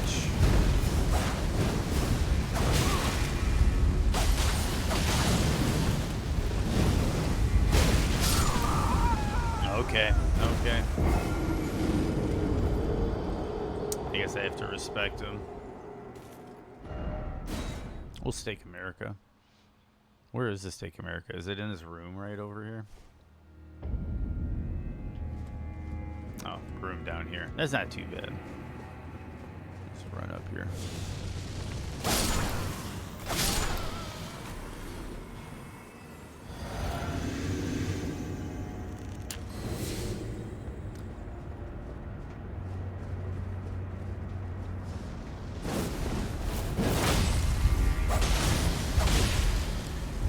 I did not know that was a grab. I thought I'd be able to trade. I had the dagger out instead of the flask. I'm a dummy. Stake America it is. Okay. Get rid of you.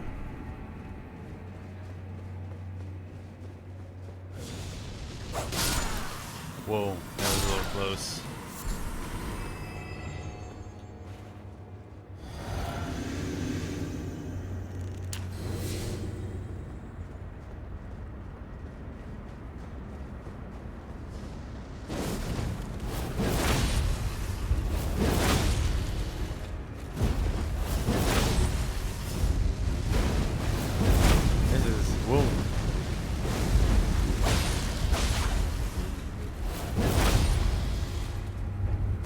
I thought I had more stamina. There we go. There we go, flame spear.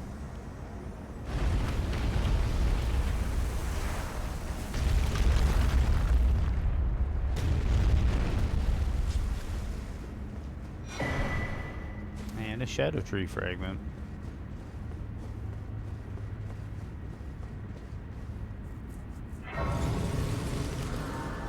Okay, let's investigate this Ash of War. Cannot put it on. So we are going to do a blind spot with flame art. We're going to go back down to Tree Worship Sanctum.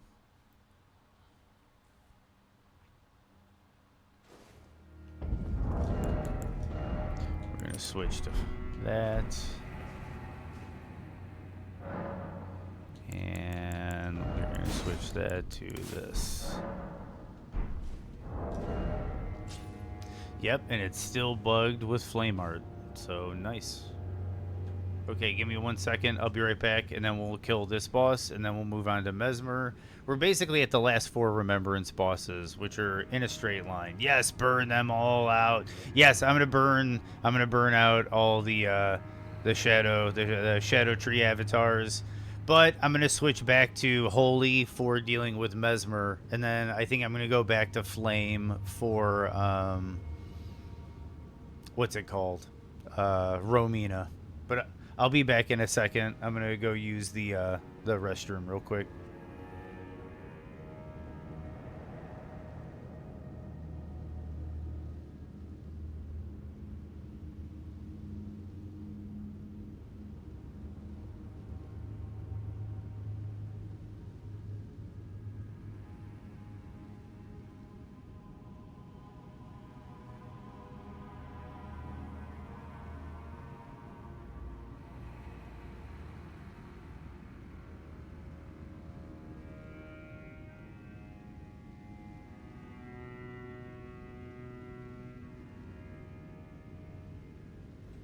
So I don't know if you've been here for it,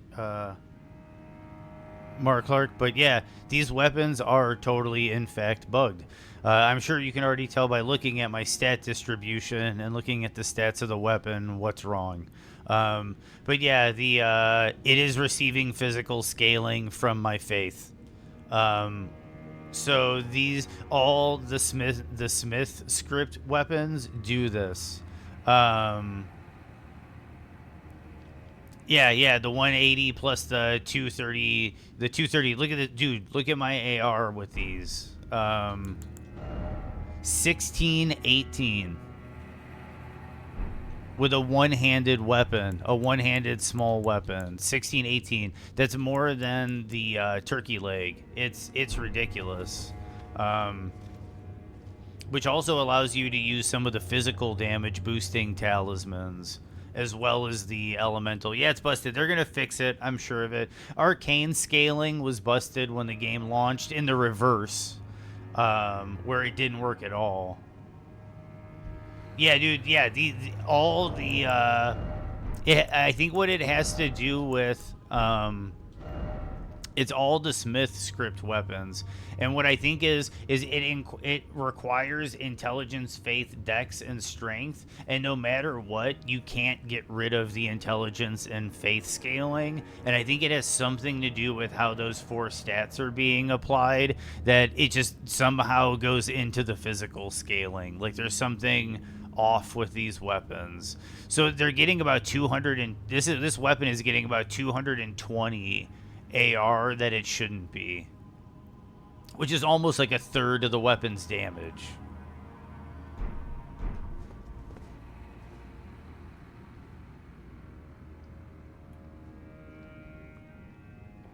You can do this with, Mark Clark, you were asking about it, the spear. I found it earlier. It is in the Forge of Starfall Past, as the spear, as well as the backhand blades, but the spear is in here. No problem. I got it earlier, and I made a shout out then, and now that I know you're in here, making another shout out for that. Okay, so and that one's like, see, this is the other problem I have. Equipment. Can I use the spear yet? Yes. Okay. Cool. Here we go. Okay, so this is my big problem with okay, so the spear. Yeah, dude, this thing, you chuck this thing, it goes places, right? Like, eat that shit. See? All the way over there. Great utility on a weapon. You can keep your posture breaks up and all that good stuff. I got to do a run with this weapon now that I'm using it. That shit's awesome. But okay, but check this out. This is the biggest disappointment yet. Throw these things, they don't even make it that far. They disappear in the air before I can even hit the pillar.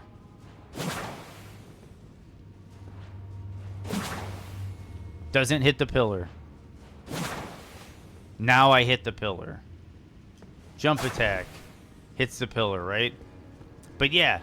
And then the other thing is that they're slower than torrent moves. So if you throw them while on torrent, you actually outride your thrown weapon. Yeah, FromSoft has never won a game of Frisbee golf, ever. Like they're that, and they just come out so slow, and then you see it like look at this, bam, dude. You can even quick tap it and throw them.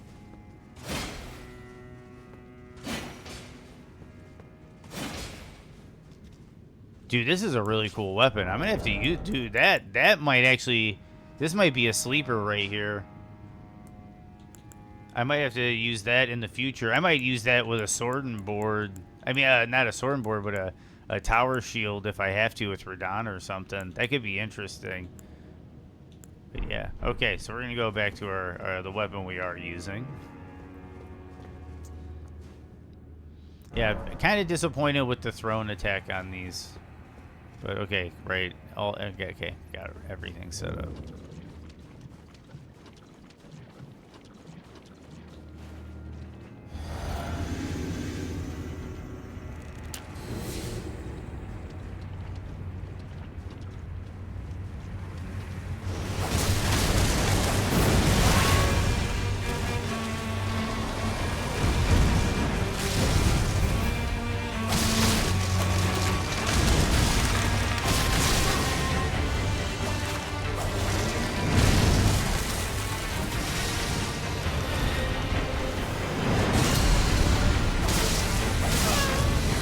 Thought it was going to be the grab.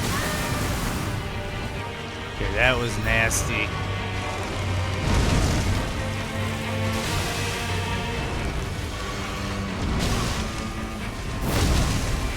Just let me get in.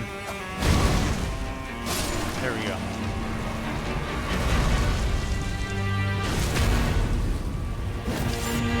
Backhands have a cool riposte animation. And I'm gonna eat another crab leg.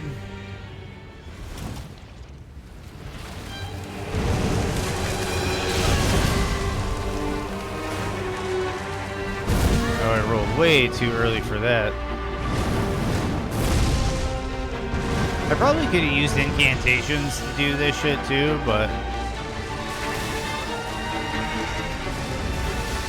Sola gets her hands dirty. And occasionally blown up.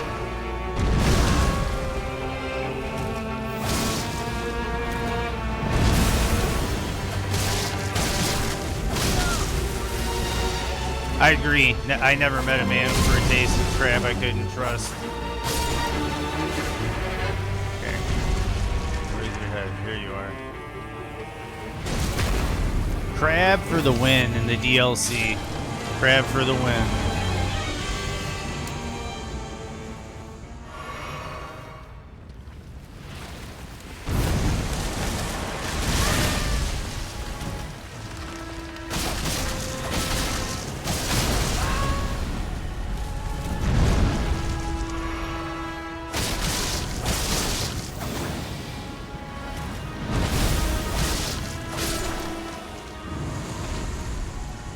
Fire kind of decimates that fight, which makes sense. It's a giant plant, you know. Fire should be the go-to strat on that. And yeah, never met a man with a taste for crab I couldn't trust. One of my favorite NPCs in the game.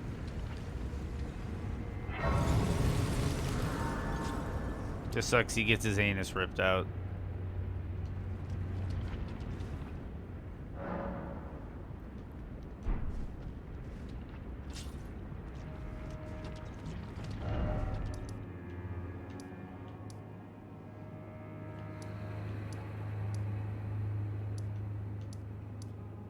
Okay, so we're basically at Mesmer.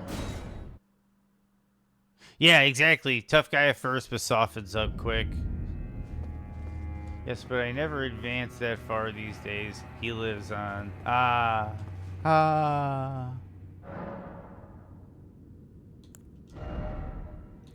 We are at a point where we're just going endurance.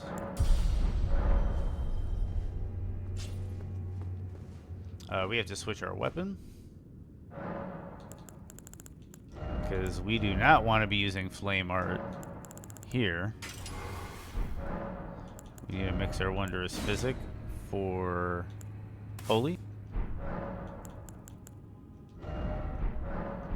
Do I have any?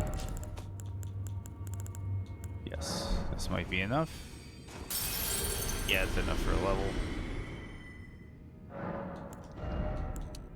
No. Yeah, let's go mine. Let's go mine. Get another 5.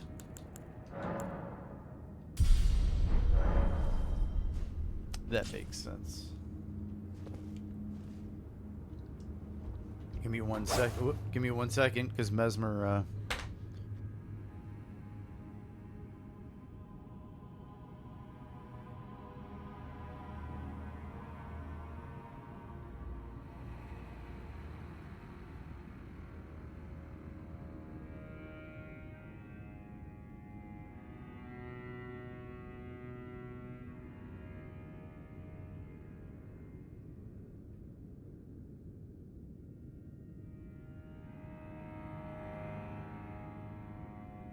Okay, so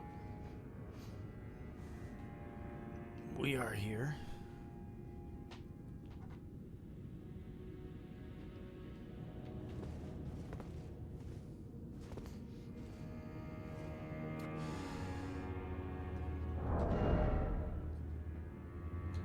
I think I should be fine with what I have equipped. Only one way to find out, right?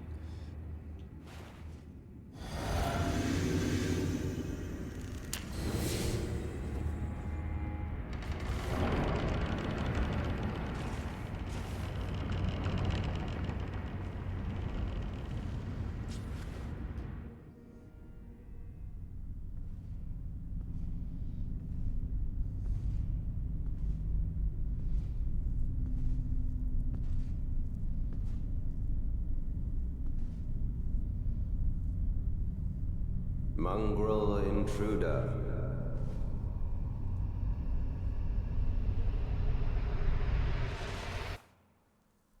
That tarnished, it seemeth.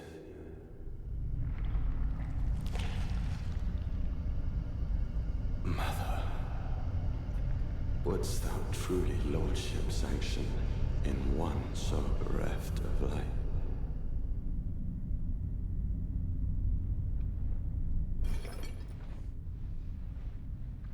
Yet, my purpose standeth unchanged. Those stripped of the grace of gold shall all meet death.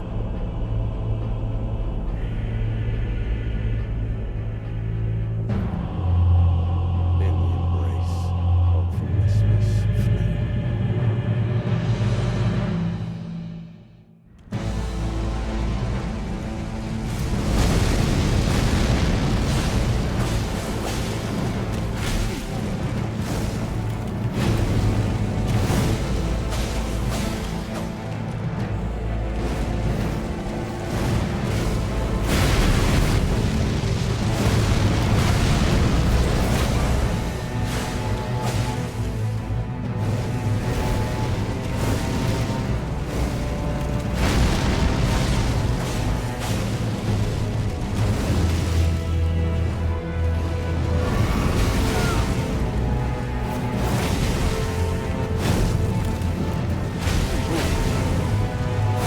I should have waited to drink.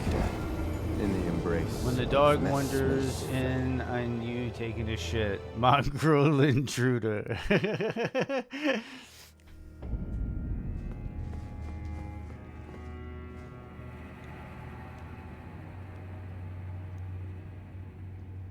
Okay. Okay, here we go.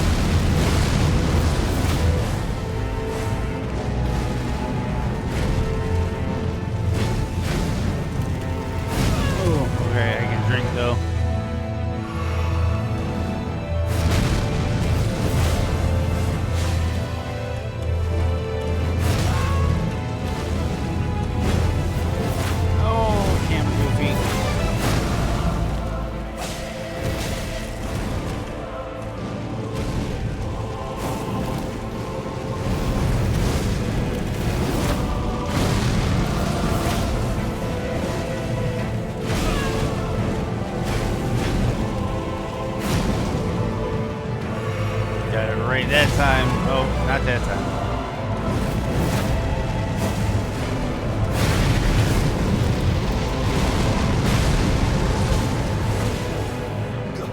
Okay.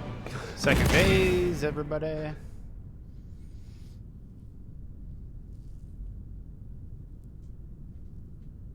I will not suffer. This fight mainly just takes Lord, confidence. devoid A of lot of light. it is easier if you just roll in. Like that spear craziness where he's flying in the air and does the 1, 2, 3, 4, 5 or however many it is real quick. Just roll into it and No, they all mother. whiff. And then I Forgive think you me. wait. Because he usually gets me with the one after it, and I think it's because I roll early, thinking that the follow-up comes out right away, but it doesn't. And then after the follow-up, the read is easy for the plunge into the ground to finish it up. And then you just roll for the impaling, and then you can follow up. So you might be able to get if you got a quick enough weapon, you can probably get an attack in a couple of those segments. So I might have to try that at some point in time in the future. Mongrel Intruder.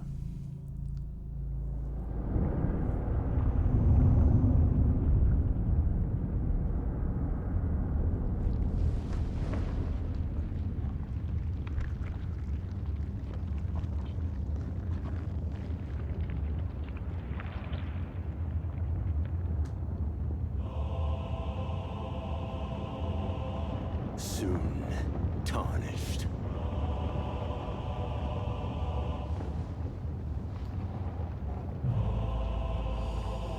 Wilt thou be taken in the jaws of the abyssal serpent, shorn of light?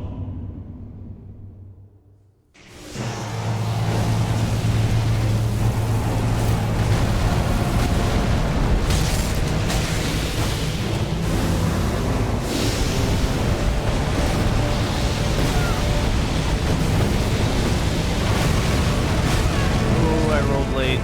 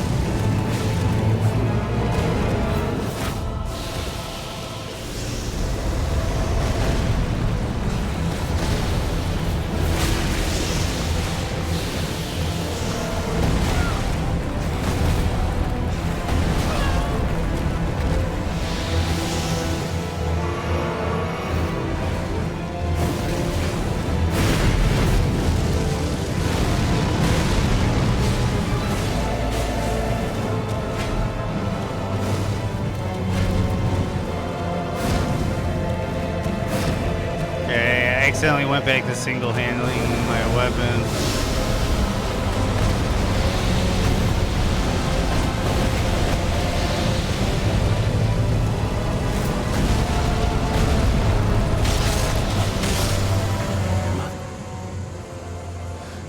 Naka, a curse upon thee.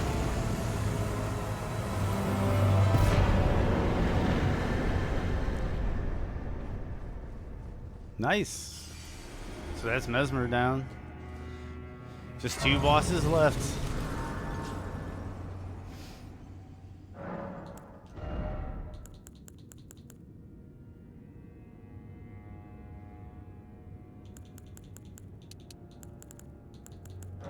I will just do mine to 20.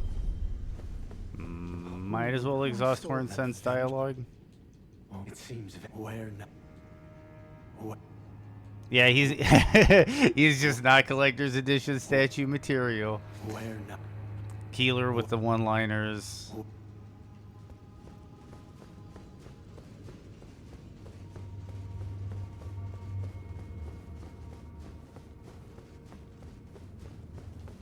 Okay, so we're done there. Okay, so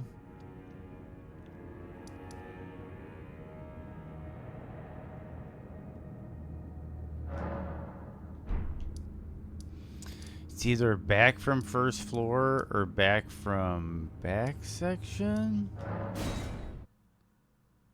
I remember there's an elevator here to go down, and I have to go down.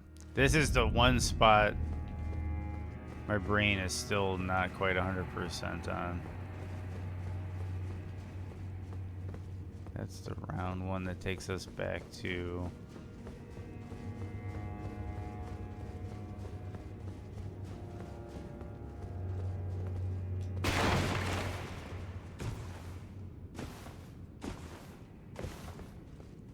I think it's this way.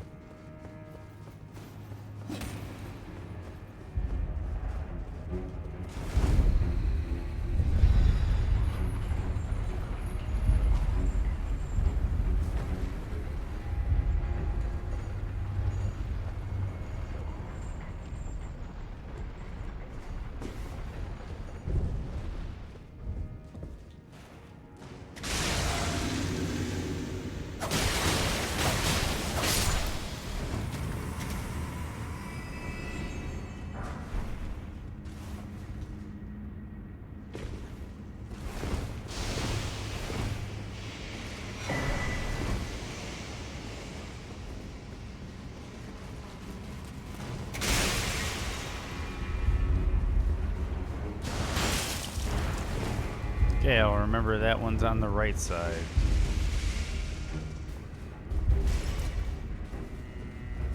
But here we are. Off to Romina.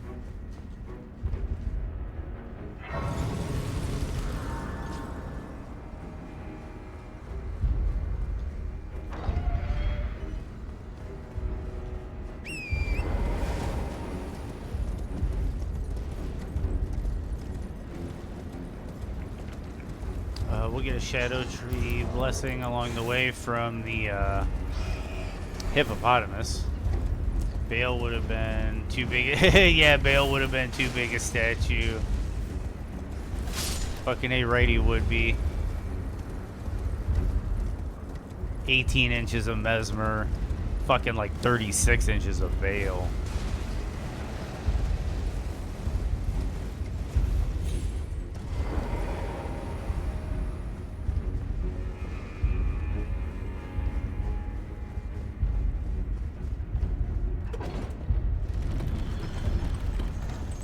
And let's be for real, like, Bale is one of those enemies that they couldn't have shown us Bale before the game came out. That would have spoiled that whole build-up. Mesmer had an interesting second phase that, like, really catches you off guard. And it's kind of a weird blend between Melania and Rykard.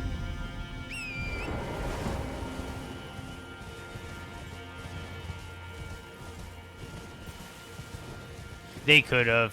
They could have. I agree. That Chardelaine dragon statue was beautiful, man.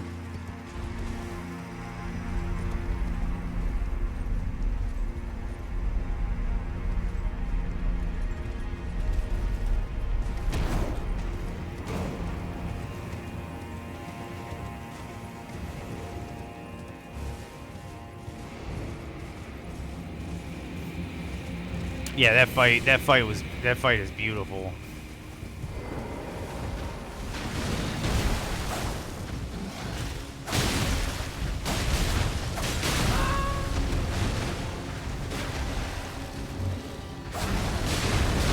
Well, I jumped right into that.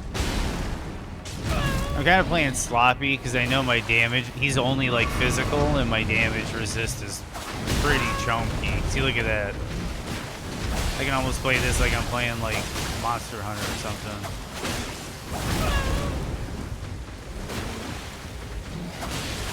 Yeah, I'm making a joke.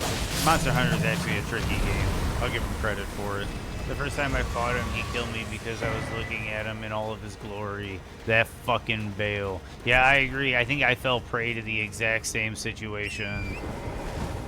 Just, I know Phase 2, he just got so fucking pissed off that I was just like, all right, I'm dead.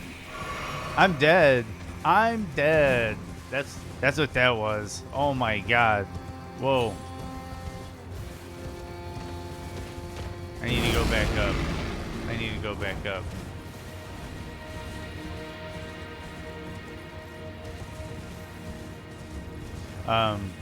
But yeah, no, that was one of those fights.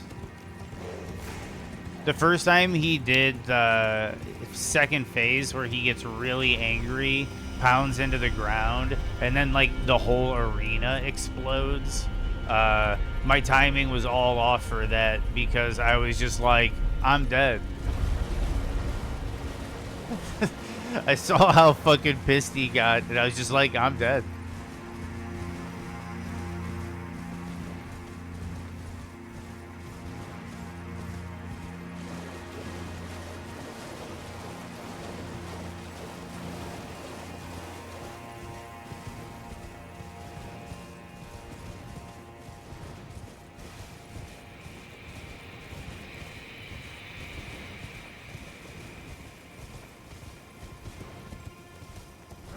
Like, Bale almost kind of reminds me of like a fucking snapping turtle or some shit.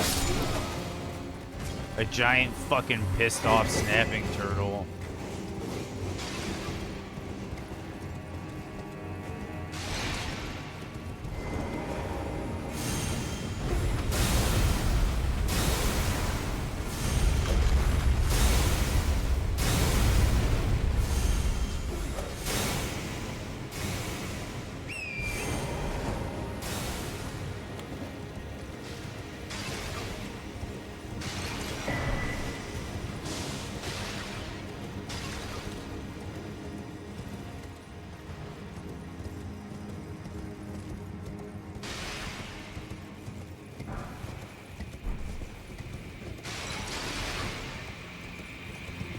Does this go out anywhere?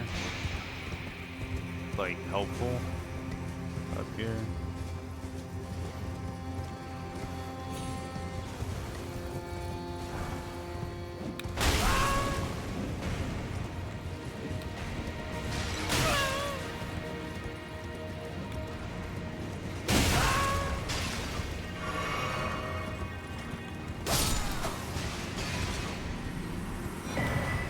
There is a shadow tree fragment that I was unaware of. Ooh, one of them dudes.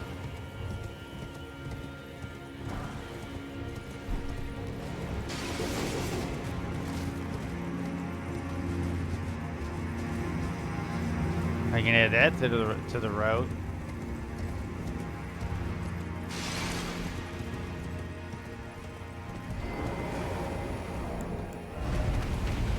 I have 3. I already have the level up ready to go, and I'm about to grab one more.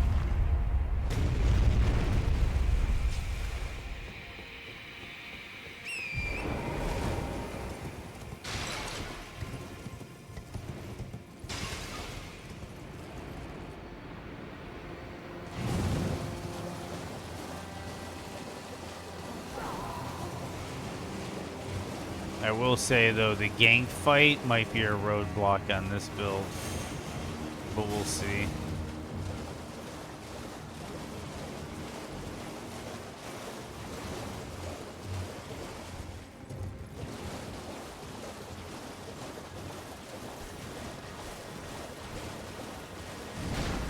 Is that the only Crucible Knight in the expansion? I think it is. Do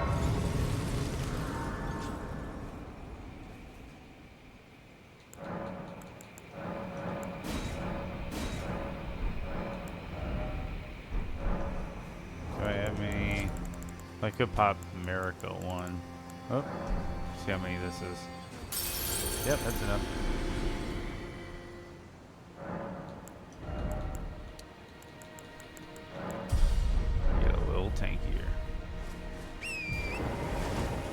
That'll help if we have to do anything crazy with shields.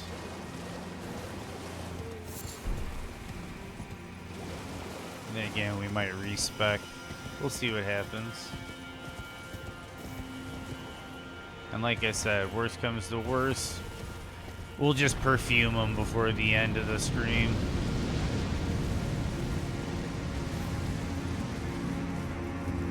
Yeah, the Centaur one is like the coolest one in the game. And I think it's the only, I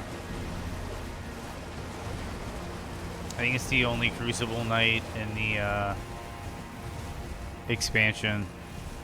Which makes sense, because I think, in theory, there shouldn't be any, because I think we killed them all in the base game. According to, like, how many weapons there are at the Round Table Hold. And we kill the exact same amount of... Okay, at the Round Table Hold, at the table, the main round table, you'll notice there's a bunch of swords and halberds and stuff, and axes stuck into the table. And if you count the number of weapons in the table, it equals the amount of Crucible Knights in the base game, along with Godfrey.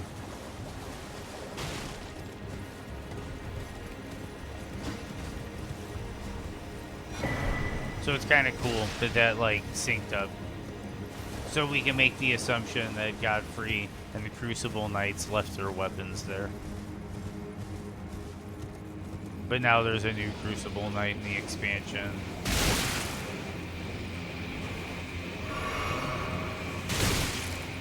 Maybe the helmet and the weapon lore describe that situation.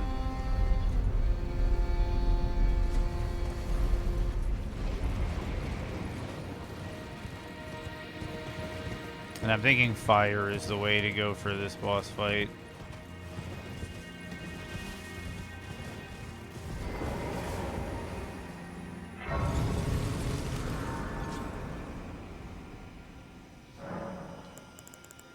So we're gonna Ash of War. Flame Art. Flame on.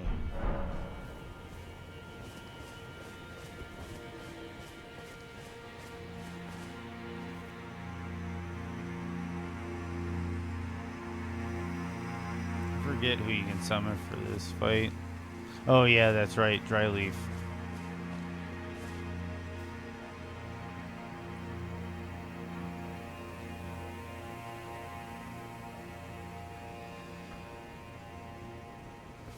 Here we go. I'm just gonna... Probably should have done it in the other order, but we're good.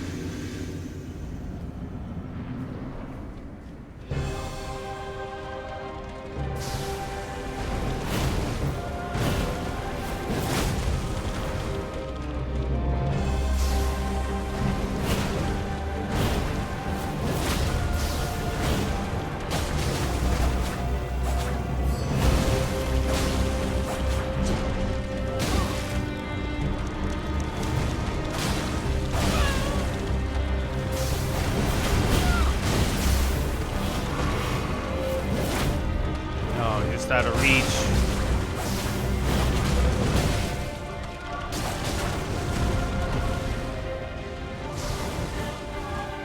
I don't have too much problem with her hitboxes. I got more problems with her hurt boxes.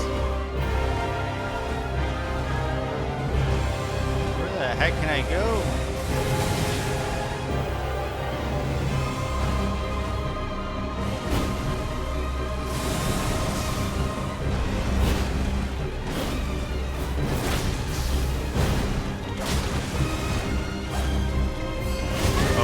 Rolled early.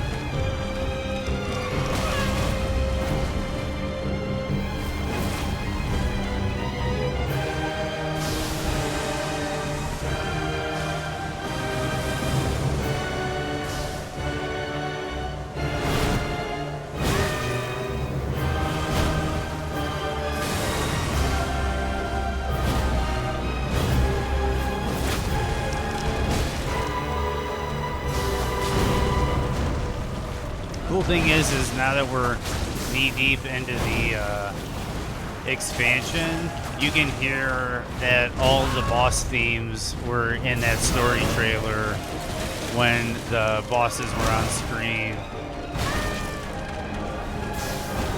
which is really cool. Oh, I need to clean up a bit.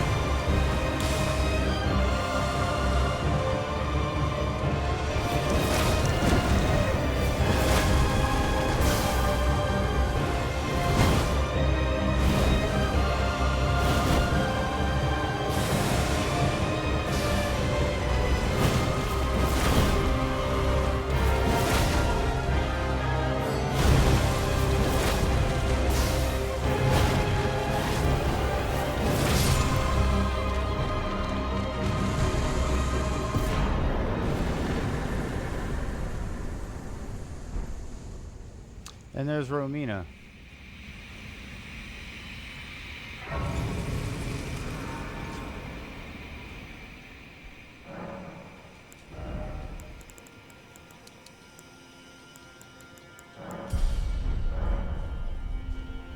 Okay. Final dungeon.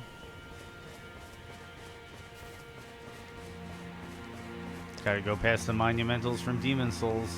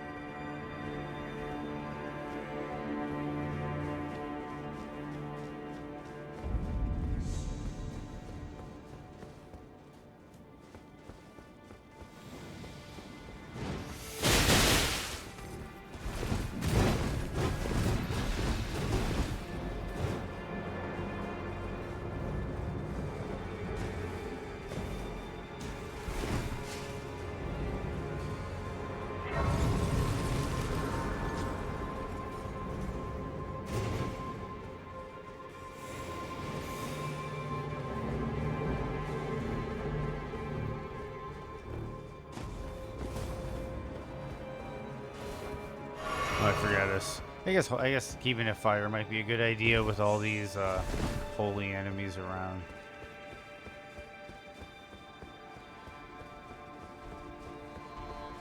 Did I? Oh, I switched to fire, but I don't think I ever switched to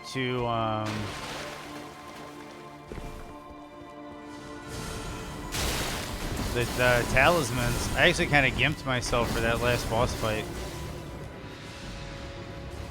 A little bit.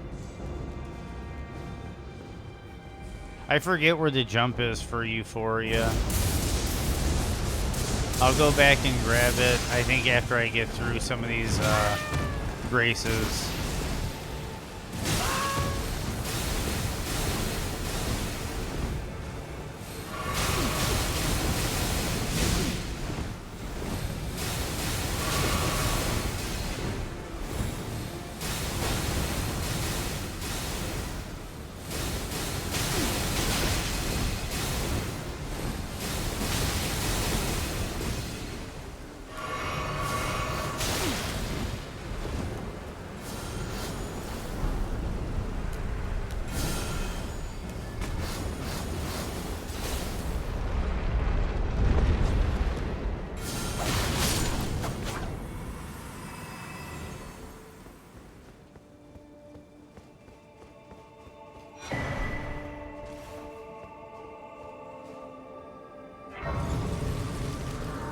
Yeah, and I probably do need more decks.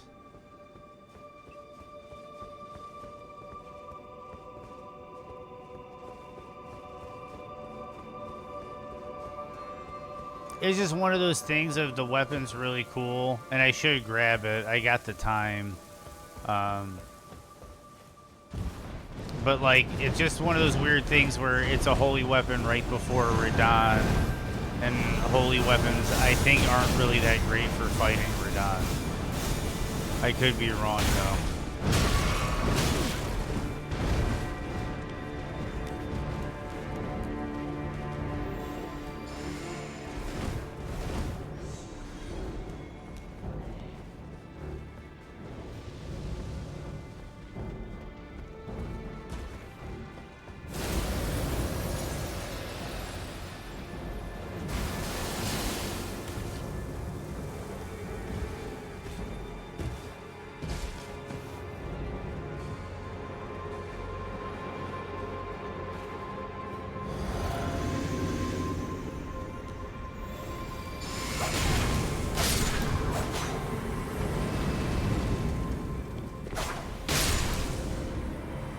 First, one of the few times ever.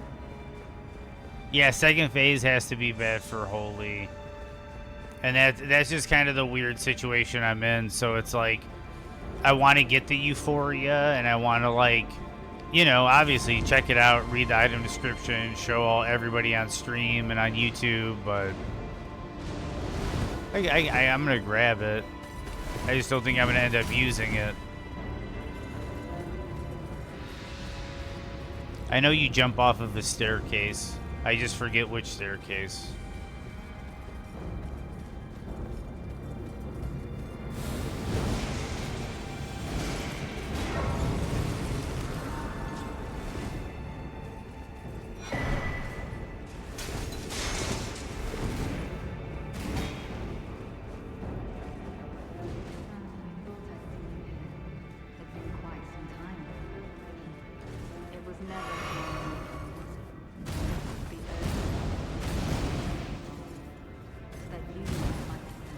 I can't even fight back in here.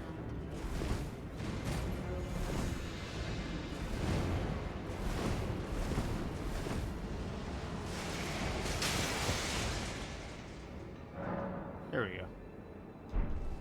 No, because you get teleported out for the fight.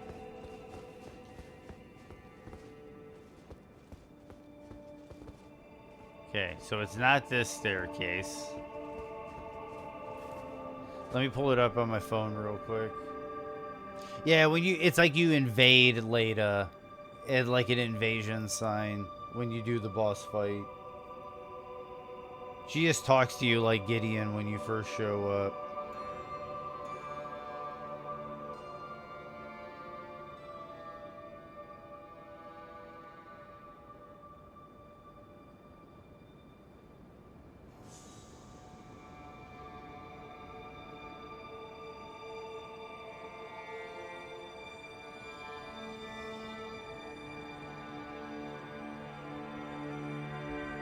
Okay, the area just before Spiral Rise, Site of Grace, has a lot of loot that you shouldn't miss. From the Site of Grace, backtrack your way down the stairs, then turn left to find a set of steps going down.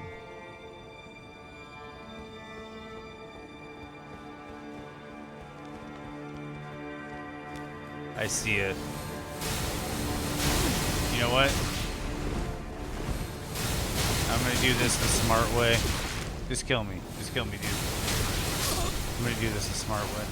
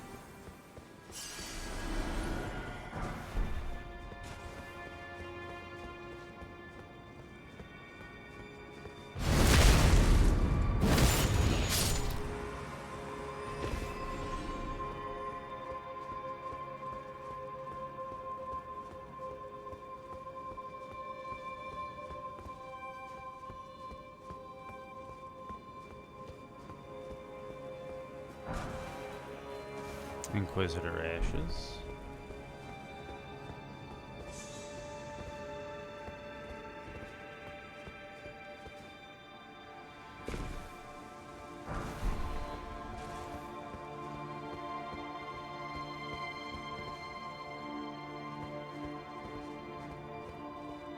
We're going that way, I think, but I'm just double checking this way. Yeah, I don't need a guide. Once I found the staircase, I think we're good.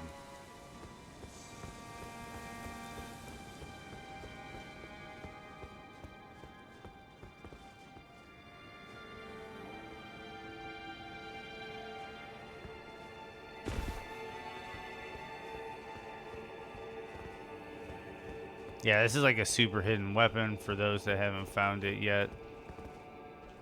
That is the Euphoria, but I'm gonna go around and just make sure I get all the items. Yep.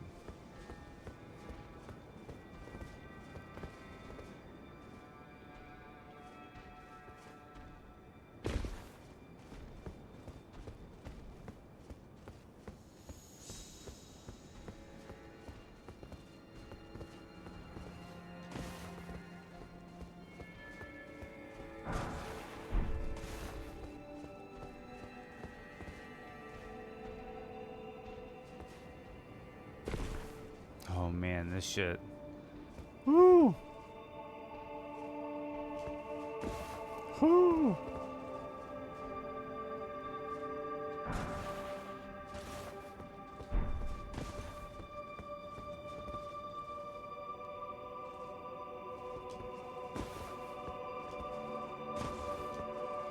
Woo!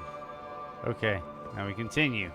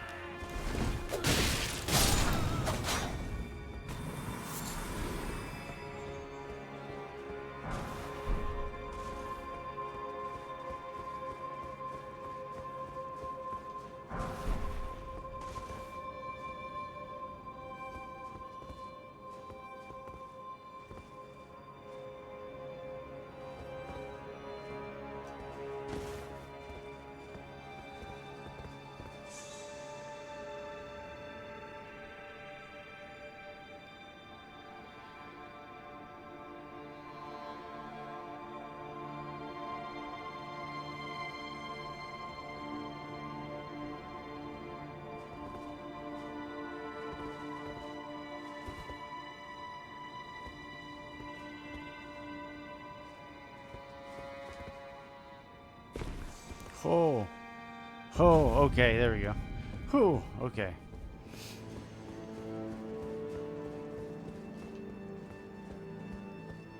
Okay, and we are back in Bellerata. Oh. Okay, so he's a serious one.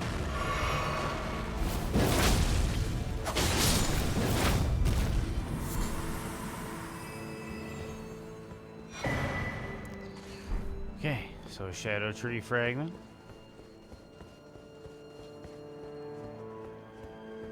Got an elevator.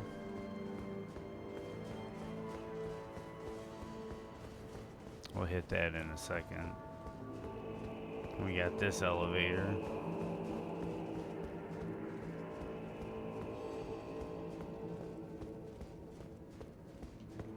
Let's hit the small elevator first.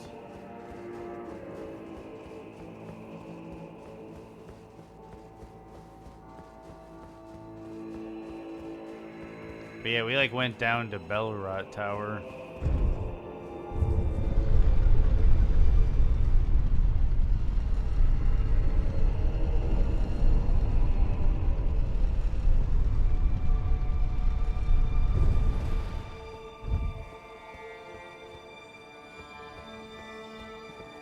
Okay, this is not the way we want to go because this brings us back up here.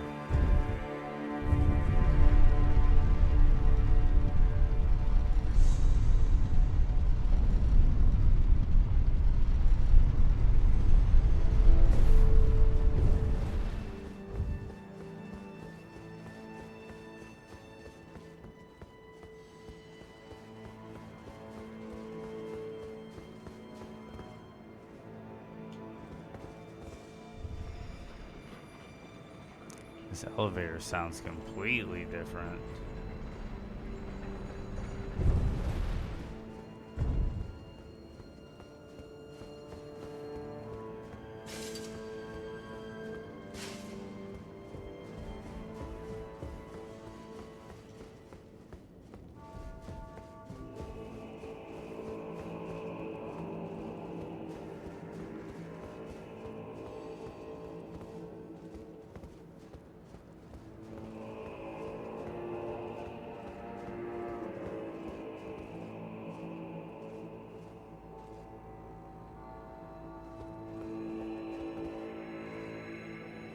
Ooh, missing texture.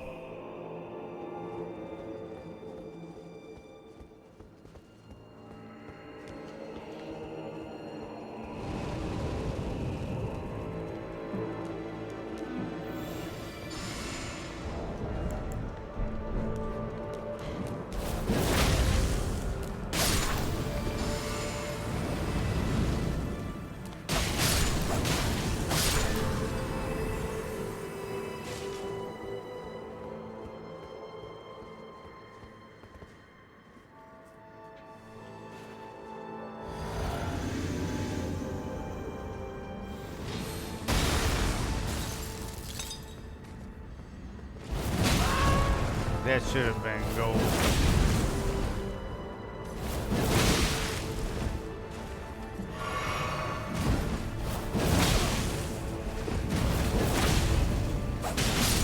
Yeah, I just wasn't gonna mess around with that dude.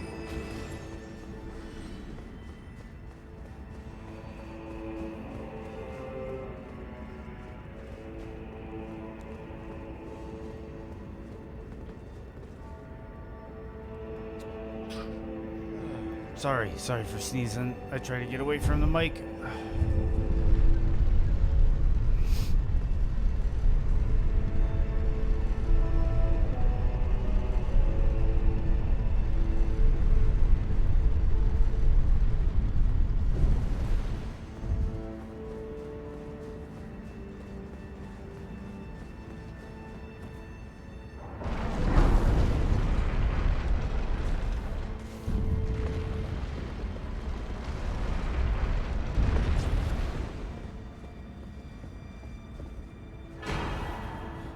Euphoria. Legendary weapon. Twin blade. Dex, strength, faith. Twin blade, symbolizing abundance, the secret treasure of the tower. Though the blades fashioned from golden shoots are largely wilted and darkened, their luster can be restored by dealing damage to foes. However, damage dealt to those who live in death will have no such effect. Euphoria Vortex. Using the power of the vortex, violently swirl the armament, dealing multiple slashes directly ahead. The greater the restored luster of the blades, the greater the power of the skill. However, use of this skill will fully consume the blade's luster.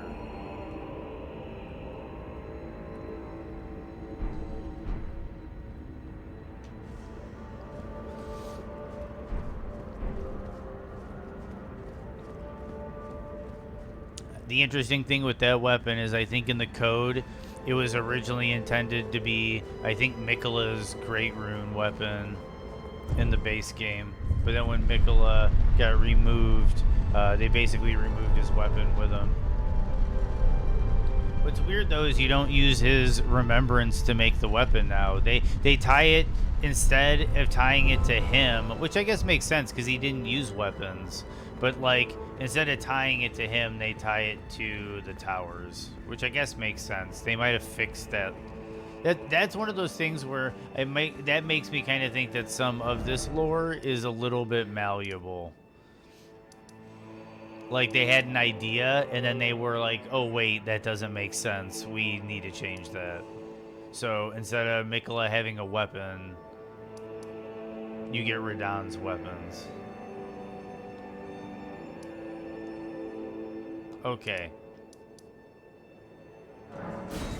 Let's just see how this goes. It could either be not that bad or a nightmare. If it's a nightmare, I might have to get the homies involved.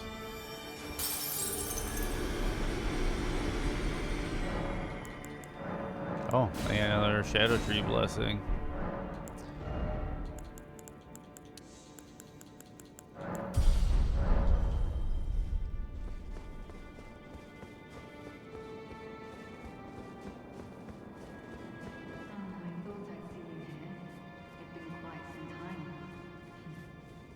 Never kindly Miquella, was it? The Erdtree was leading you all along, so that you might ascend to lordship. Why come to these lands to begin with? I suppose it must be what His Eminence, or perhaps the Erdtree, desired all along. The clashing of the favored lords, such that one would prevail. So be it. If you insist upon facing Miquella the Kind, then I will run you through whoever you might be. Don't tarry now.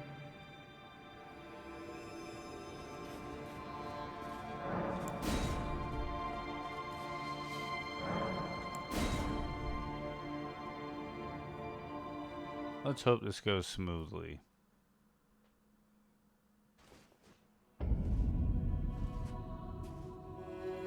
Don't you dare approach Miquella the Kind. Needle Knight led her. Dryleaf Dane and our ally will never allow this.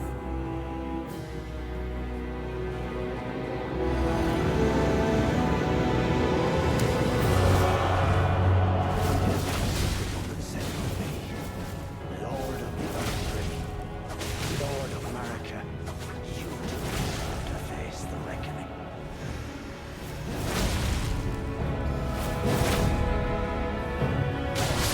Mikala,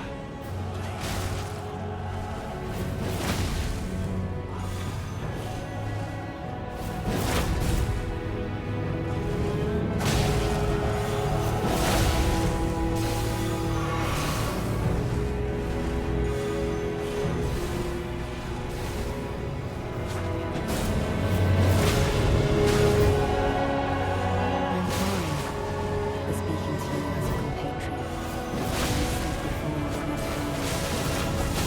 Oh, he got the roll immunity on the bleed.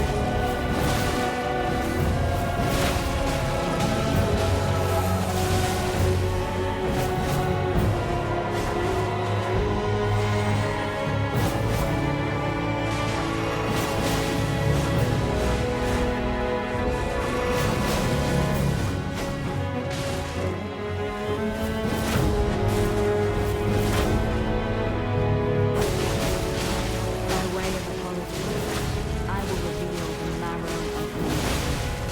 It's needles that will stick you into death. Oh my goodness. Second phase of it. Wait, can he be in the fight? Oh, what do you mean? What do you mean, wait, can he be in the fight? Are you talking about the noble? 50 Cent Blood on the Sand has come full circle. It has come full circle because it's also a street fight.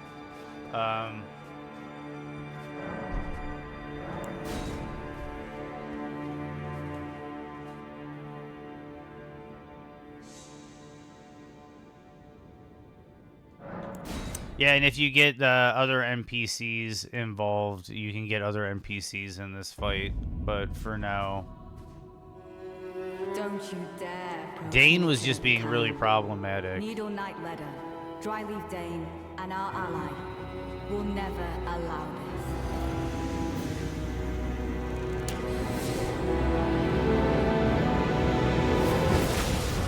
said it would be.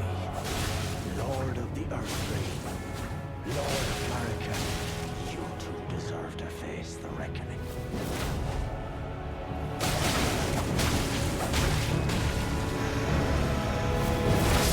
Mikala, please. Ooh, that was close.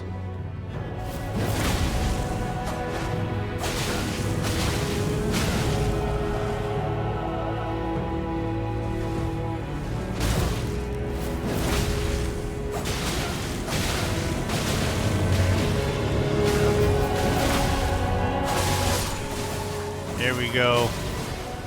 Oh, don't die now. Don't die now.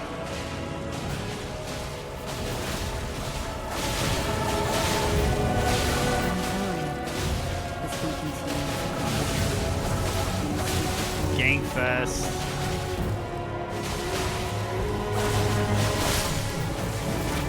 make the world. I had Pure Blood Ansbach with me when I did it.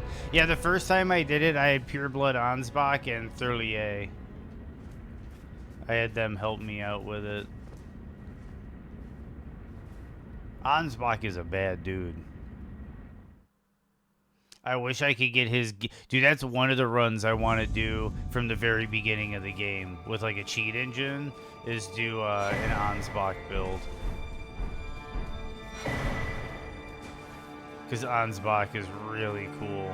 He's got that really cool scythe that has like a Dynas finesse on it. And then...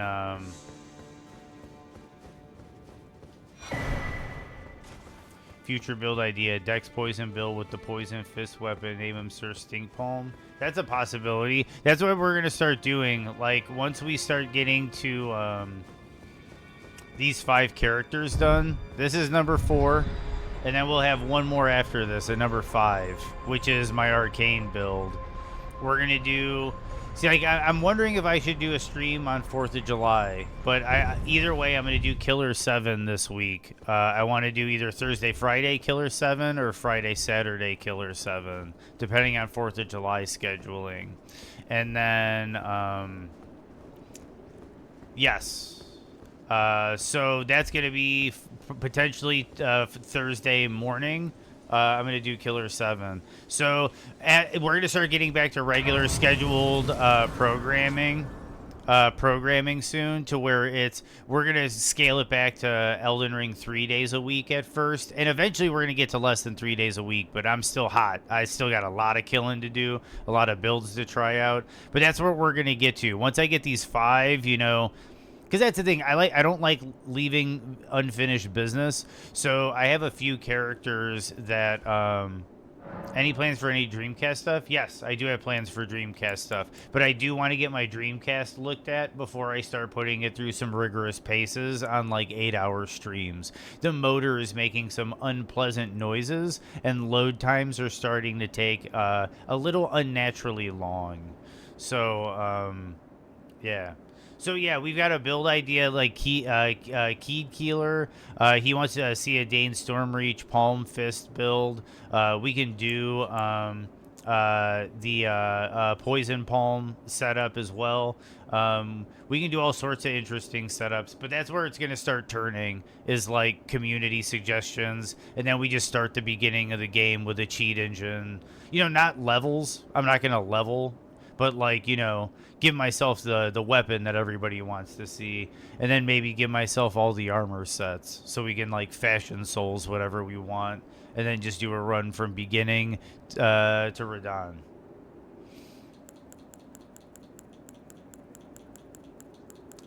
But I have some levels.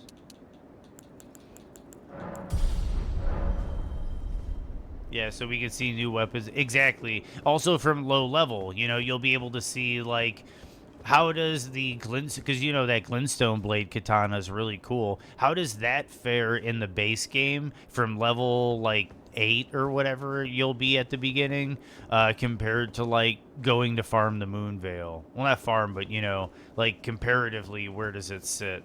And then we can check other weapons, too. It'll be really fun. I'm really curious about the Dane Stormreach build that Keeler wants to see, where we start with both Dryleaf arts at the beginning of the game. I think that could be really interesting. Because I haven't even really done too much testing with them. A little bit here and there, but no boss fights against the base game bosses. And I think Distortion 1 did a run, but I never watched it. So it's kind of the cool place I'm in now, since I'm going to be doing all these runs. I'm actually like kind of skipping other people's runs, and I feel like it's just something I'll be able to do down the line. But yeah, Dane Stormreach was an old D&D character back in the oh shit, I didn't mean to do that. Back in the My loyal blade. And back in the early champion days of our D&D faithful. campaigns. Both your deeds will ever be praised in song. Now, the vow will be honored, and my lord brother's soul will return,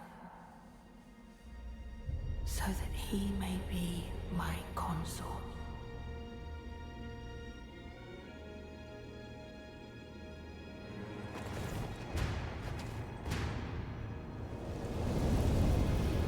And like I said, worst comes to worst today, if this turns into a nightmare, I'll just go get the lightning perfume bottles.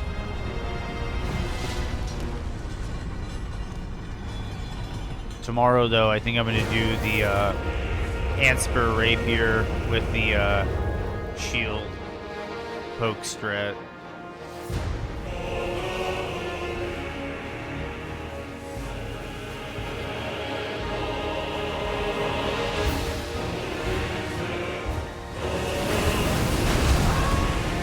Why did he jump all the way over there? Just kill me. Just kill me and give me a fresh start. That was weird. That was weird. I might have to take off my scorpion charm though.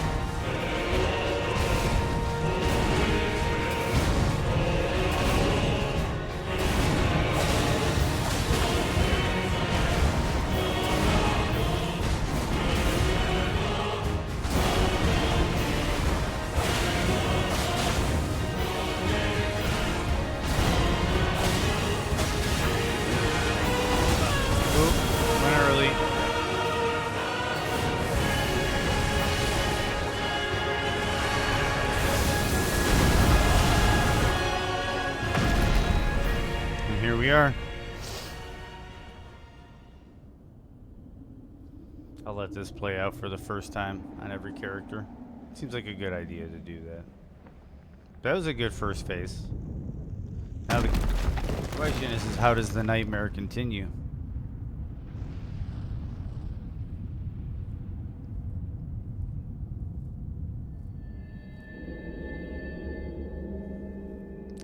I haven't even used my physic yet.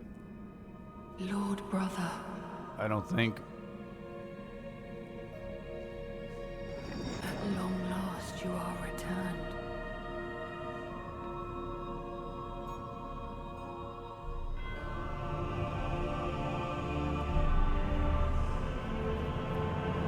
Tarnished one.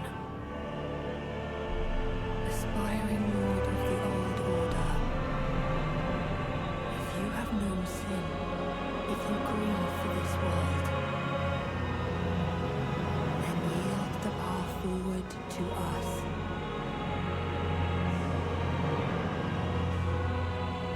To I, Nicola, and my promised consort, Radahn.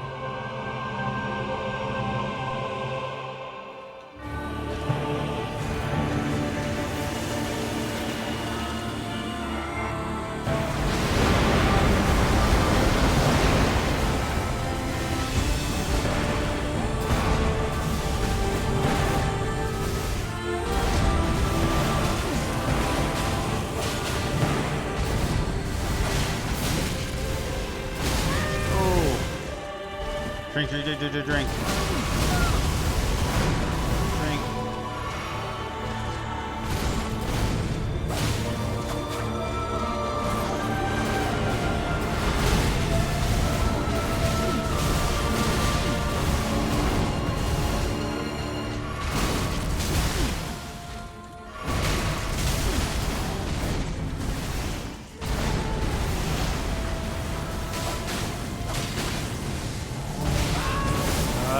Not good.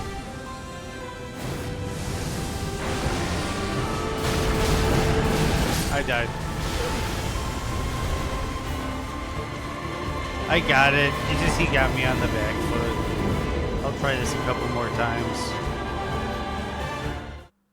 He just got me on the back foot, that's all. I had a really strong first phase. And again, always have the lightning bottle strat if the clock starts ticking too close to the end of the stream.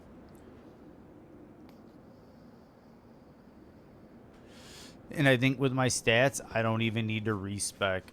I literally just go get what I need and that's it.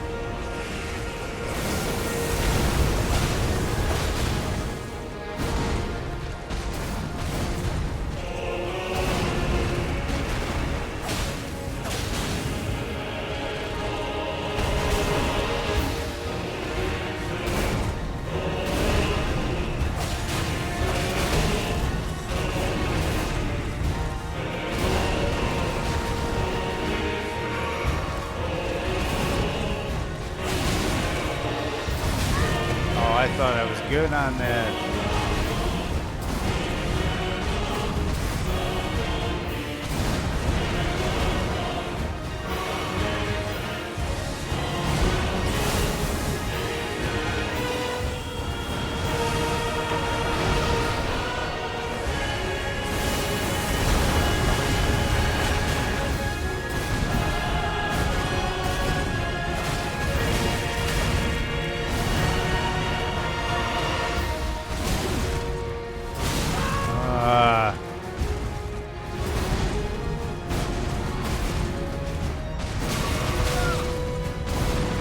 This is a sloppy run.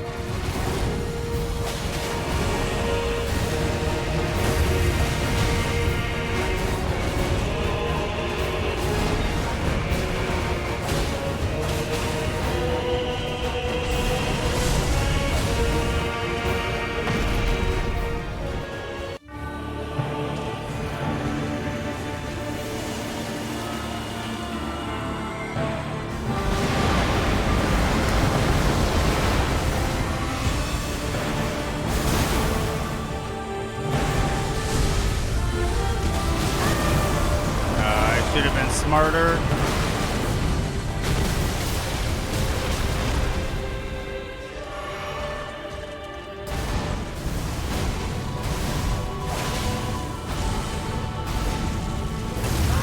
Come on. Not good.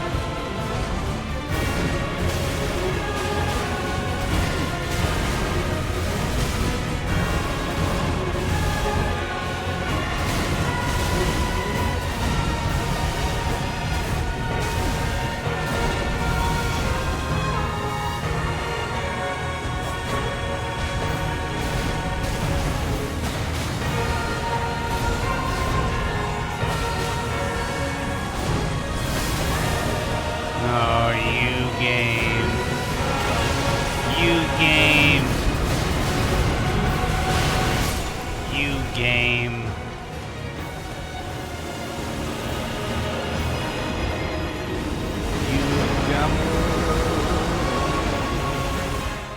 Oh man, that's something else. Okay, we're gonna keep trying for a couple. What time is it? See, we got a while. We got a while before we nuke them. I just need a cleaner first phase.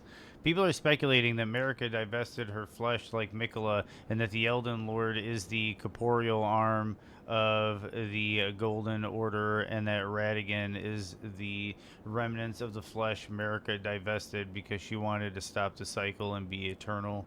She wanted control of it all. I could kind of see that to a degree because she is dead at the end. Like, she's the Saint Trina, and Radigan is the Mikola. And Radigan and Mikola do have a close connection with all the ring spells and all that stuff.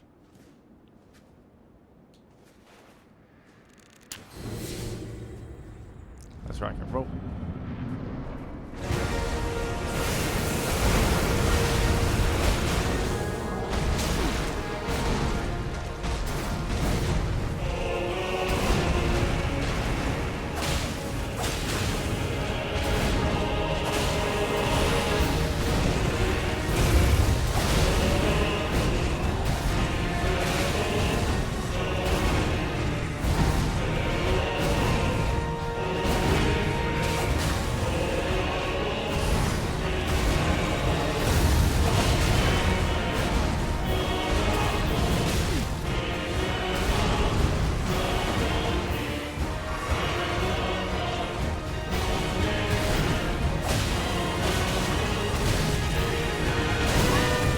Not good, not the good.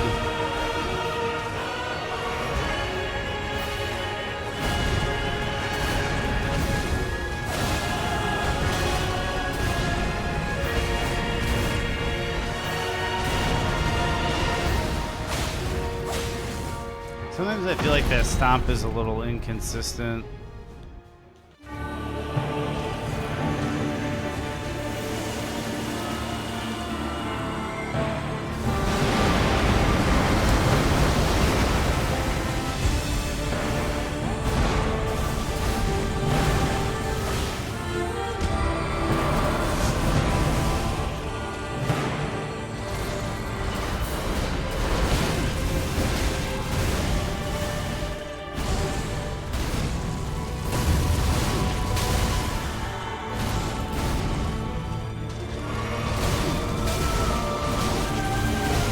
Sometimes you just get juggled between swords.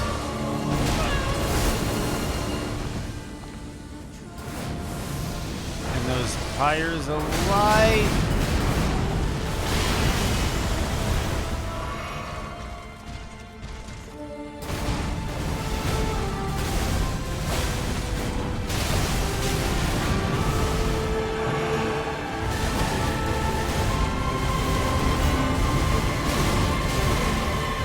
Honestly,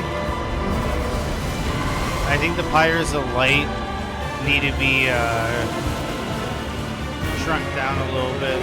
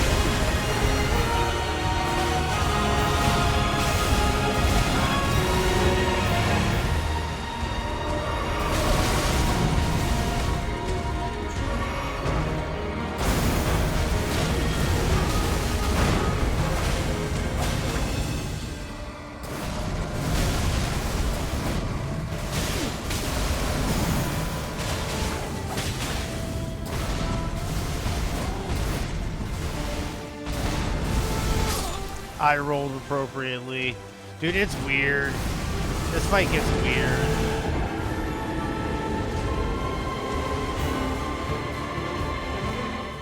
This fight gets really weird. Okay, so we're gonna go get the Rakshasa set.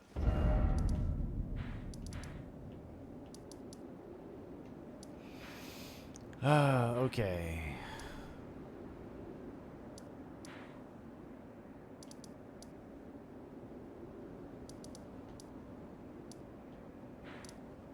I thought I grabbed the grace I needed. Oh wait, yeah. It's this one, if I remember correctly.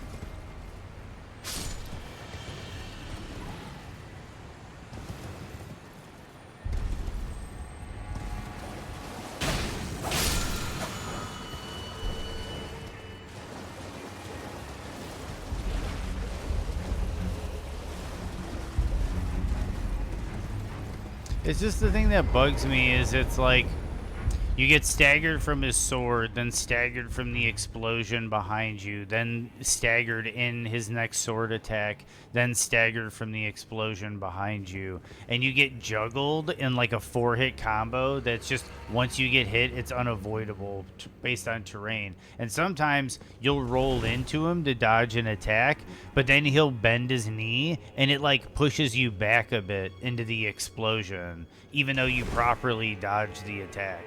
It's a little finicky, and I still have some complaints about that fight.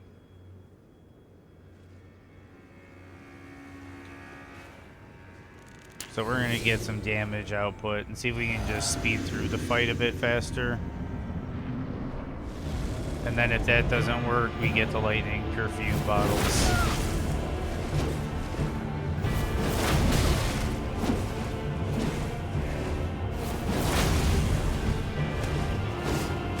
The hyper armor on that thing is insane.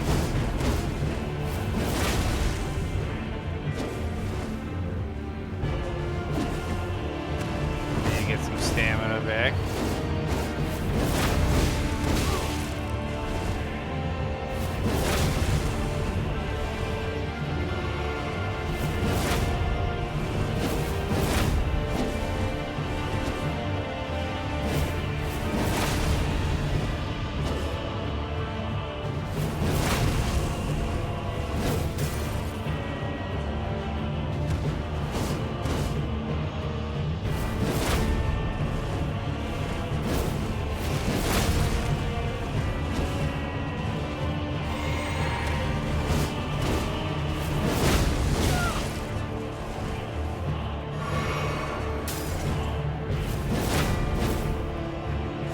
Stamina burn.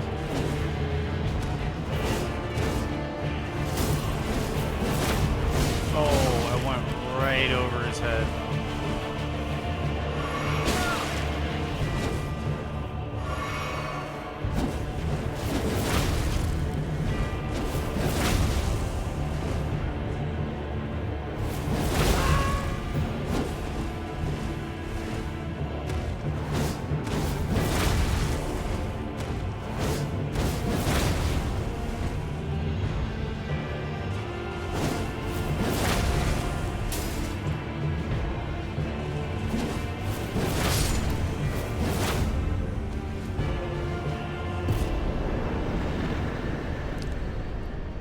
I think there's a left and a right of that, but we'll find out. Okay, so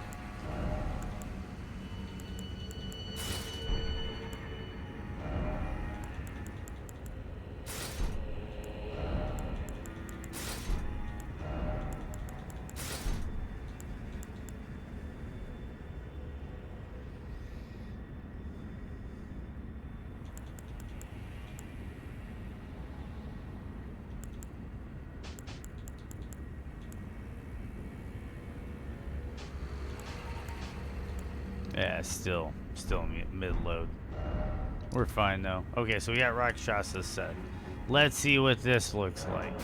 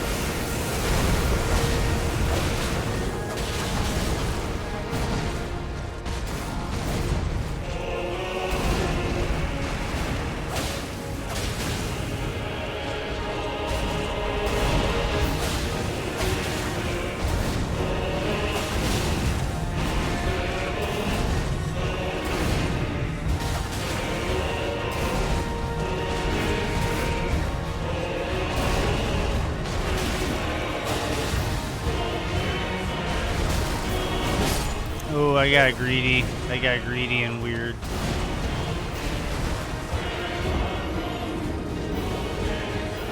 That was almost first phase without a flask. That was almost first phase with almost first phase without a flask.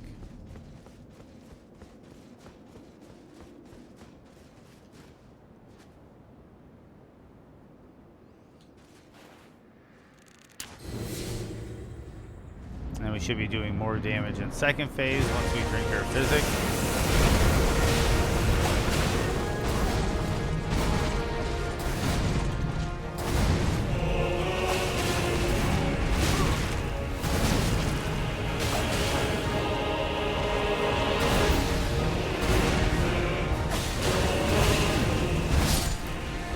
I tried working that one blind spot attack, and it didn't work.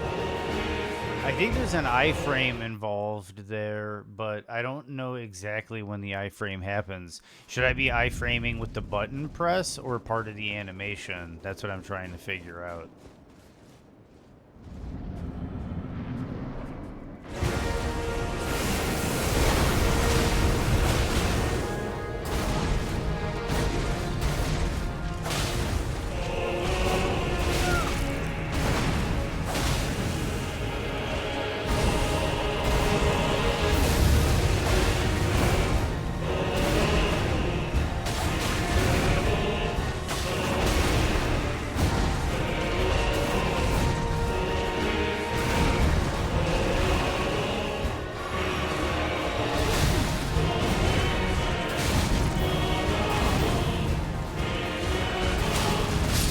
Couldn't even eat a crab. Couldn't even eat a crab.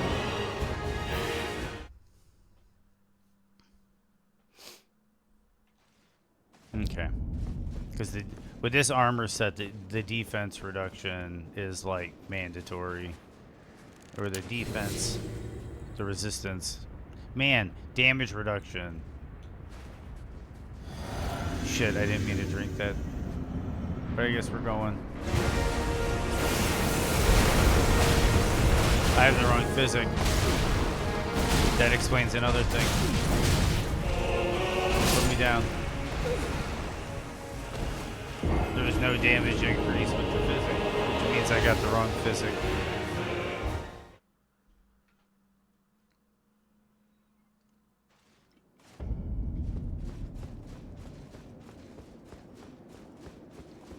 Okay. So. Wait. Thank you. I don't even know why I quick traveled, but yeah, thank you. Makes wonders physics. See? That explains a lot of the past couple encounters. Okay, so in the second phase, I'll be doing more damage. And I could probably drink it now and get, like, a nuke in the first phase, maybe. Well, not a nuke, but substantial damage.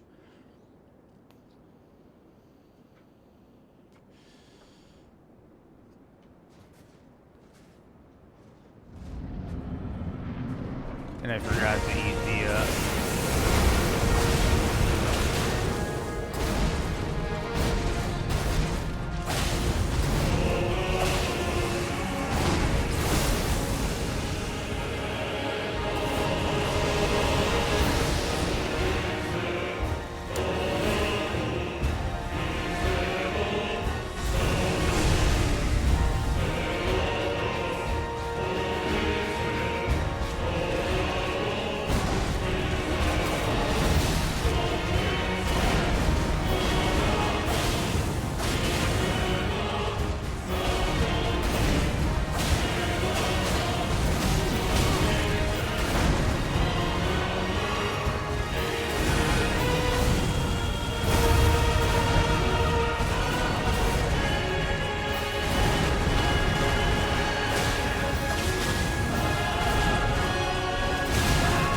bad time.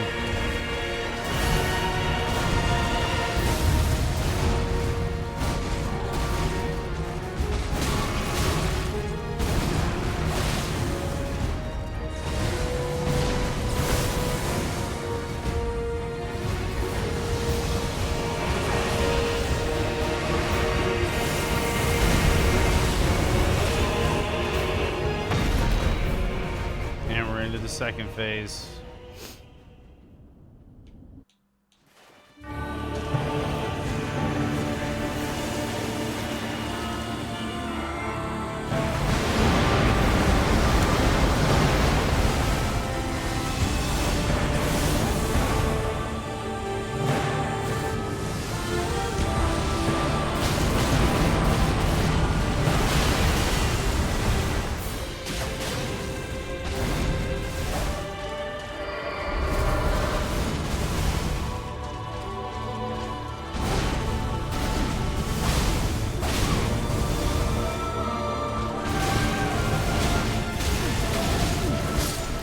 see what I mean?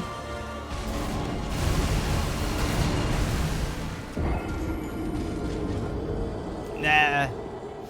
But you see what I mean, though, there? Where it's just like, it's just stun, stun, stun, stun, stun. It's like, dude, what do you do? What do you do? And I hate buffing, dude. I got Golden Vow on and everything. I fucking hate that shit. And in the middle of this fight, I don't feel like doing it in the middle of this fight.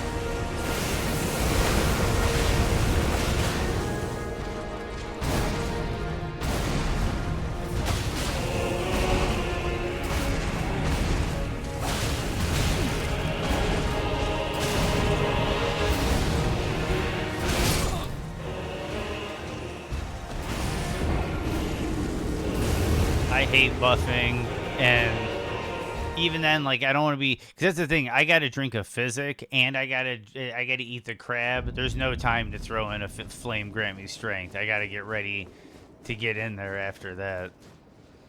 Oh, I forgot. Okay.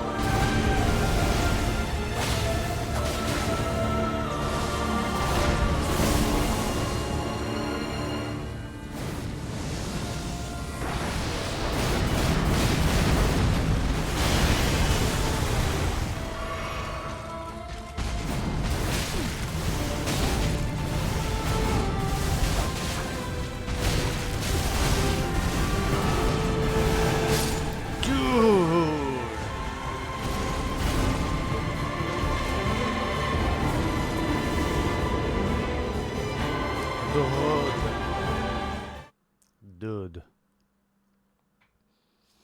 I was doing really well.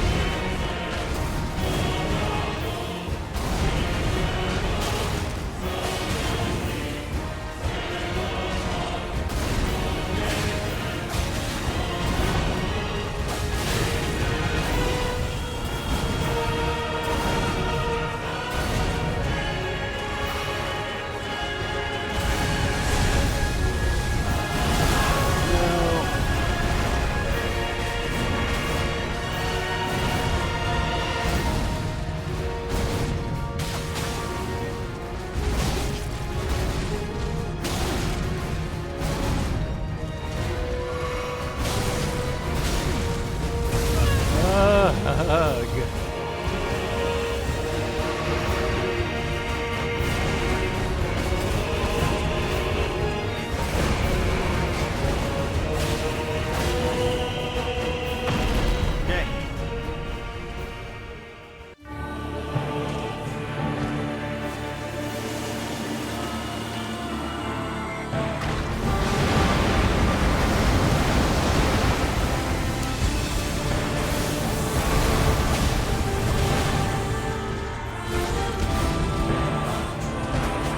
Oh, I rolled early.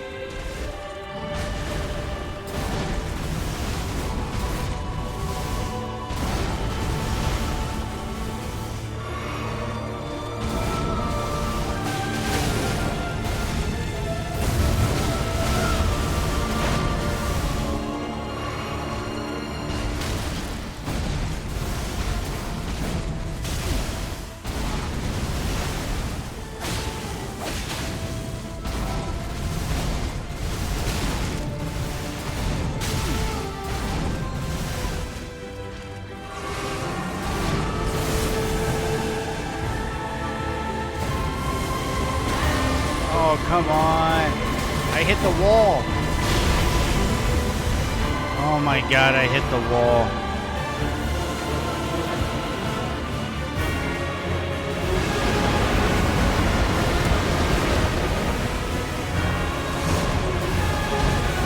Way to float in the air, dude.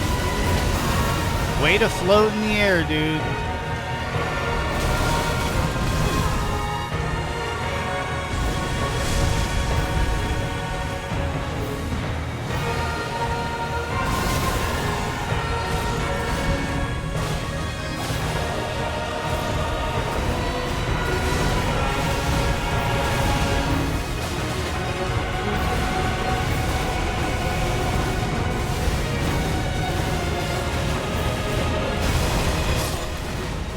What do you do?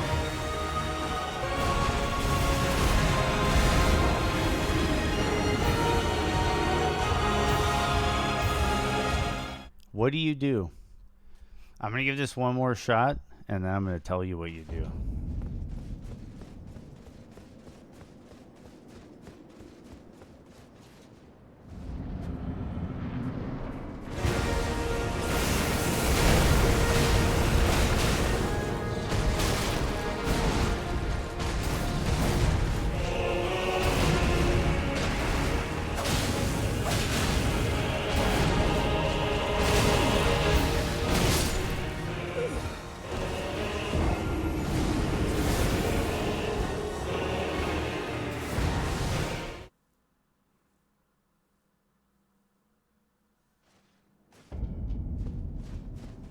One more.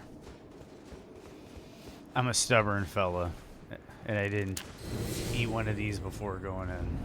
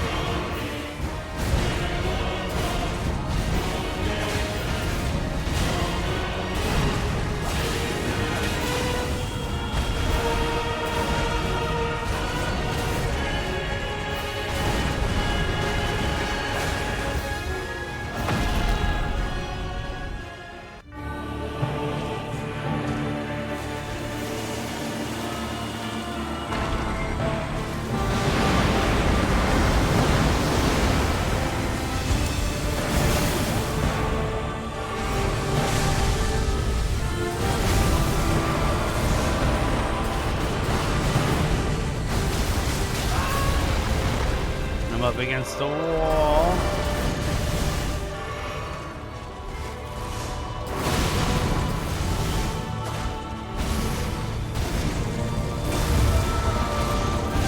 Dude, I can't see shit because the... A 1,000-year voyage guided by compassion. You know what, dude? You ain't shit, dog. You ain't shit.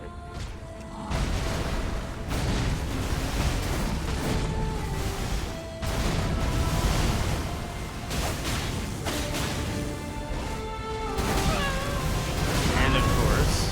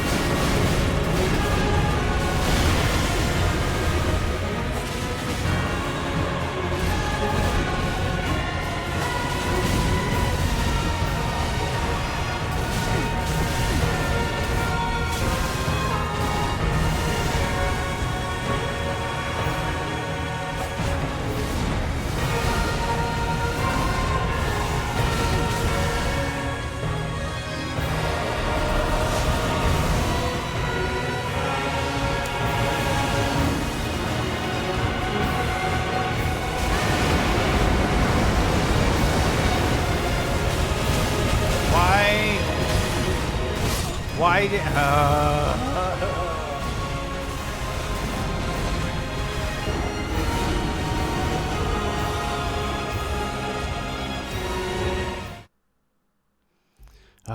Mid-roll dodging this dude is a nightmare. Granted, I'm also taking a bunch of extra damage because I'm taking the Rakshasa set. But I'm hoping that this would help speed down the fight a bit.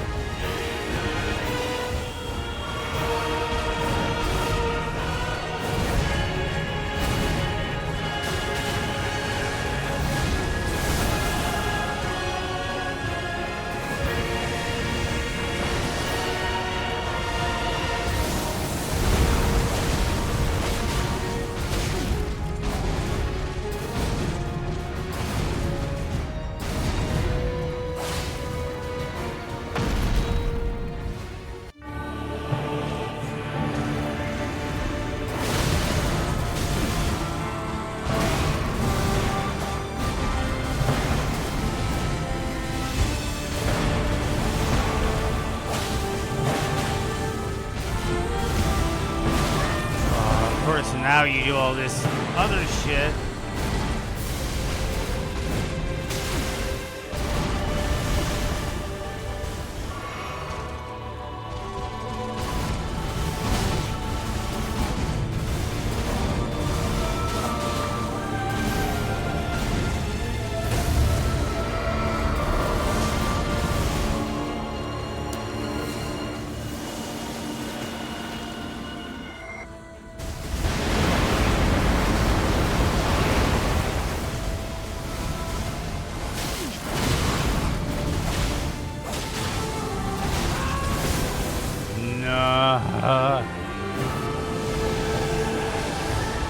I was mashing the fucking heal button.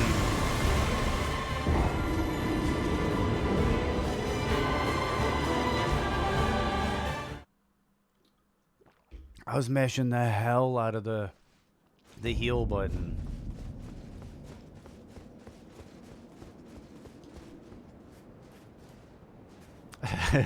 Twist his dick. Give him the old dick twist.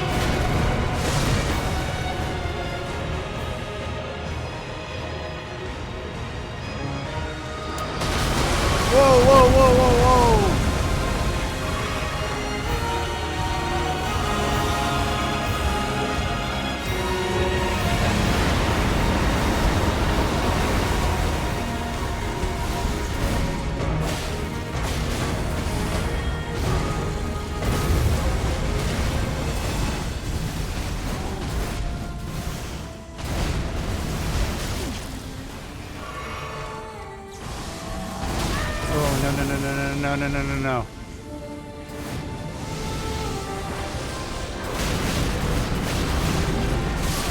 No! I got this. I got this. That fight proved it. I got this. I just need to get in the zone. No, no, no, no. That was a Tegan Presley moment. I need to figure out if he hits me on the way up for the purple, what do I do? When do I heal? I need to figure that out.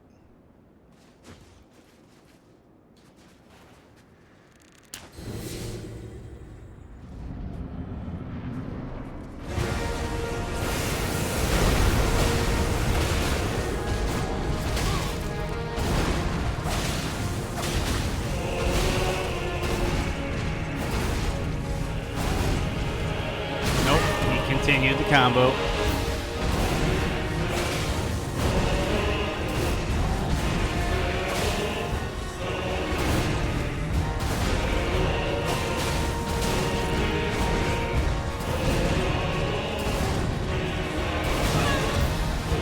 Usually that timing works.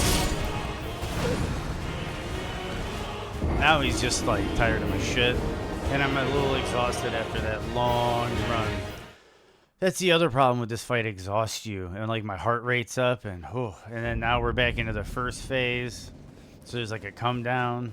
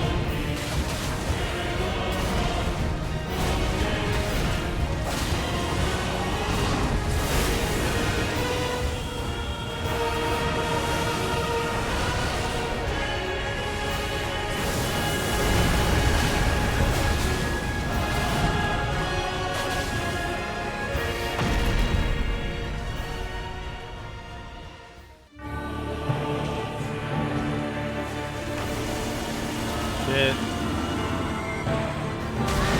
I knew that was gonna happen.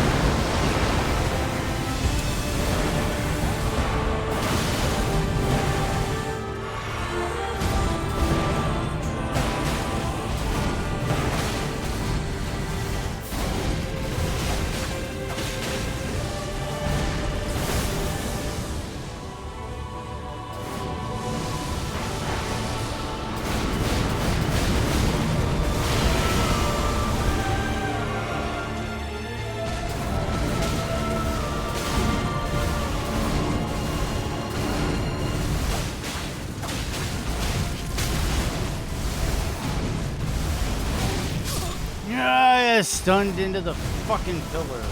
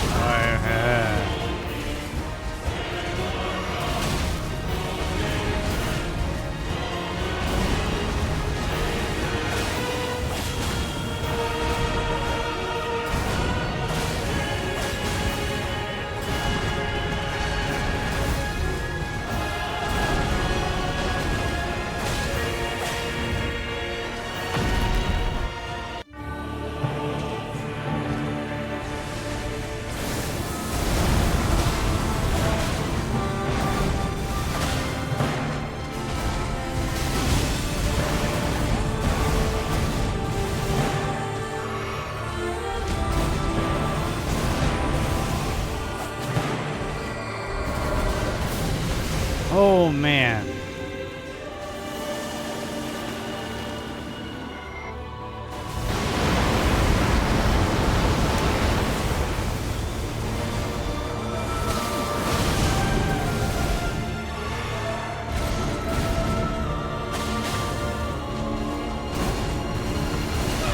I could have sworn I made that.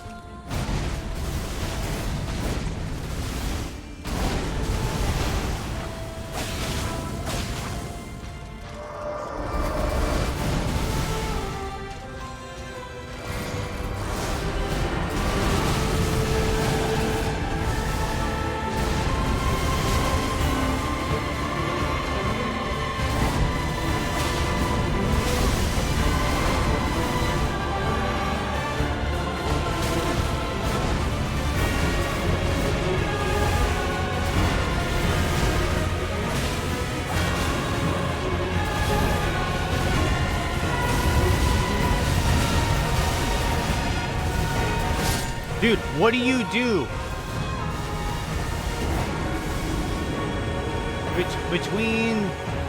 Between the holy pillars, the explosion from the blood flame, his actual sword attack, and then his spin to win, like, there's no window to dodge that, I don't think. The way that's stacked together, there was no way to dodge that. You had to eat something.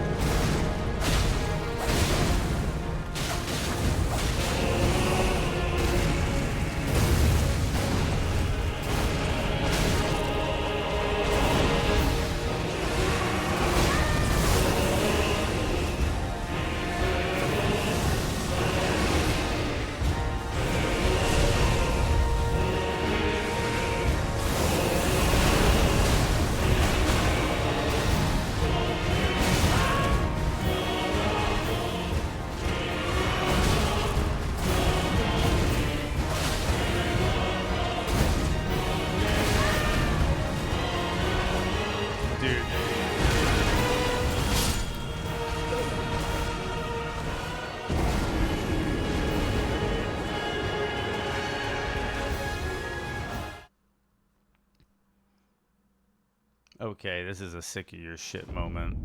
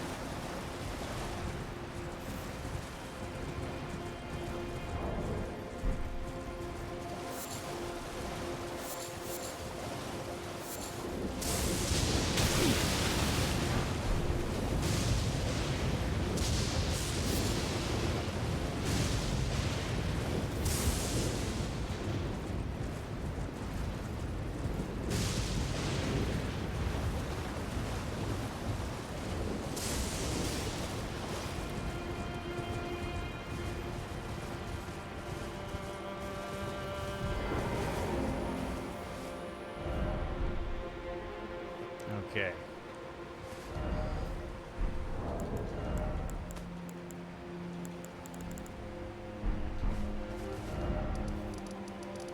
Problem is we need a bunch of runes. You know what? I'm not gonna do that. We're gonna get this guy. I'm stubborn. Whether it's today or tomorrow or whenever, we're gonna get this guy.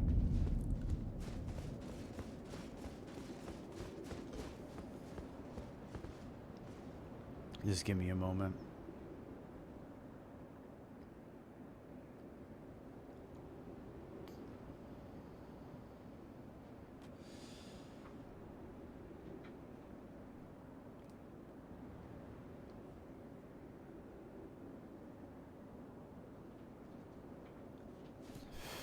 Let's see what's up.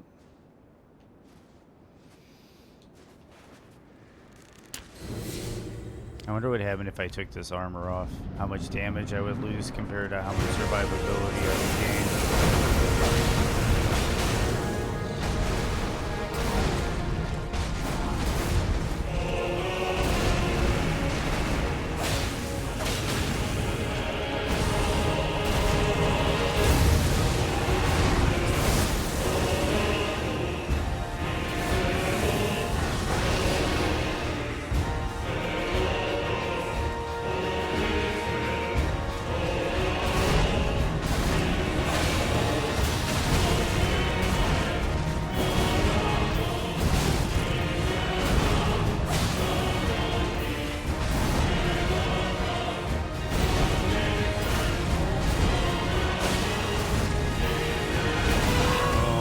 Now's the time to heal. I knew that was gonna happen. But I got this, man. Let's see what happens. Let's see what happens damage. Let's see what happens damage-wise if I switch my armor. Let's just see what if the whole thing changes if I do that. It's just I feel like if I do that, I'm gonna be in the second phase so much longer.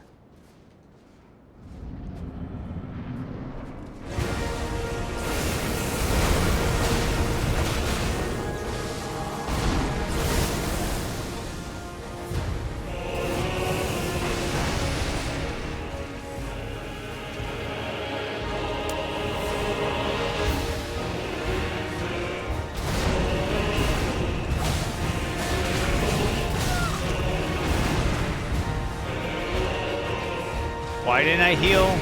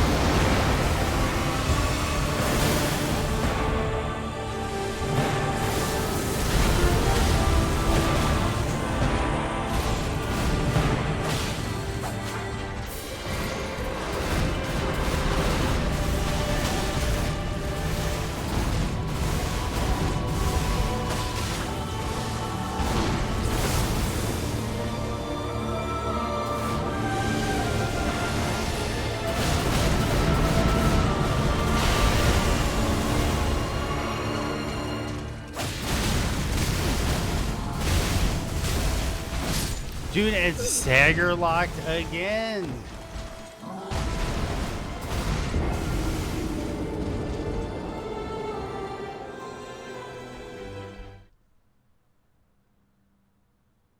Stagger locked again.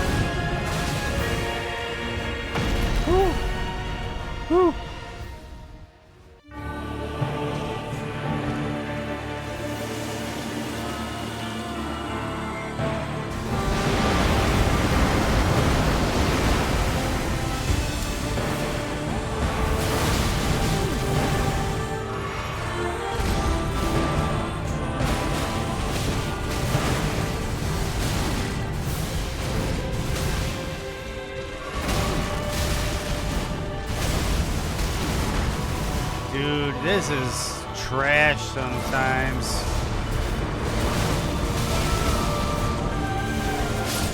Dude, that is pure trash sometimes. And this is why I feel compelled to cheese him, because I feel like he's cheesing me.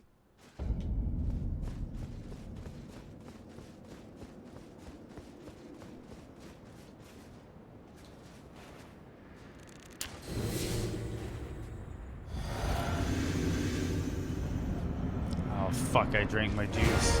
Well, hopefully I can speed through this.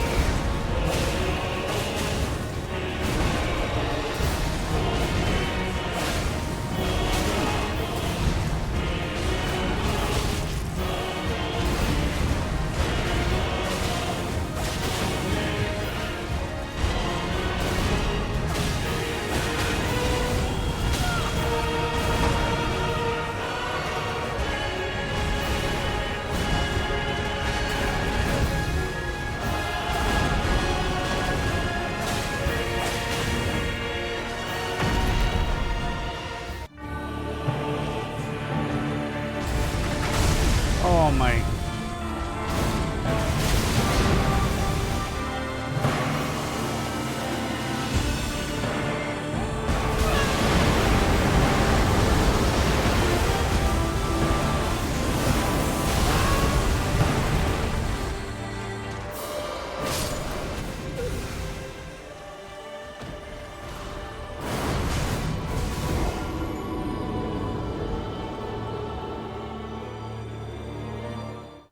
Okay.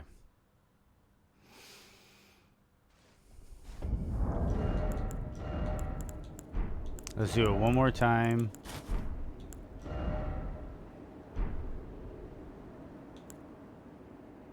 Well, how much of a difference did that make? Not that much.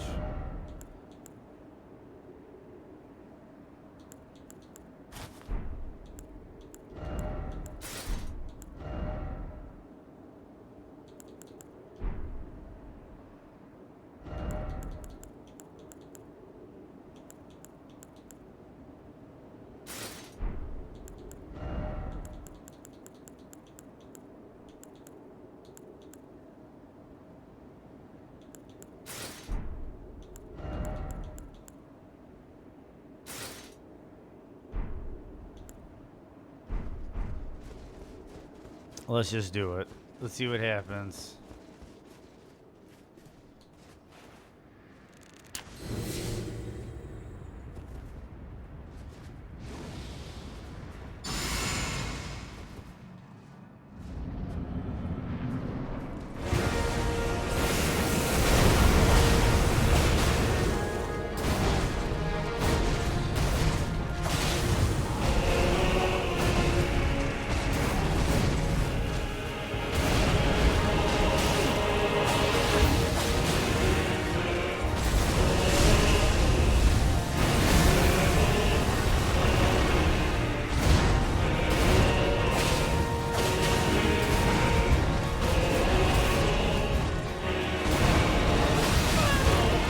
Seeing if I could squeeze one in there.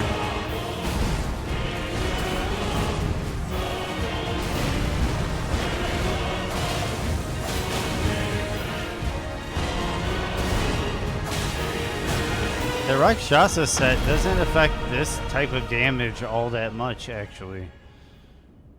I feel like I've kind of been gimping myself a little bit.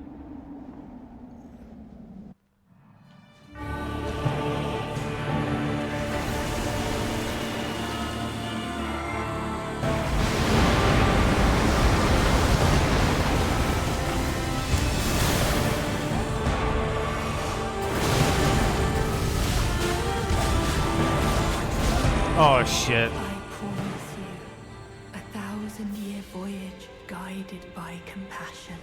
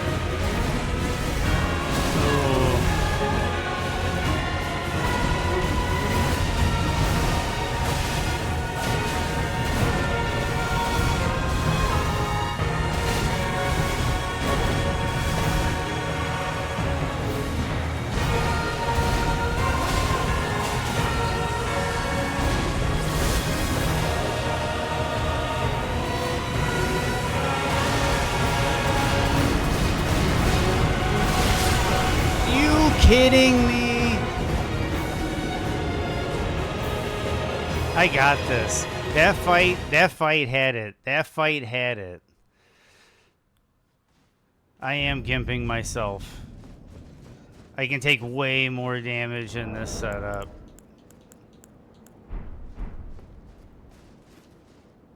Shit, I meant to eat the crab.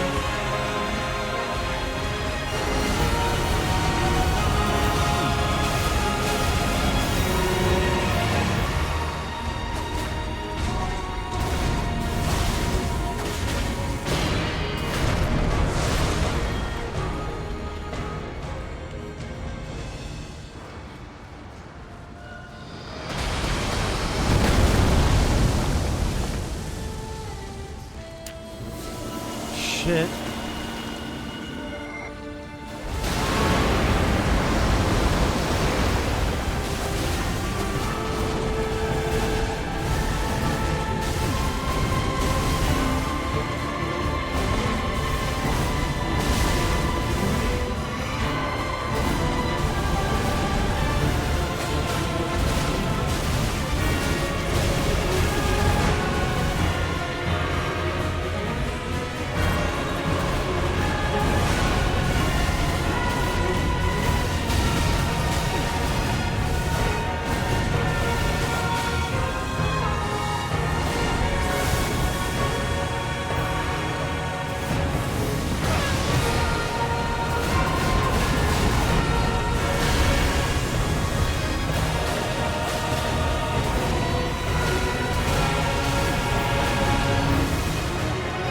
I'm out of flasks.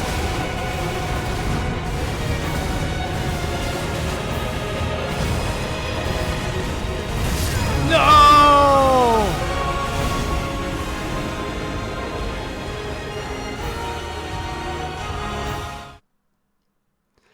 Oh, no, no, no, no, no, no, no, no. Oh, man. Yeah, it was like 1-2 hits away. That's... Whew, give me a second to shake that one off, and then we'll get back in. Whew.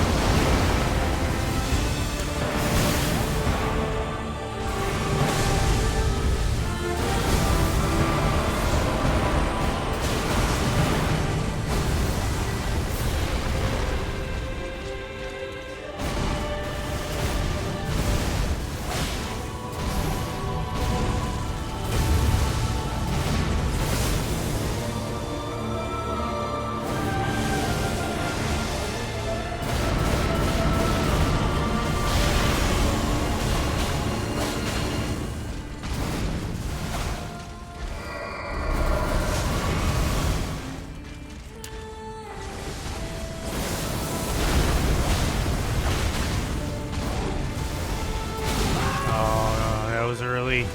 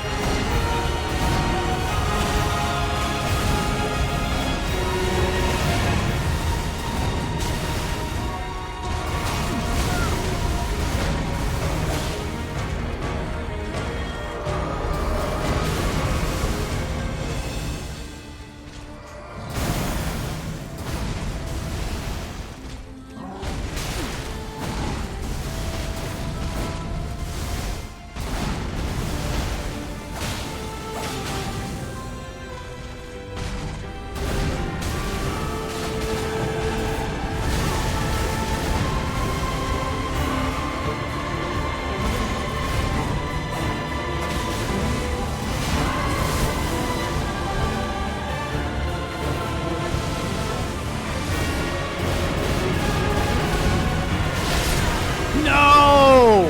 The same fucking attack. And I know how to dodge it. I know how to dodge it.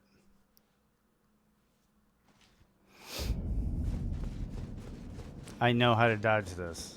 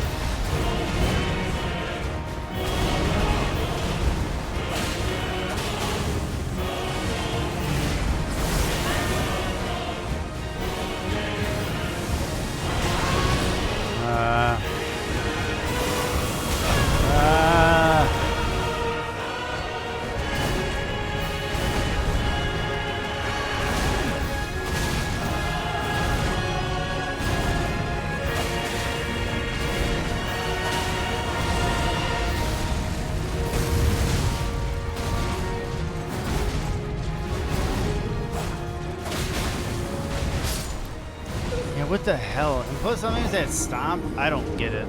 Am I rolling early? Am I rolling late? On light roll, I never get hit by that stomp.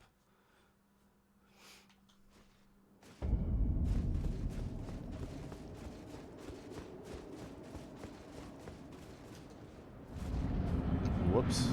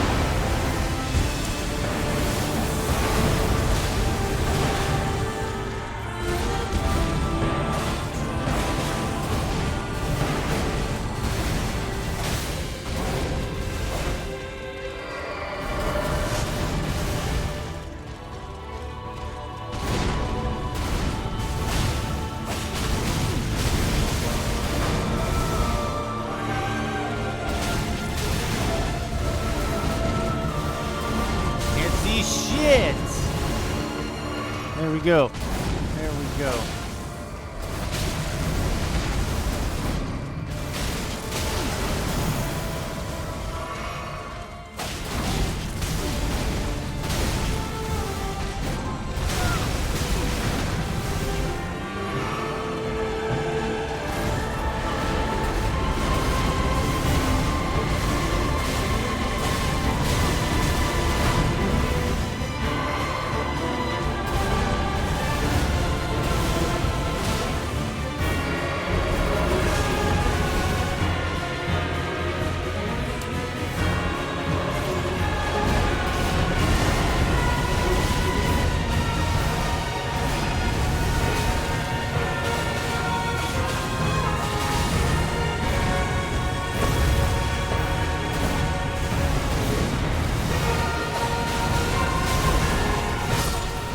I just got greedy to get him into the next phase. How much time I got left? I'll knock this out, I think.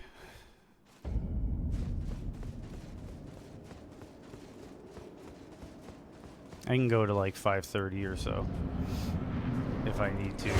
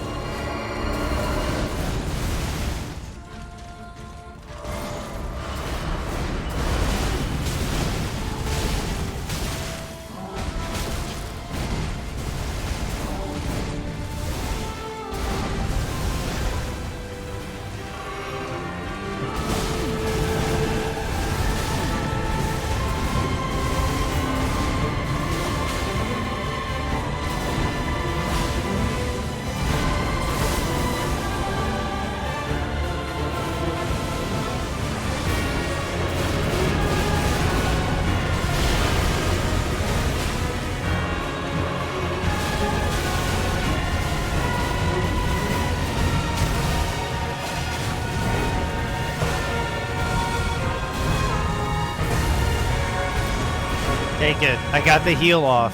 I got the heal off. I'll take it.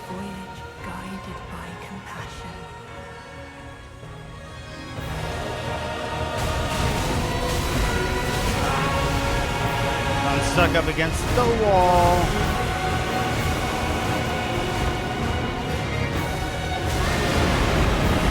I'll drink. I'll drink.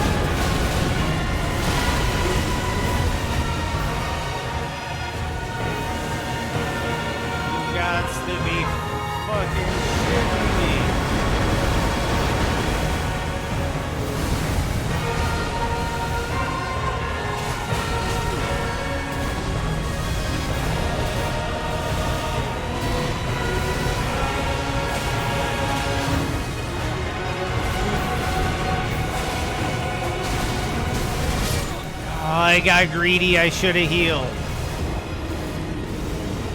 I can get him to Radon consistently. This is aggravating because I can get him to Radon consistently. I just need to clean it up. I still got like 40 minutes. Still got like 40 minutes to do this.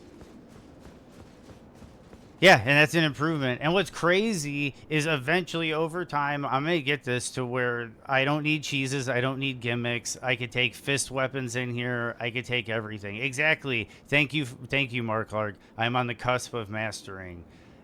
Little by little, we're getting there. We're getting there.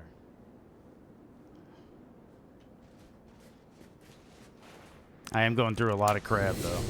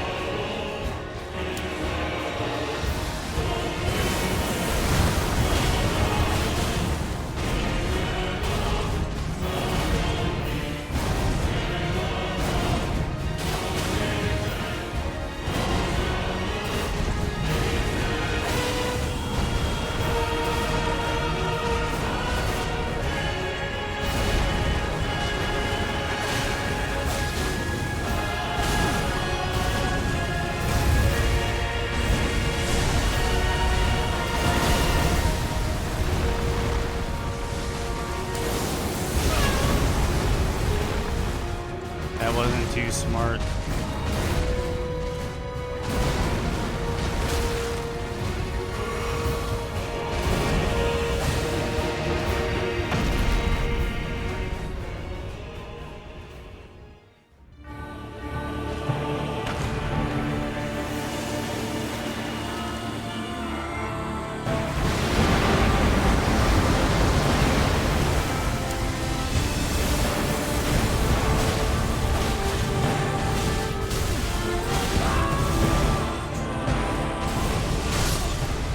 Oh my god. Pretty damn good first phase into a terrible second phase.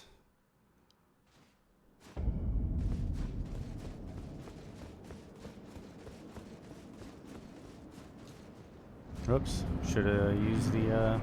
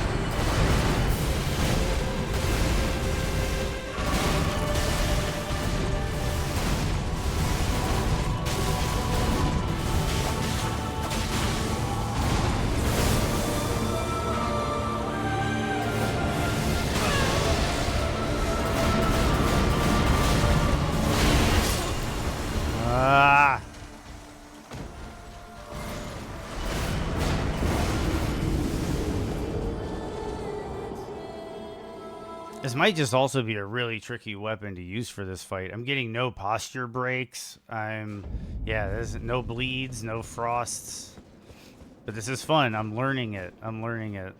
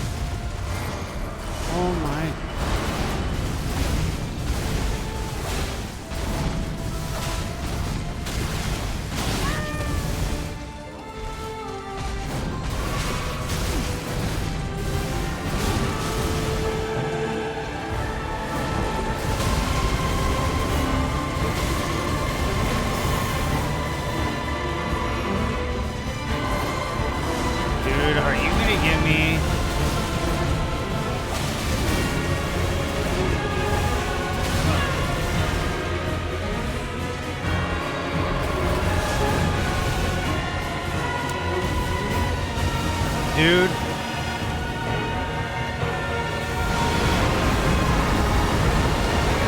Are you gonna get me?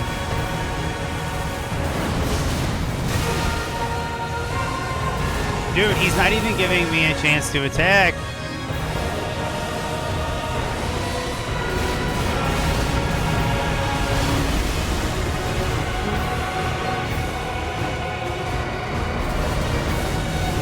Dude, he's not even giving me a chance to attack. And then I get terrain bullshitted.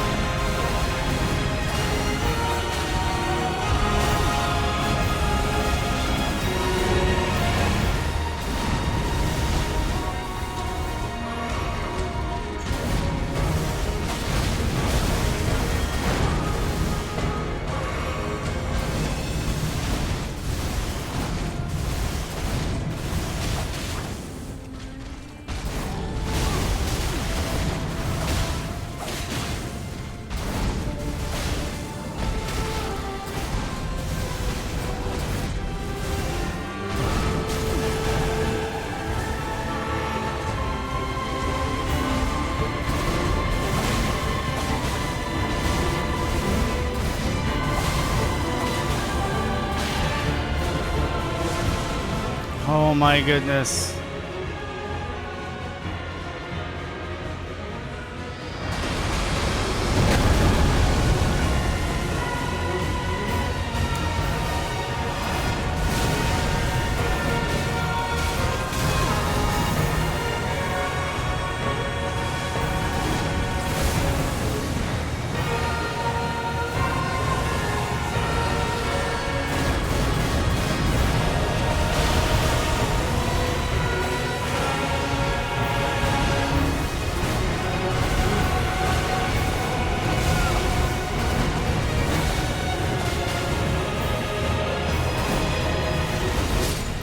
Are you kidding me?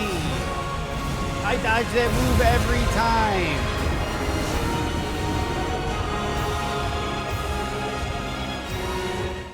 I dodge that move every time. You're gonna tell me I didn't dodge that move? Bullshit.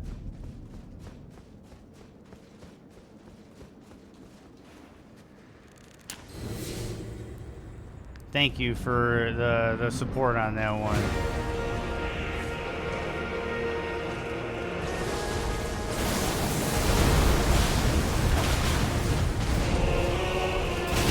I dodged early.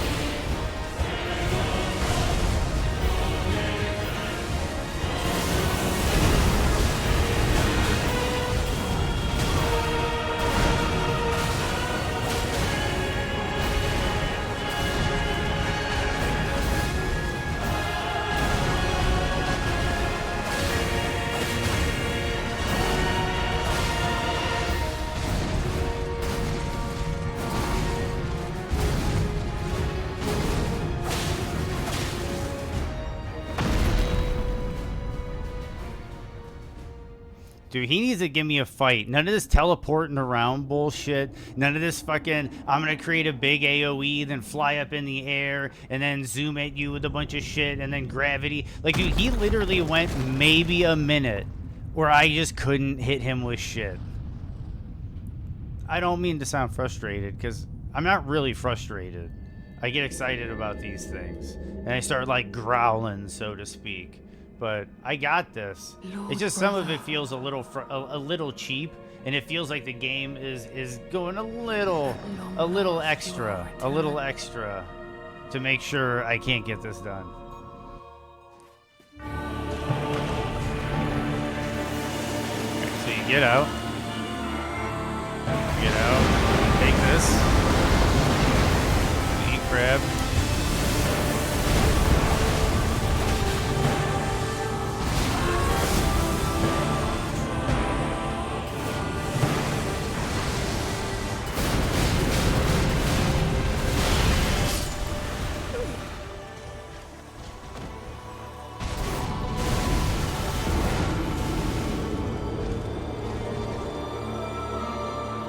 That attack in particular, I like, sometimes you've seen me, I've gotten it consistently sometimes, and then other times it seems like it's just not consistent. Yeah, it feels like that happens sometimes.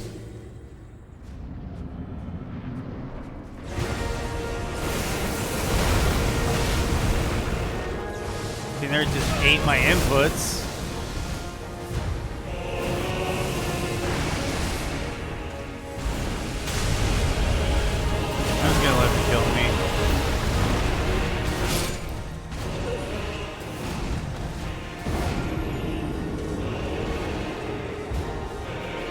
Yeah, that's the big problem I have with this boss is I feel like some of his moves should be on a slightly longer cooldown. Because I think typically, I know like Melania, a lot of her moves work on a cooldown where after she uses them, she has to wait, like, for instance, like I think it's like Waterfowl Dance, she has to wait like almost 20 seconds before she can do another waterfowl.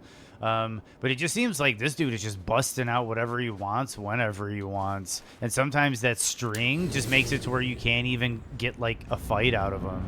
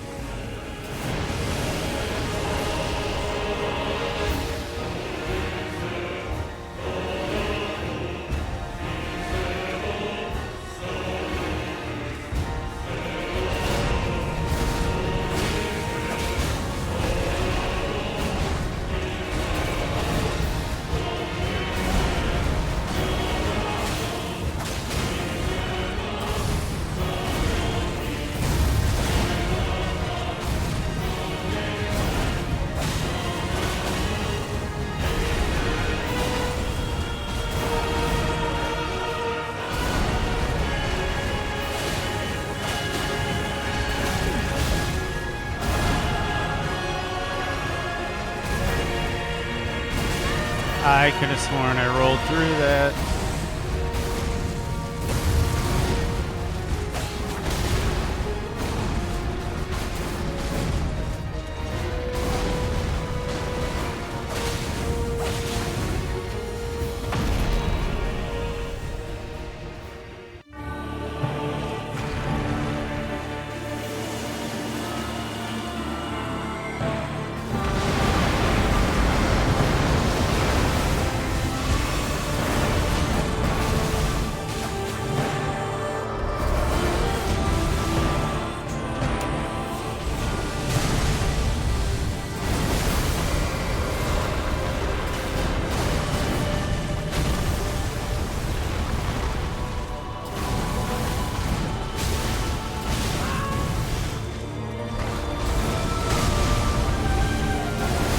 Do it again. And I'm stuck against the fucking wall. Oh my god, dude. Like, give me a fight. Give me a fight. Give me a fight.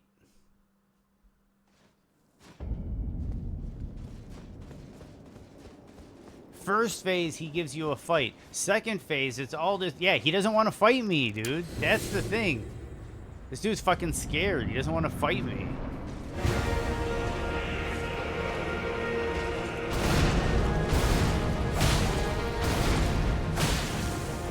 And I ate my inputs.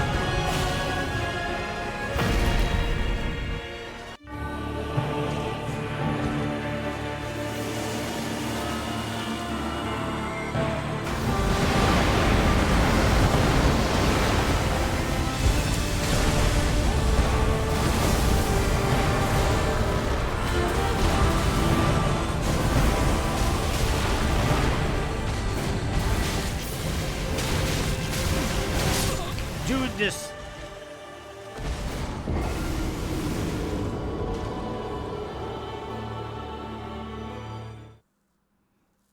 Do I need to get like right in his face out the gate? Is that what needs to happen?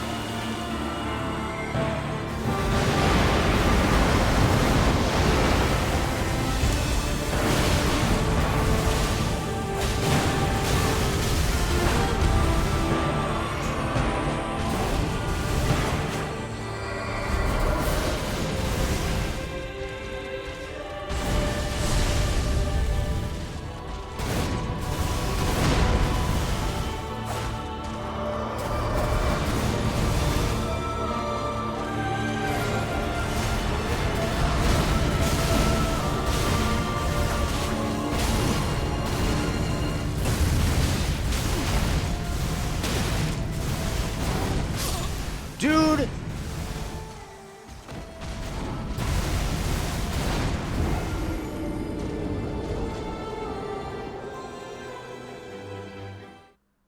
Yeah, they did. That's a good joke, man. They got rid of all the Flashbang logo in the beginning, only for them to give the boss at the end of the expansion all the Flashbang. I can't see shit. And then on top of it, it's just jank, man, because it's like, I clearly had that roll timed, but because of some weird arbitrary pillar of fucking holy damage, it's like you get roll caught.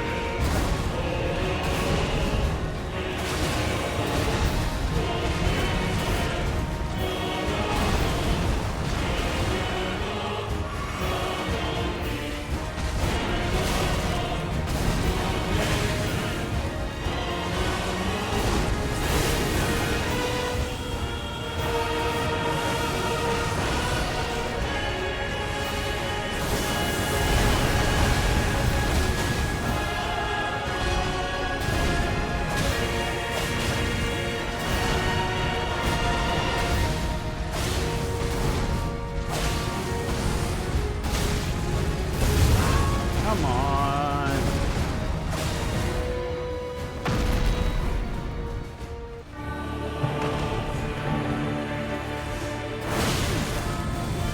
Of course. Of course.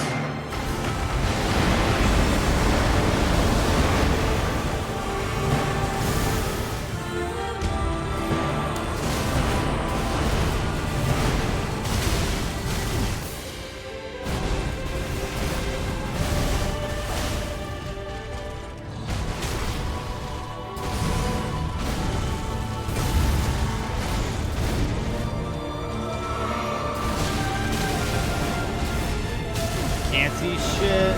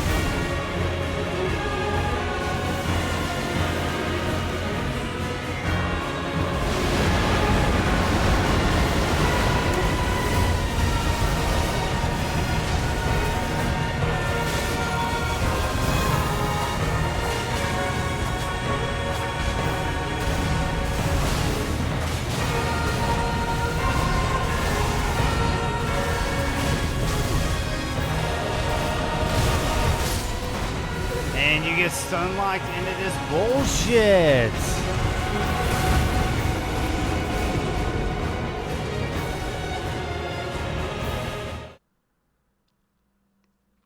Dude, this game. Give me 1 second. I'll be right back.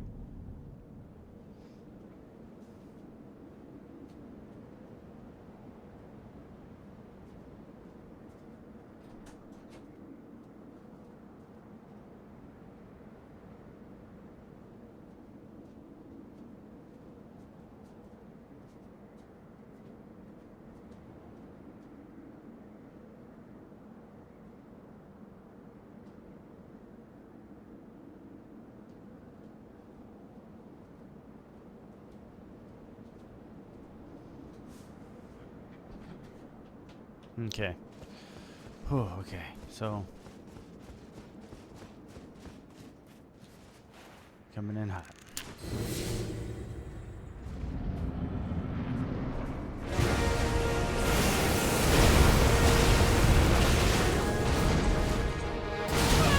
dodged. But alright.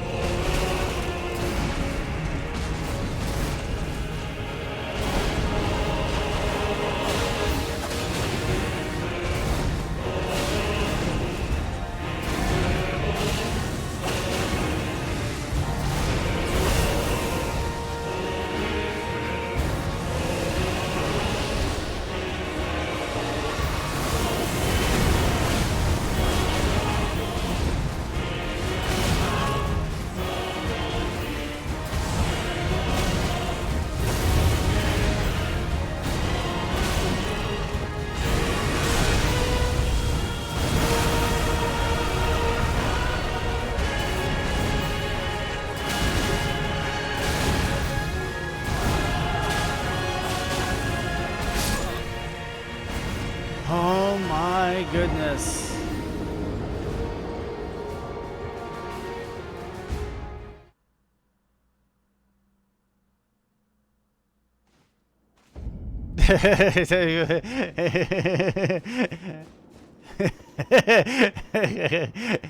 Ball return. Oh yeah.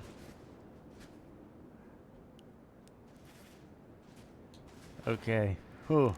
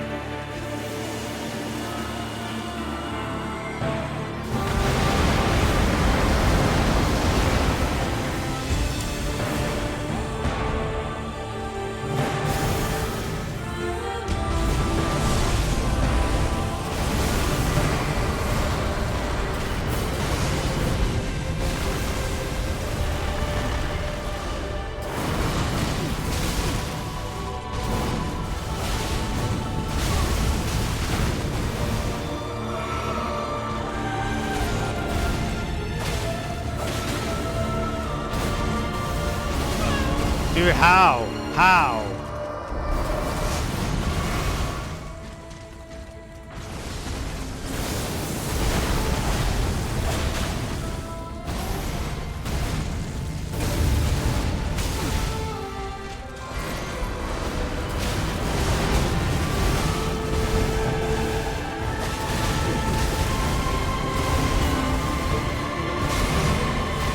Clean it up, clean it up.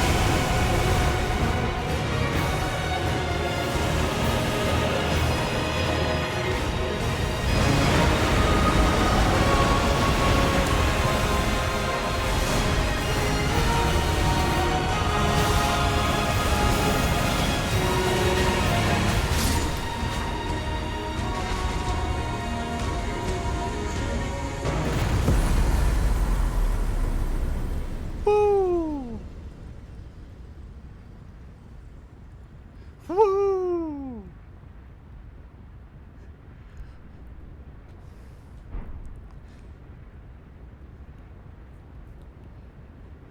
Whew. Yes, that is. That is an effort of will right there. Thank you. Thank you. 5 time. 5 time. 5 time. Radon, I'm coming for you. Question mark? Yeah, we're gonna leave that blank. But yeah, this is absolutely fantastic. Oh, got through them. Second time I've done it with like no cheese, no nothing. Just getting through it. Great that this time I had to bull goat up, but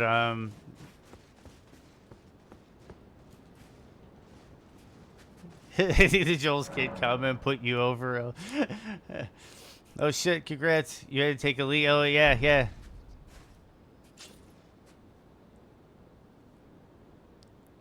But yeah, no, it's all good, dude. It's all good. But yeah, yeah. So we got through it. Let me double check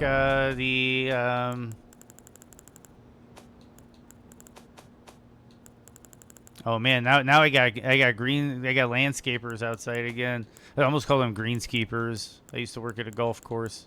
But yeah, let's go to the base items to double check. And there we go. 1, 2, 3, 4, 5, 6, 7, 8, 9, 10, and we got bail. That's it. Let's rock and roll, Keeler. Yeah, I'm not going to be on for that much longer. That was definitely a little bit of overtime, but we did it. We did it in overtime. We're going to level up real quick. Might as well just put that to 40, right? Boom. There we go. 157. Finished it. 157. No cheese. Shadow Tree Blessing 15. Yeah, no, dude. I'm having the time of my life playing this DLC. But yeah, tomorrow we're going to do an arcane build. And then after doing the arcane build, yeah, Thursday for 4th of July, it looks like we might be doing a 9 to 5 Killer 7 stream. And then Friday we might be finishing that up. So, yeah, it's going to be a slower Let's Play. It's going to be my first time playing the game in a couple of years, doing the whole game in a couple of years. I've started it a couple times, but didn't finish. But we're going to start it up and take it slow. I'll probably be reading some dialogue because I got some plans for Killer 7 in the future, so I want to do like an exploratory run, so to speak. But it's been a blast having everybody. It's been a blast having YouTube, so we'll see you later, YouTube.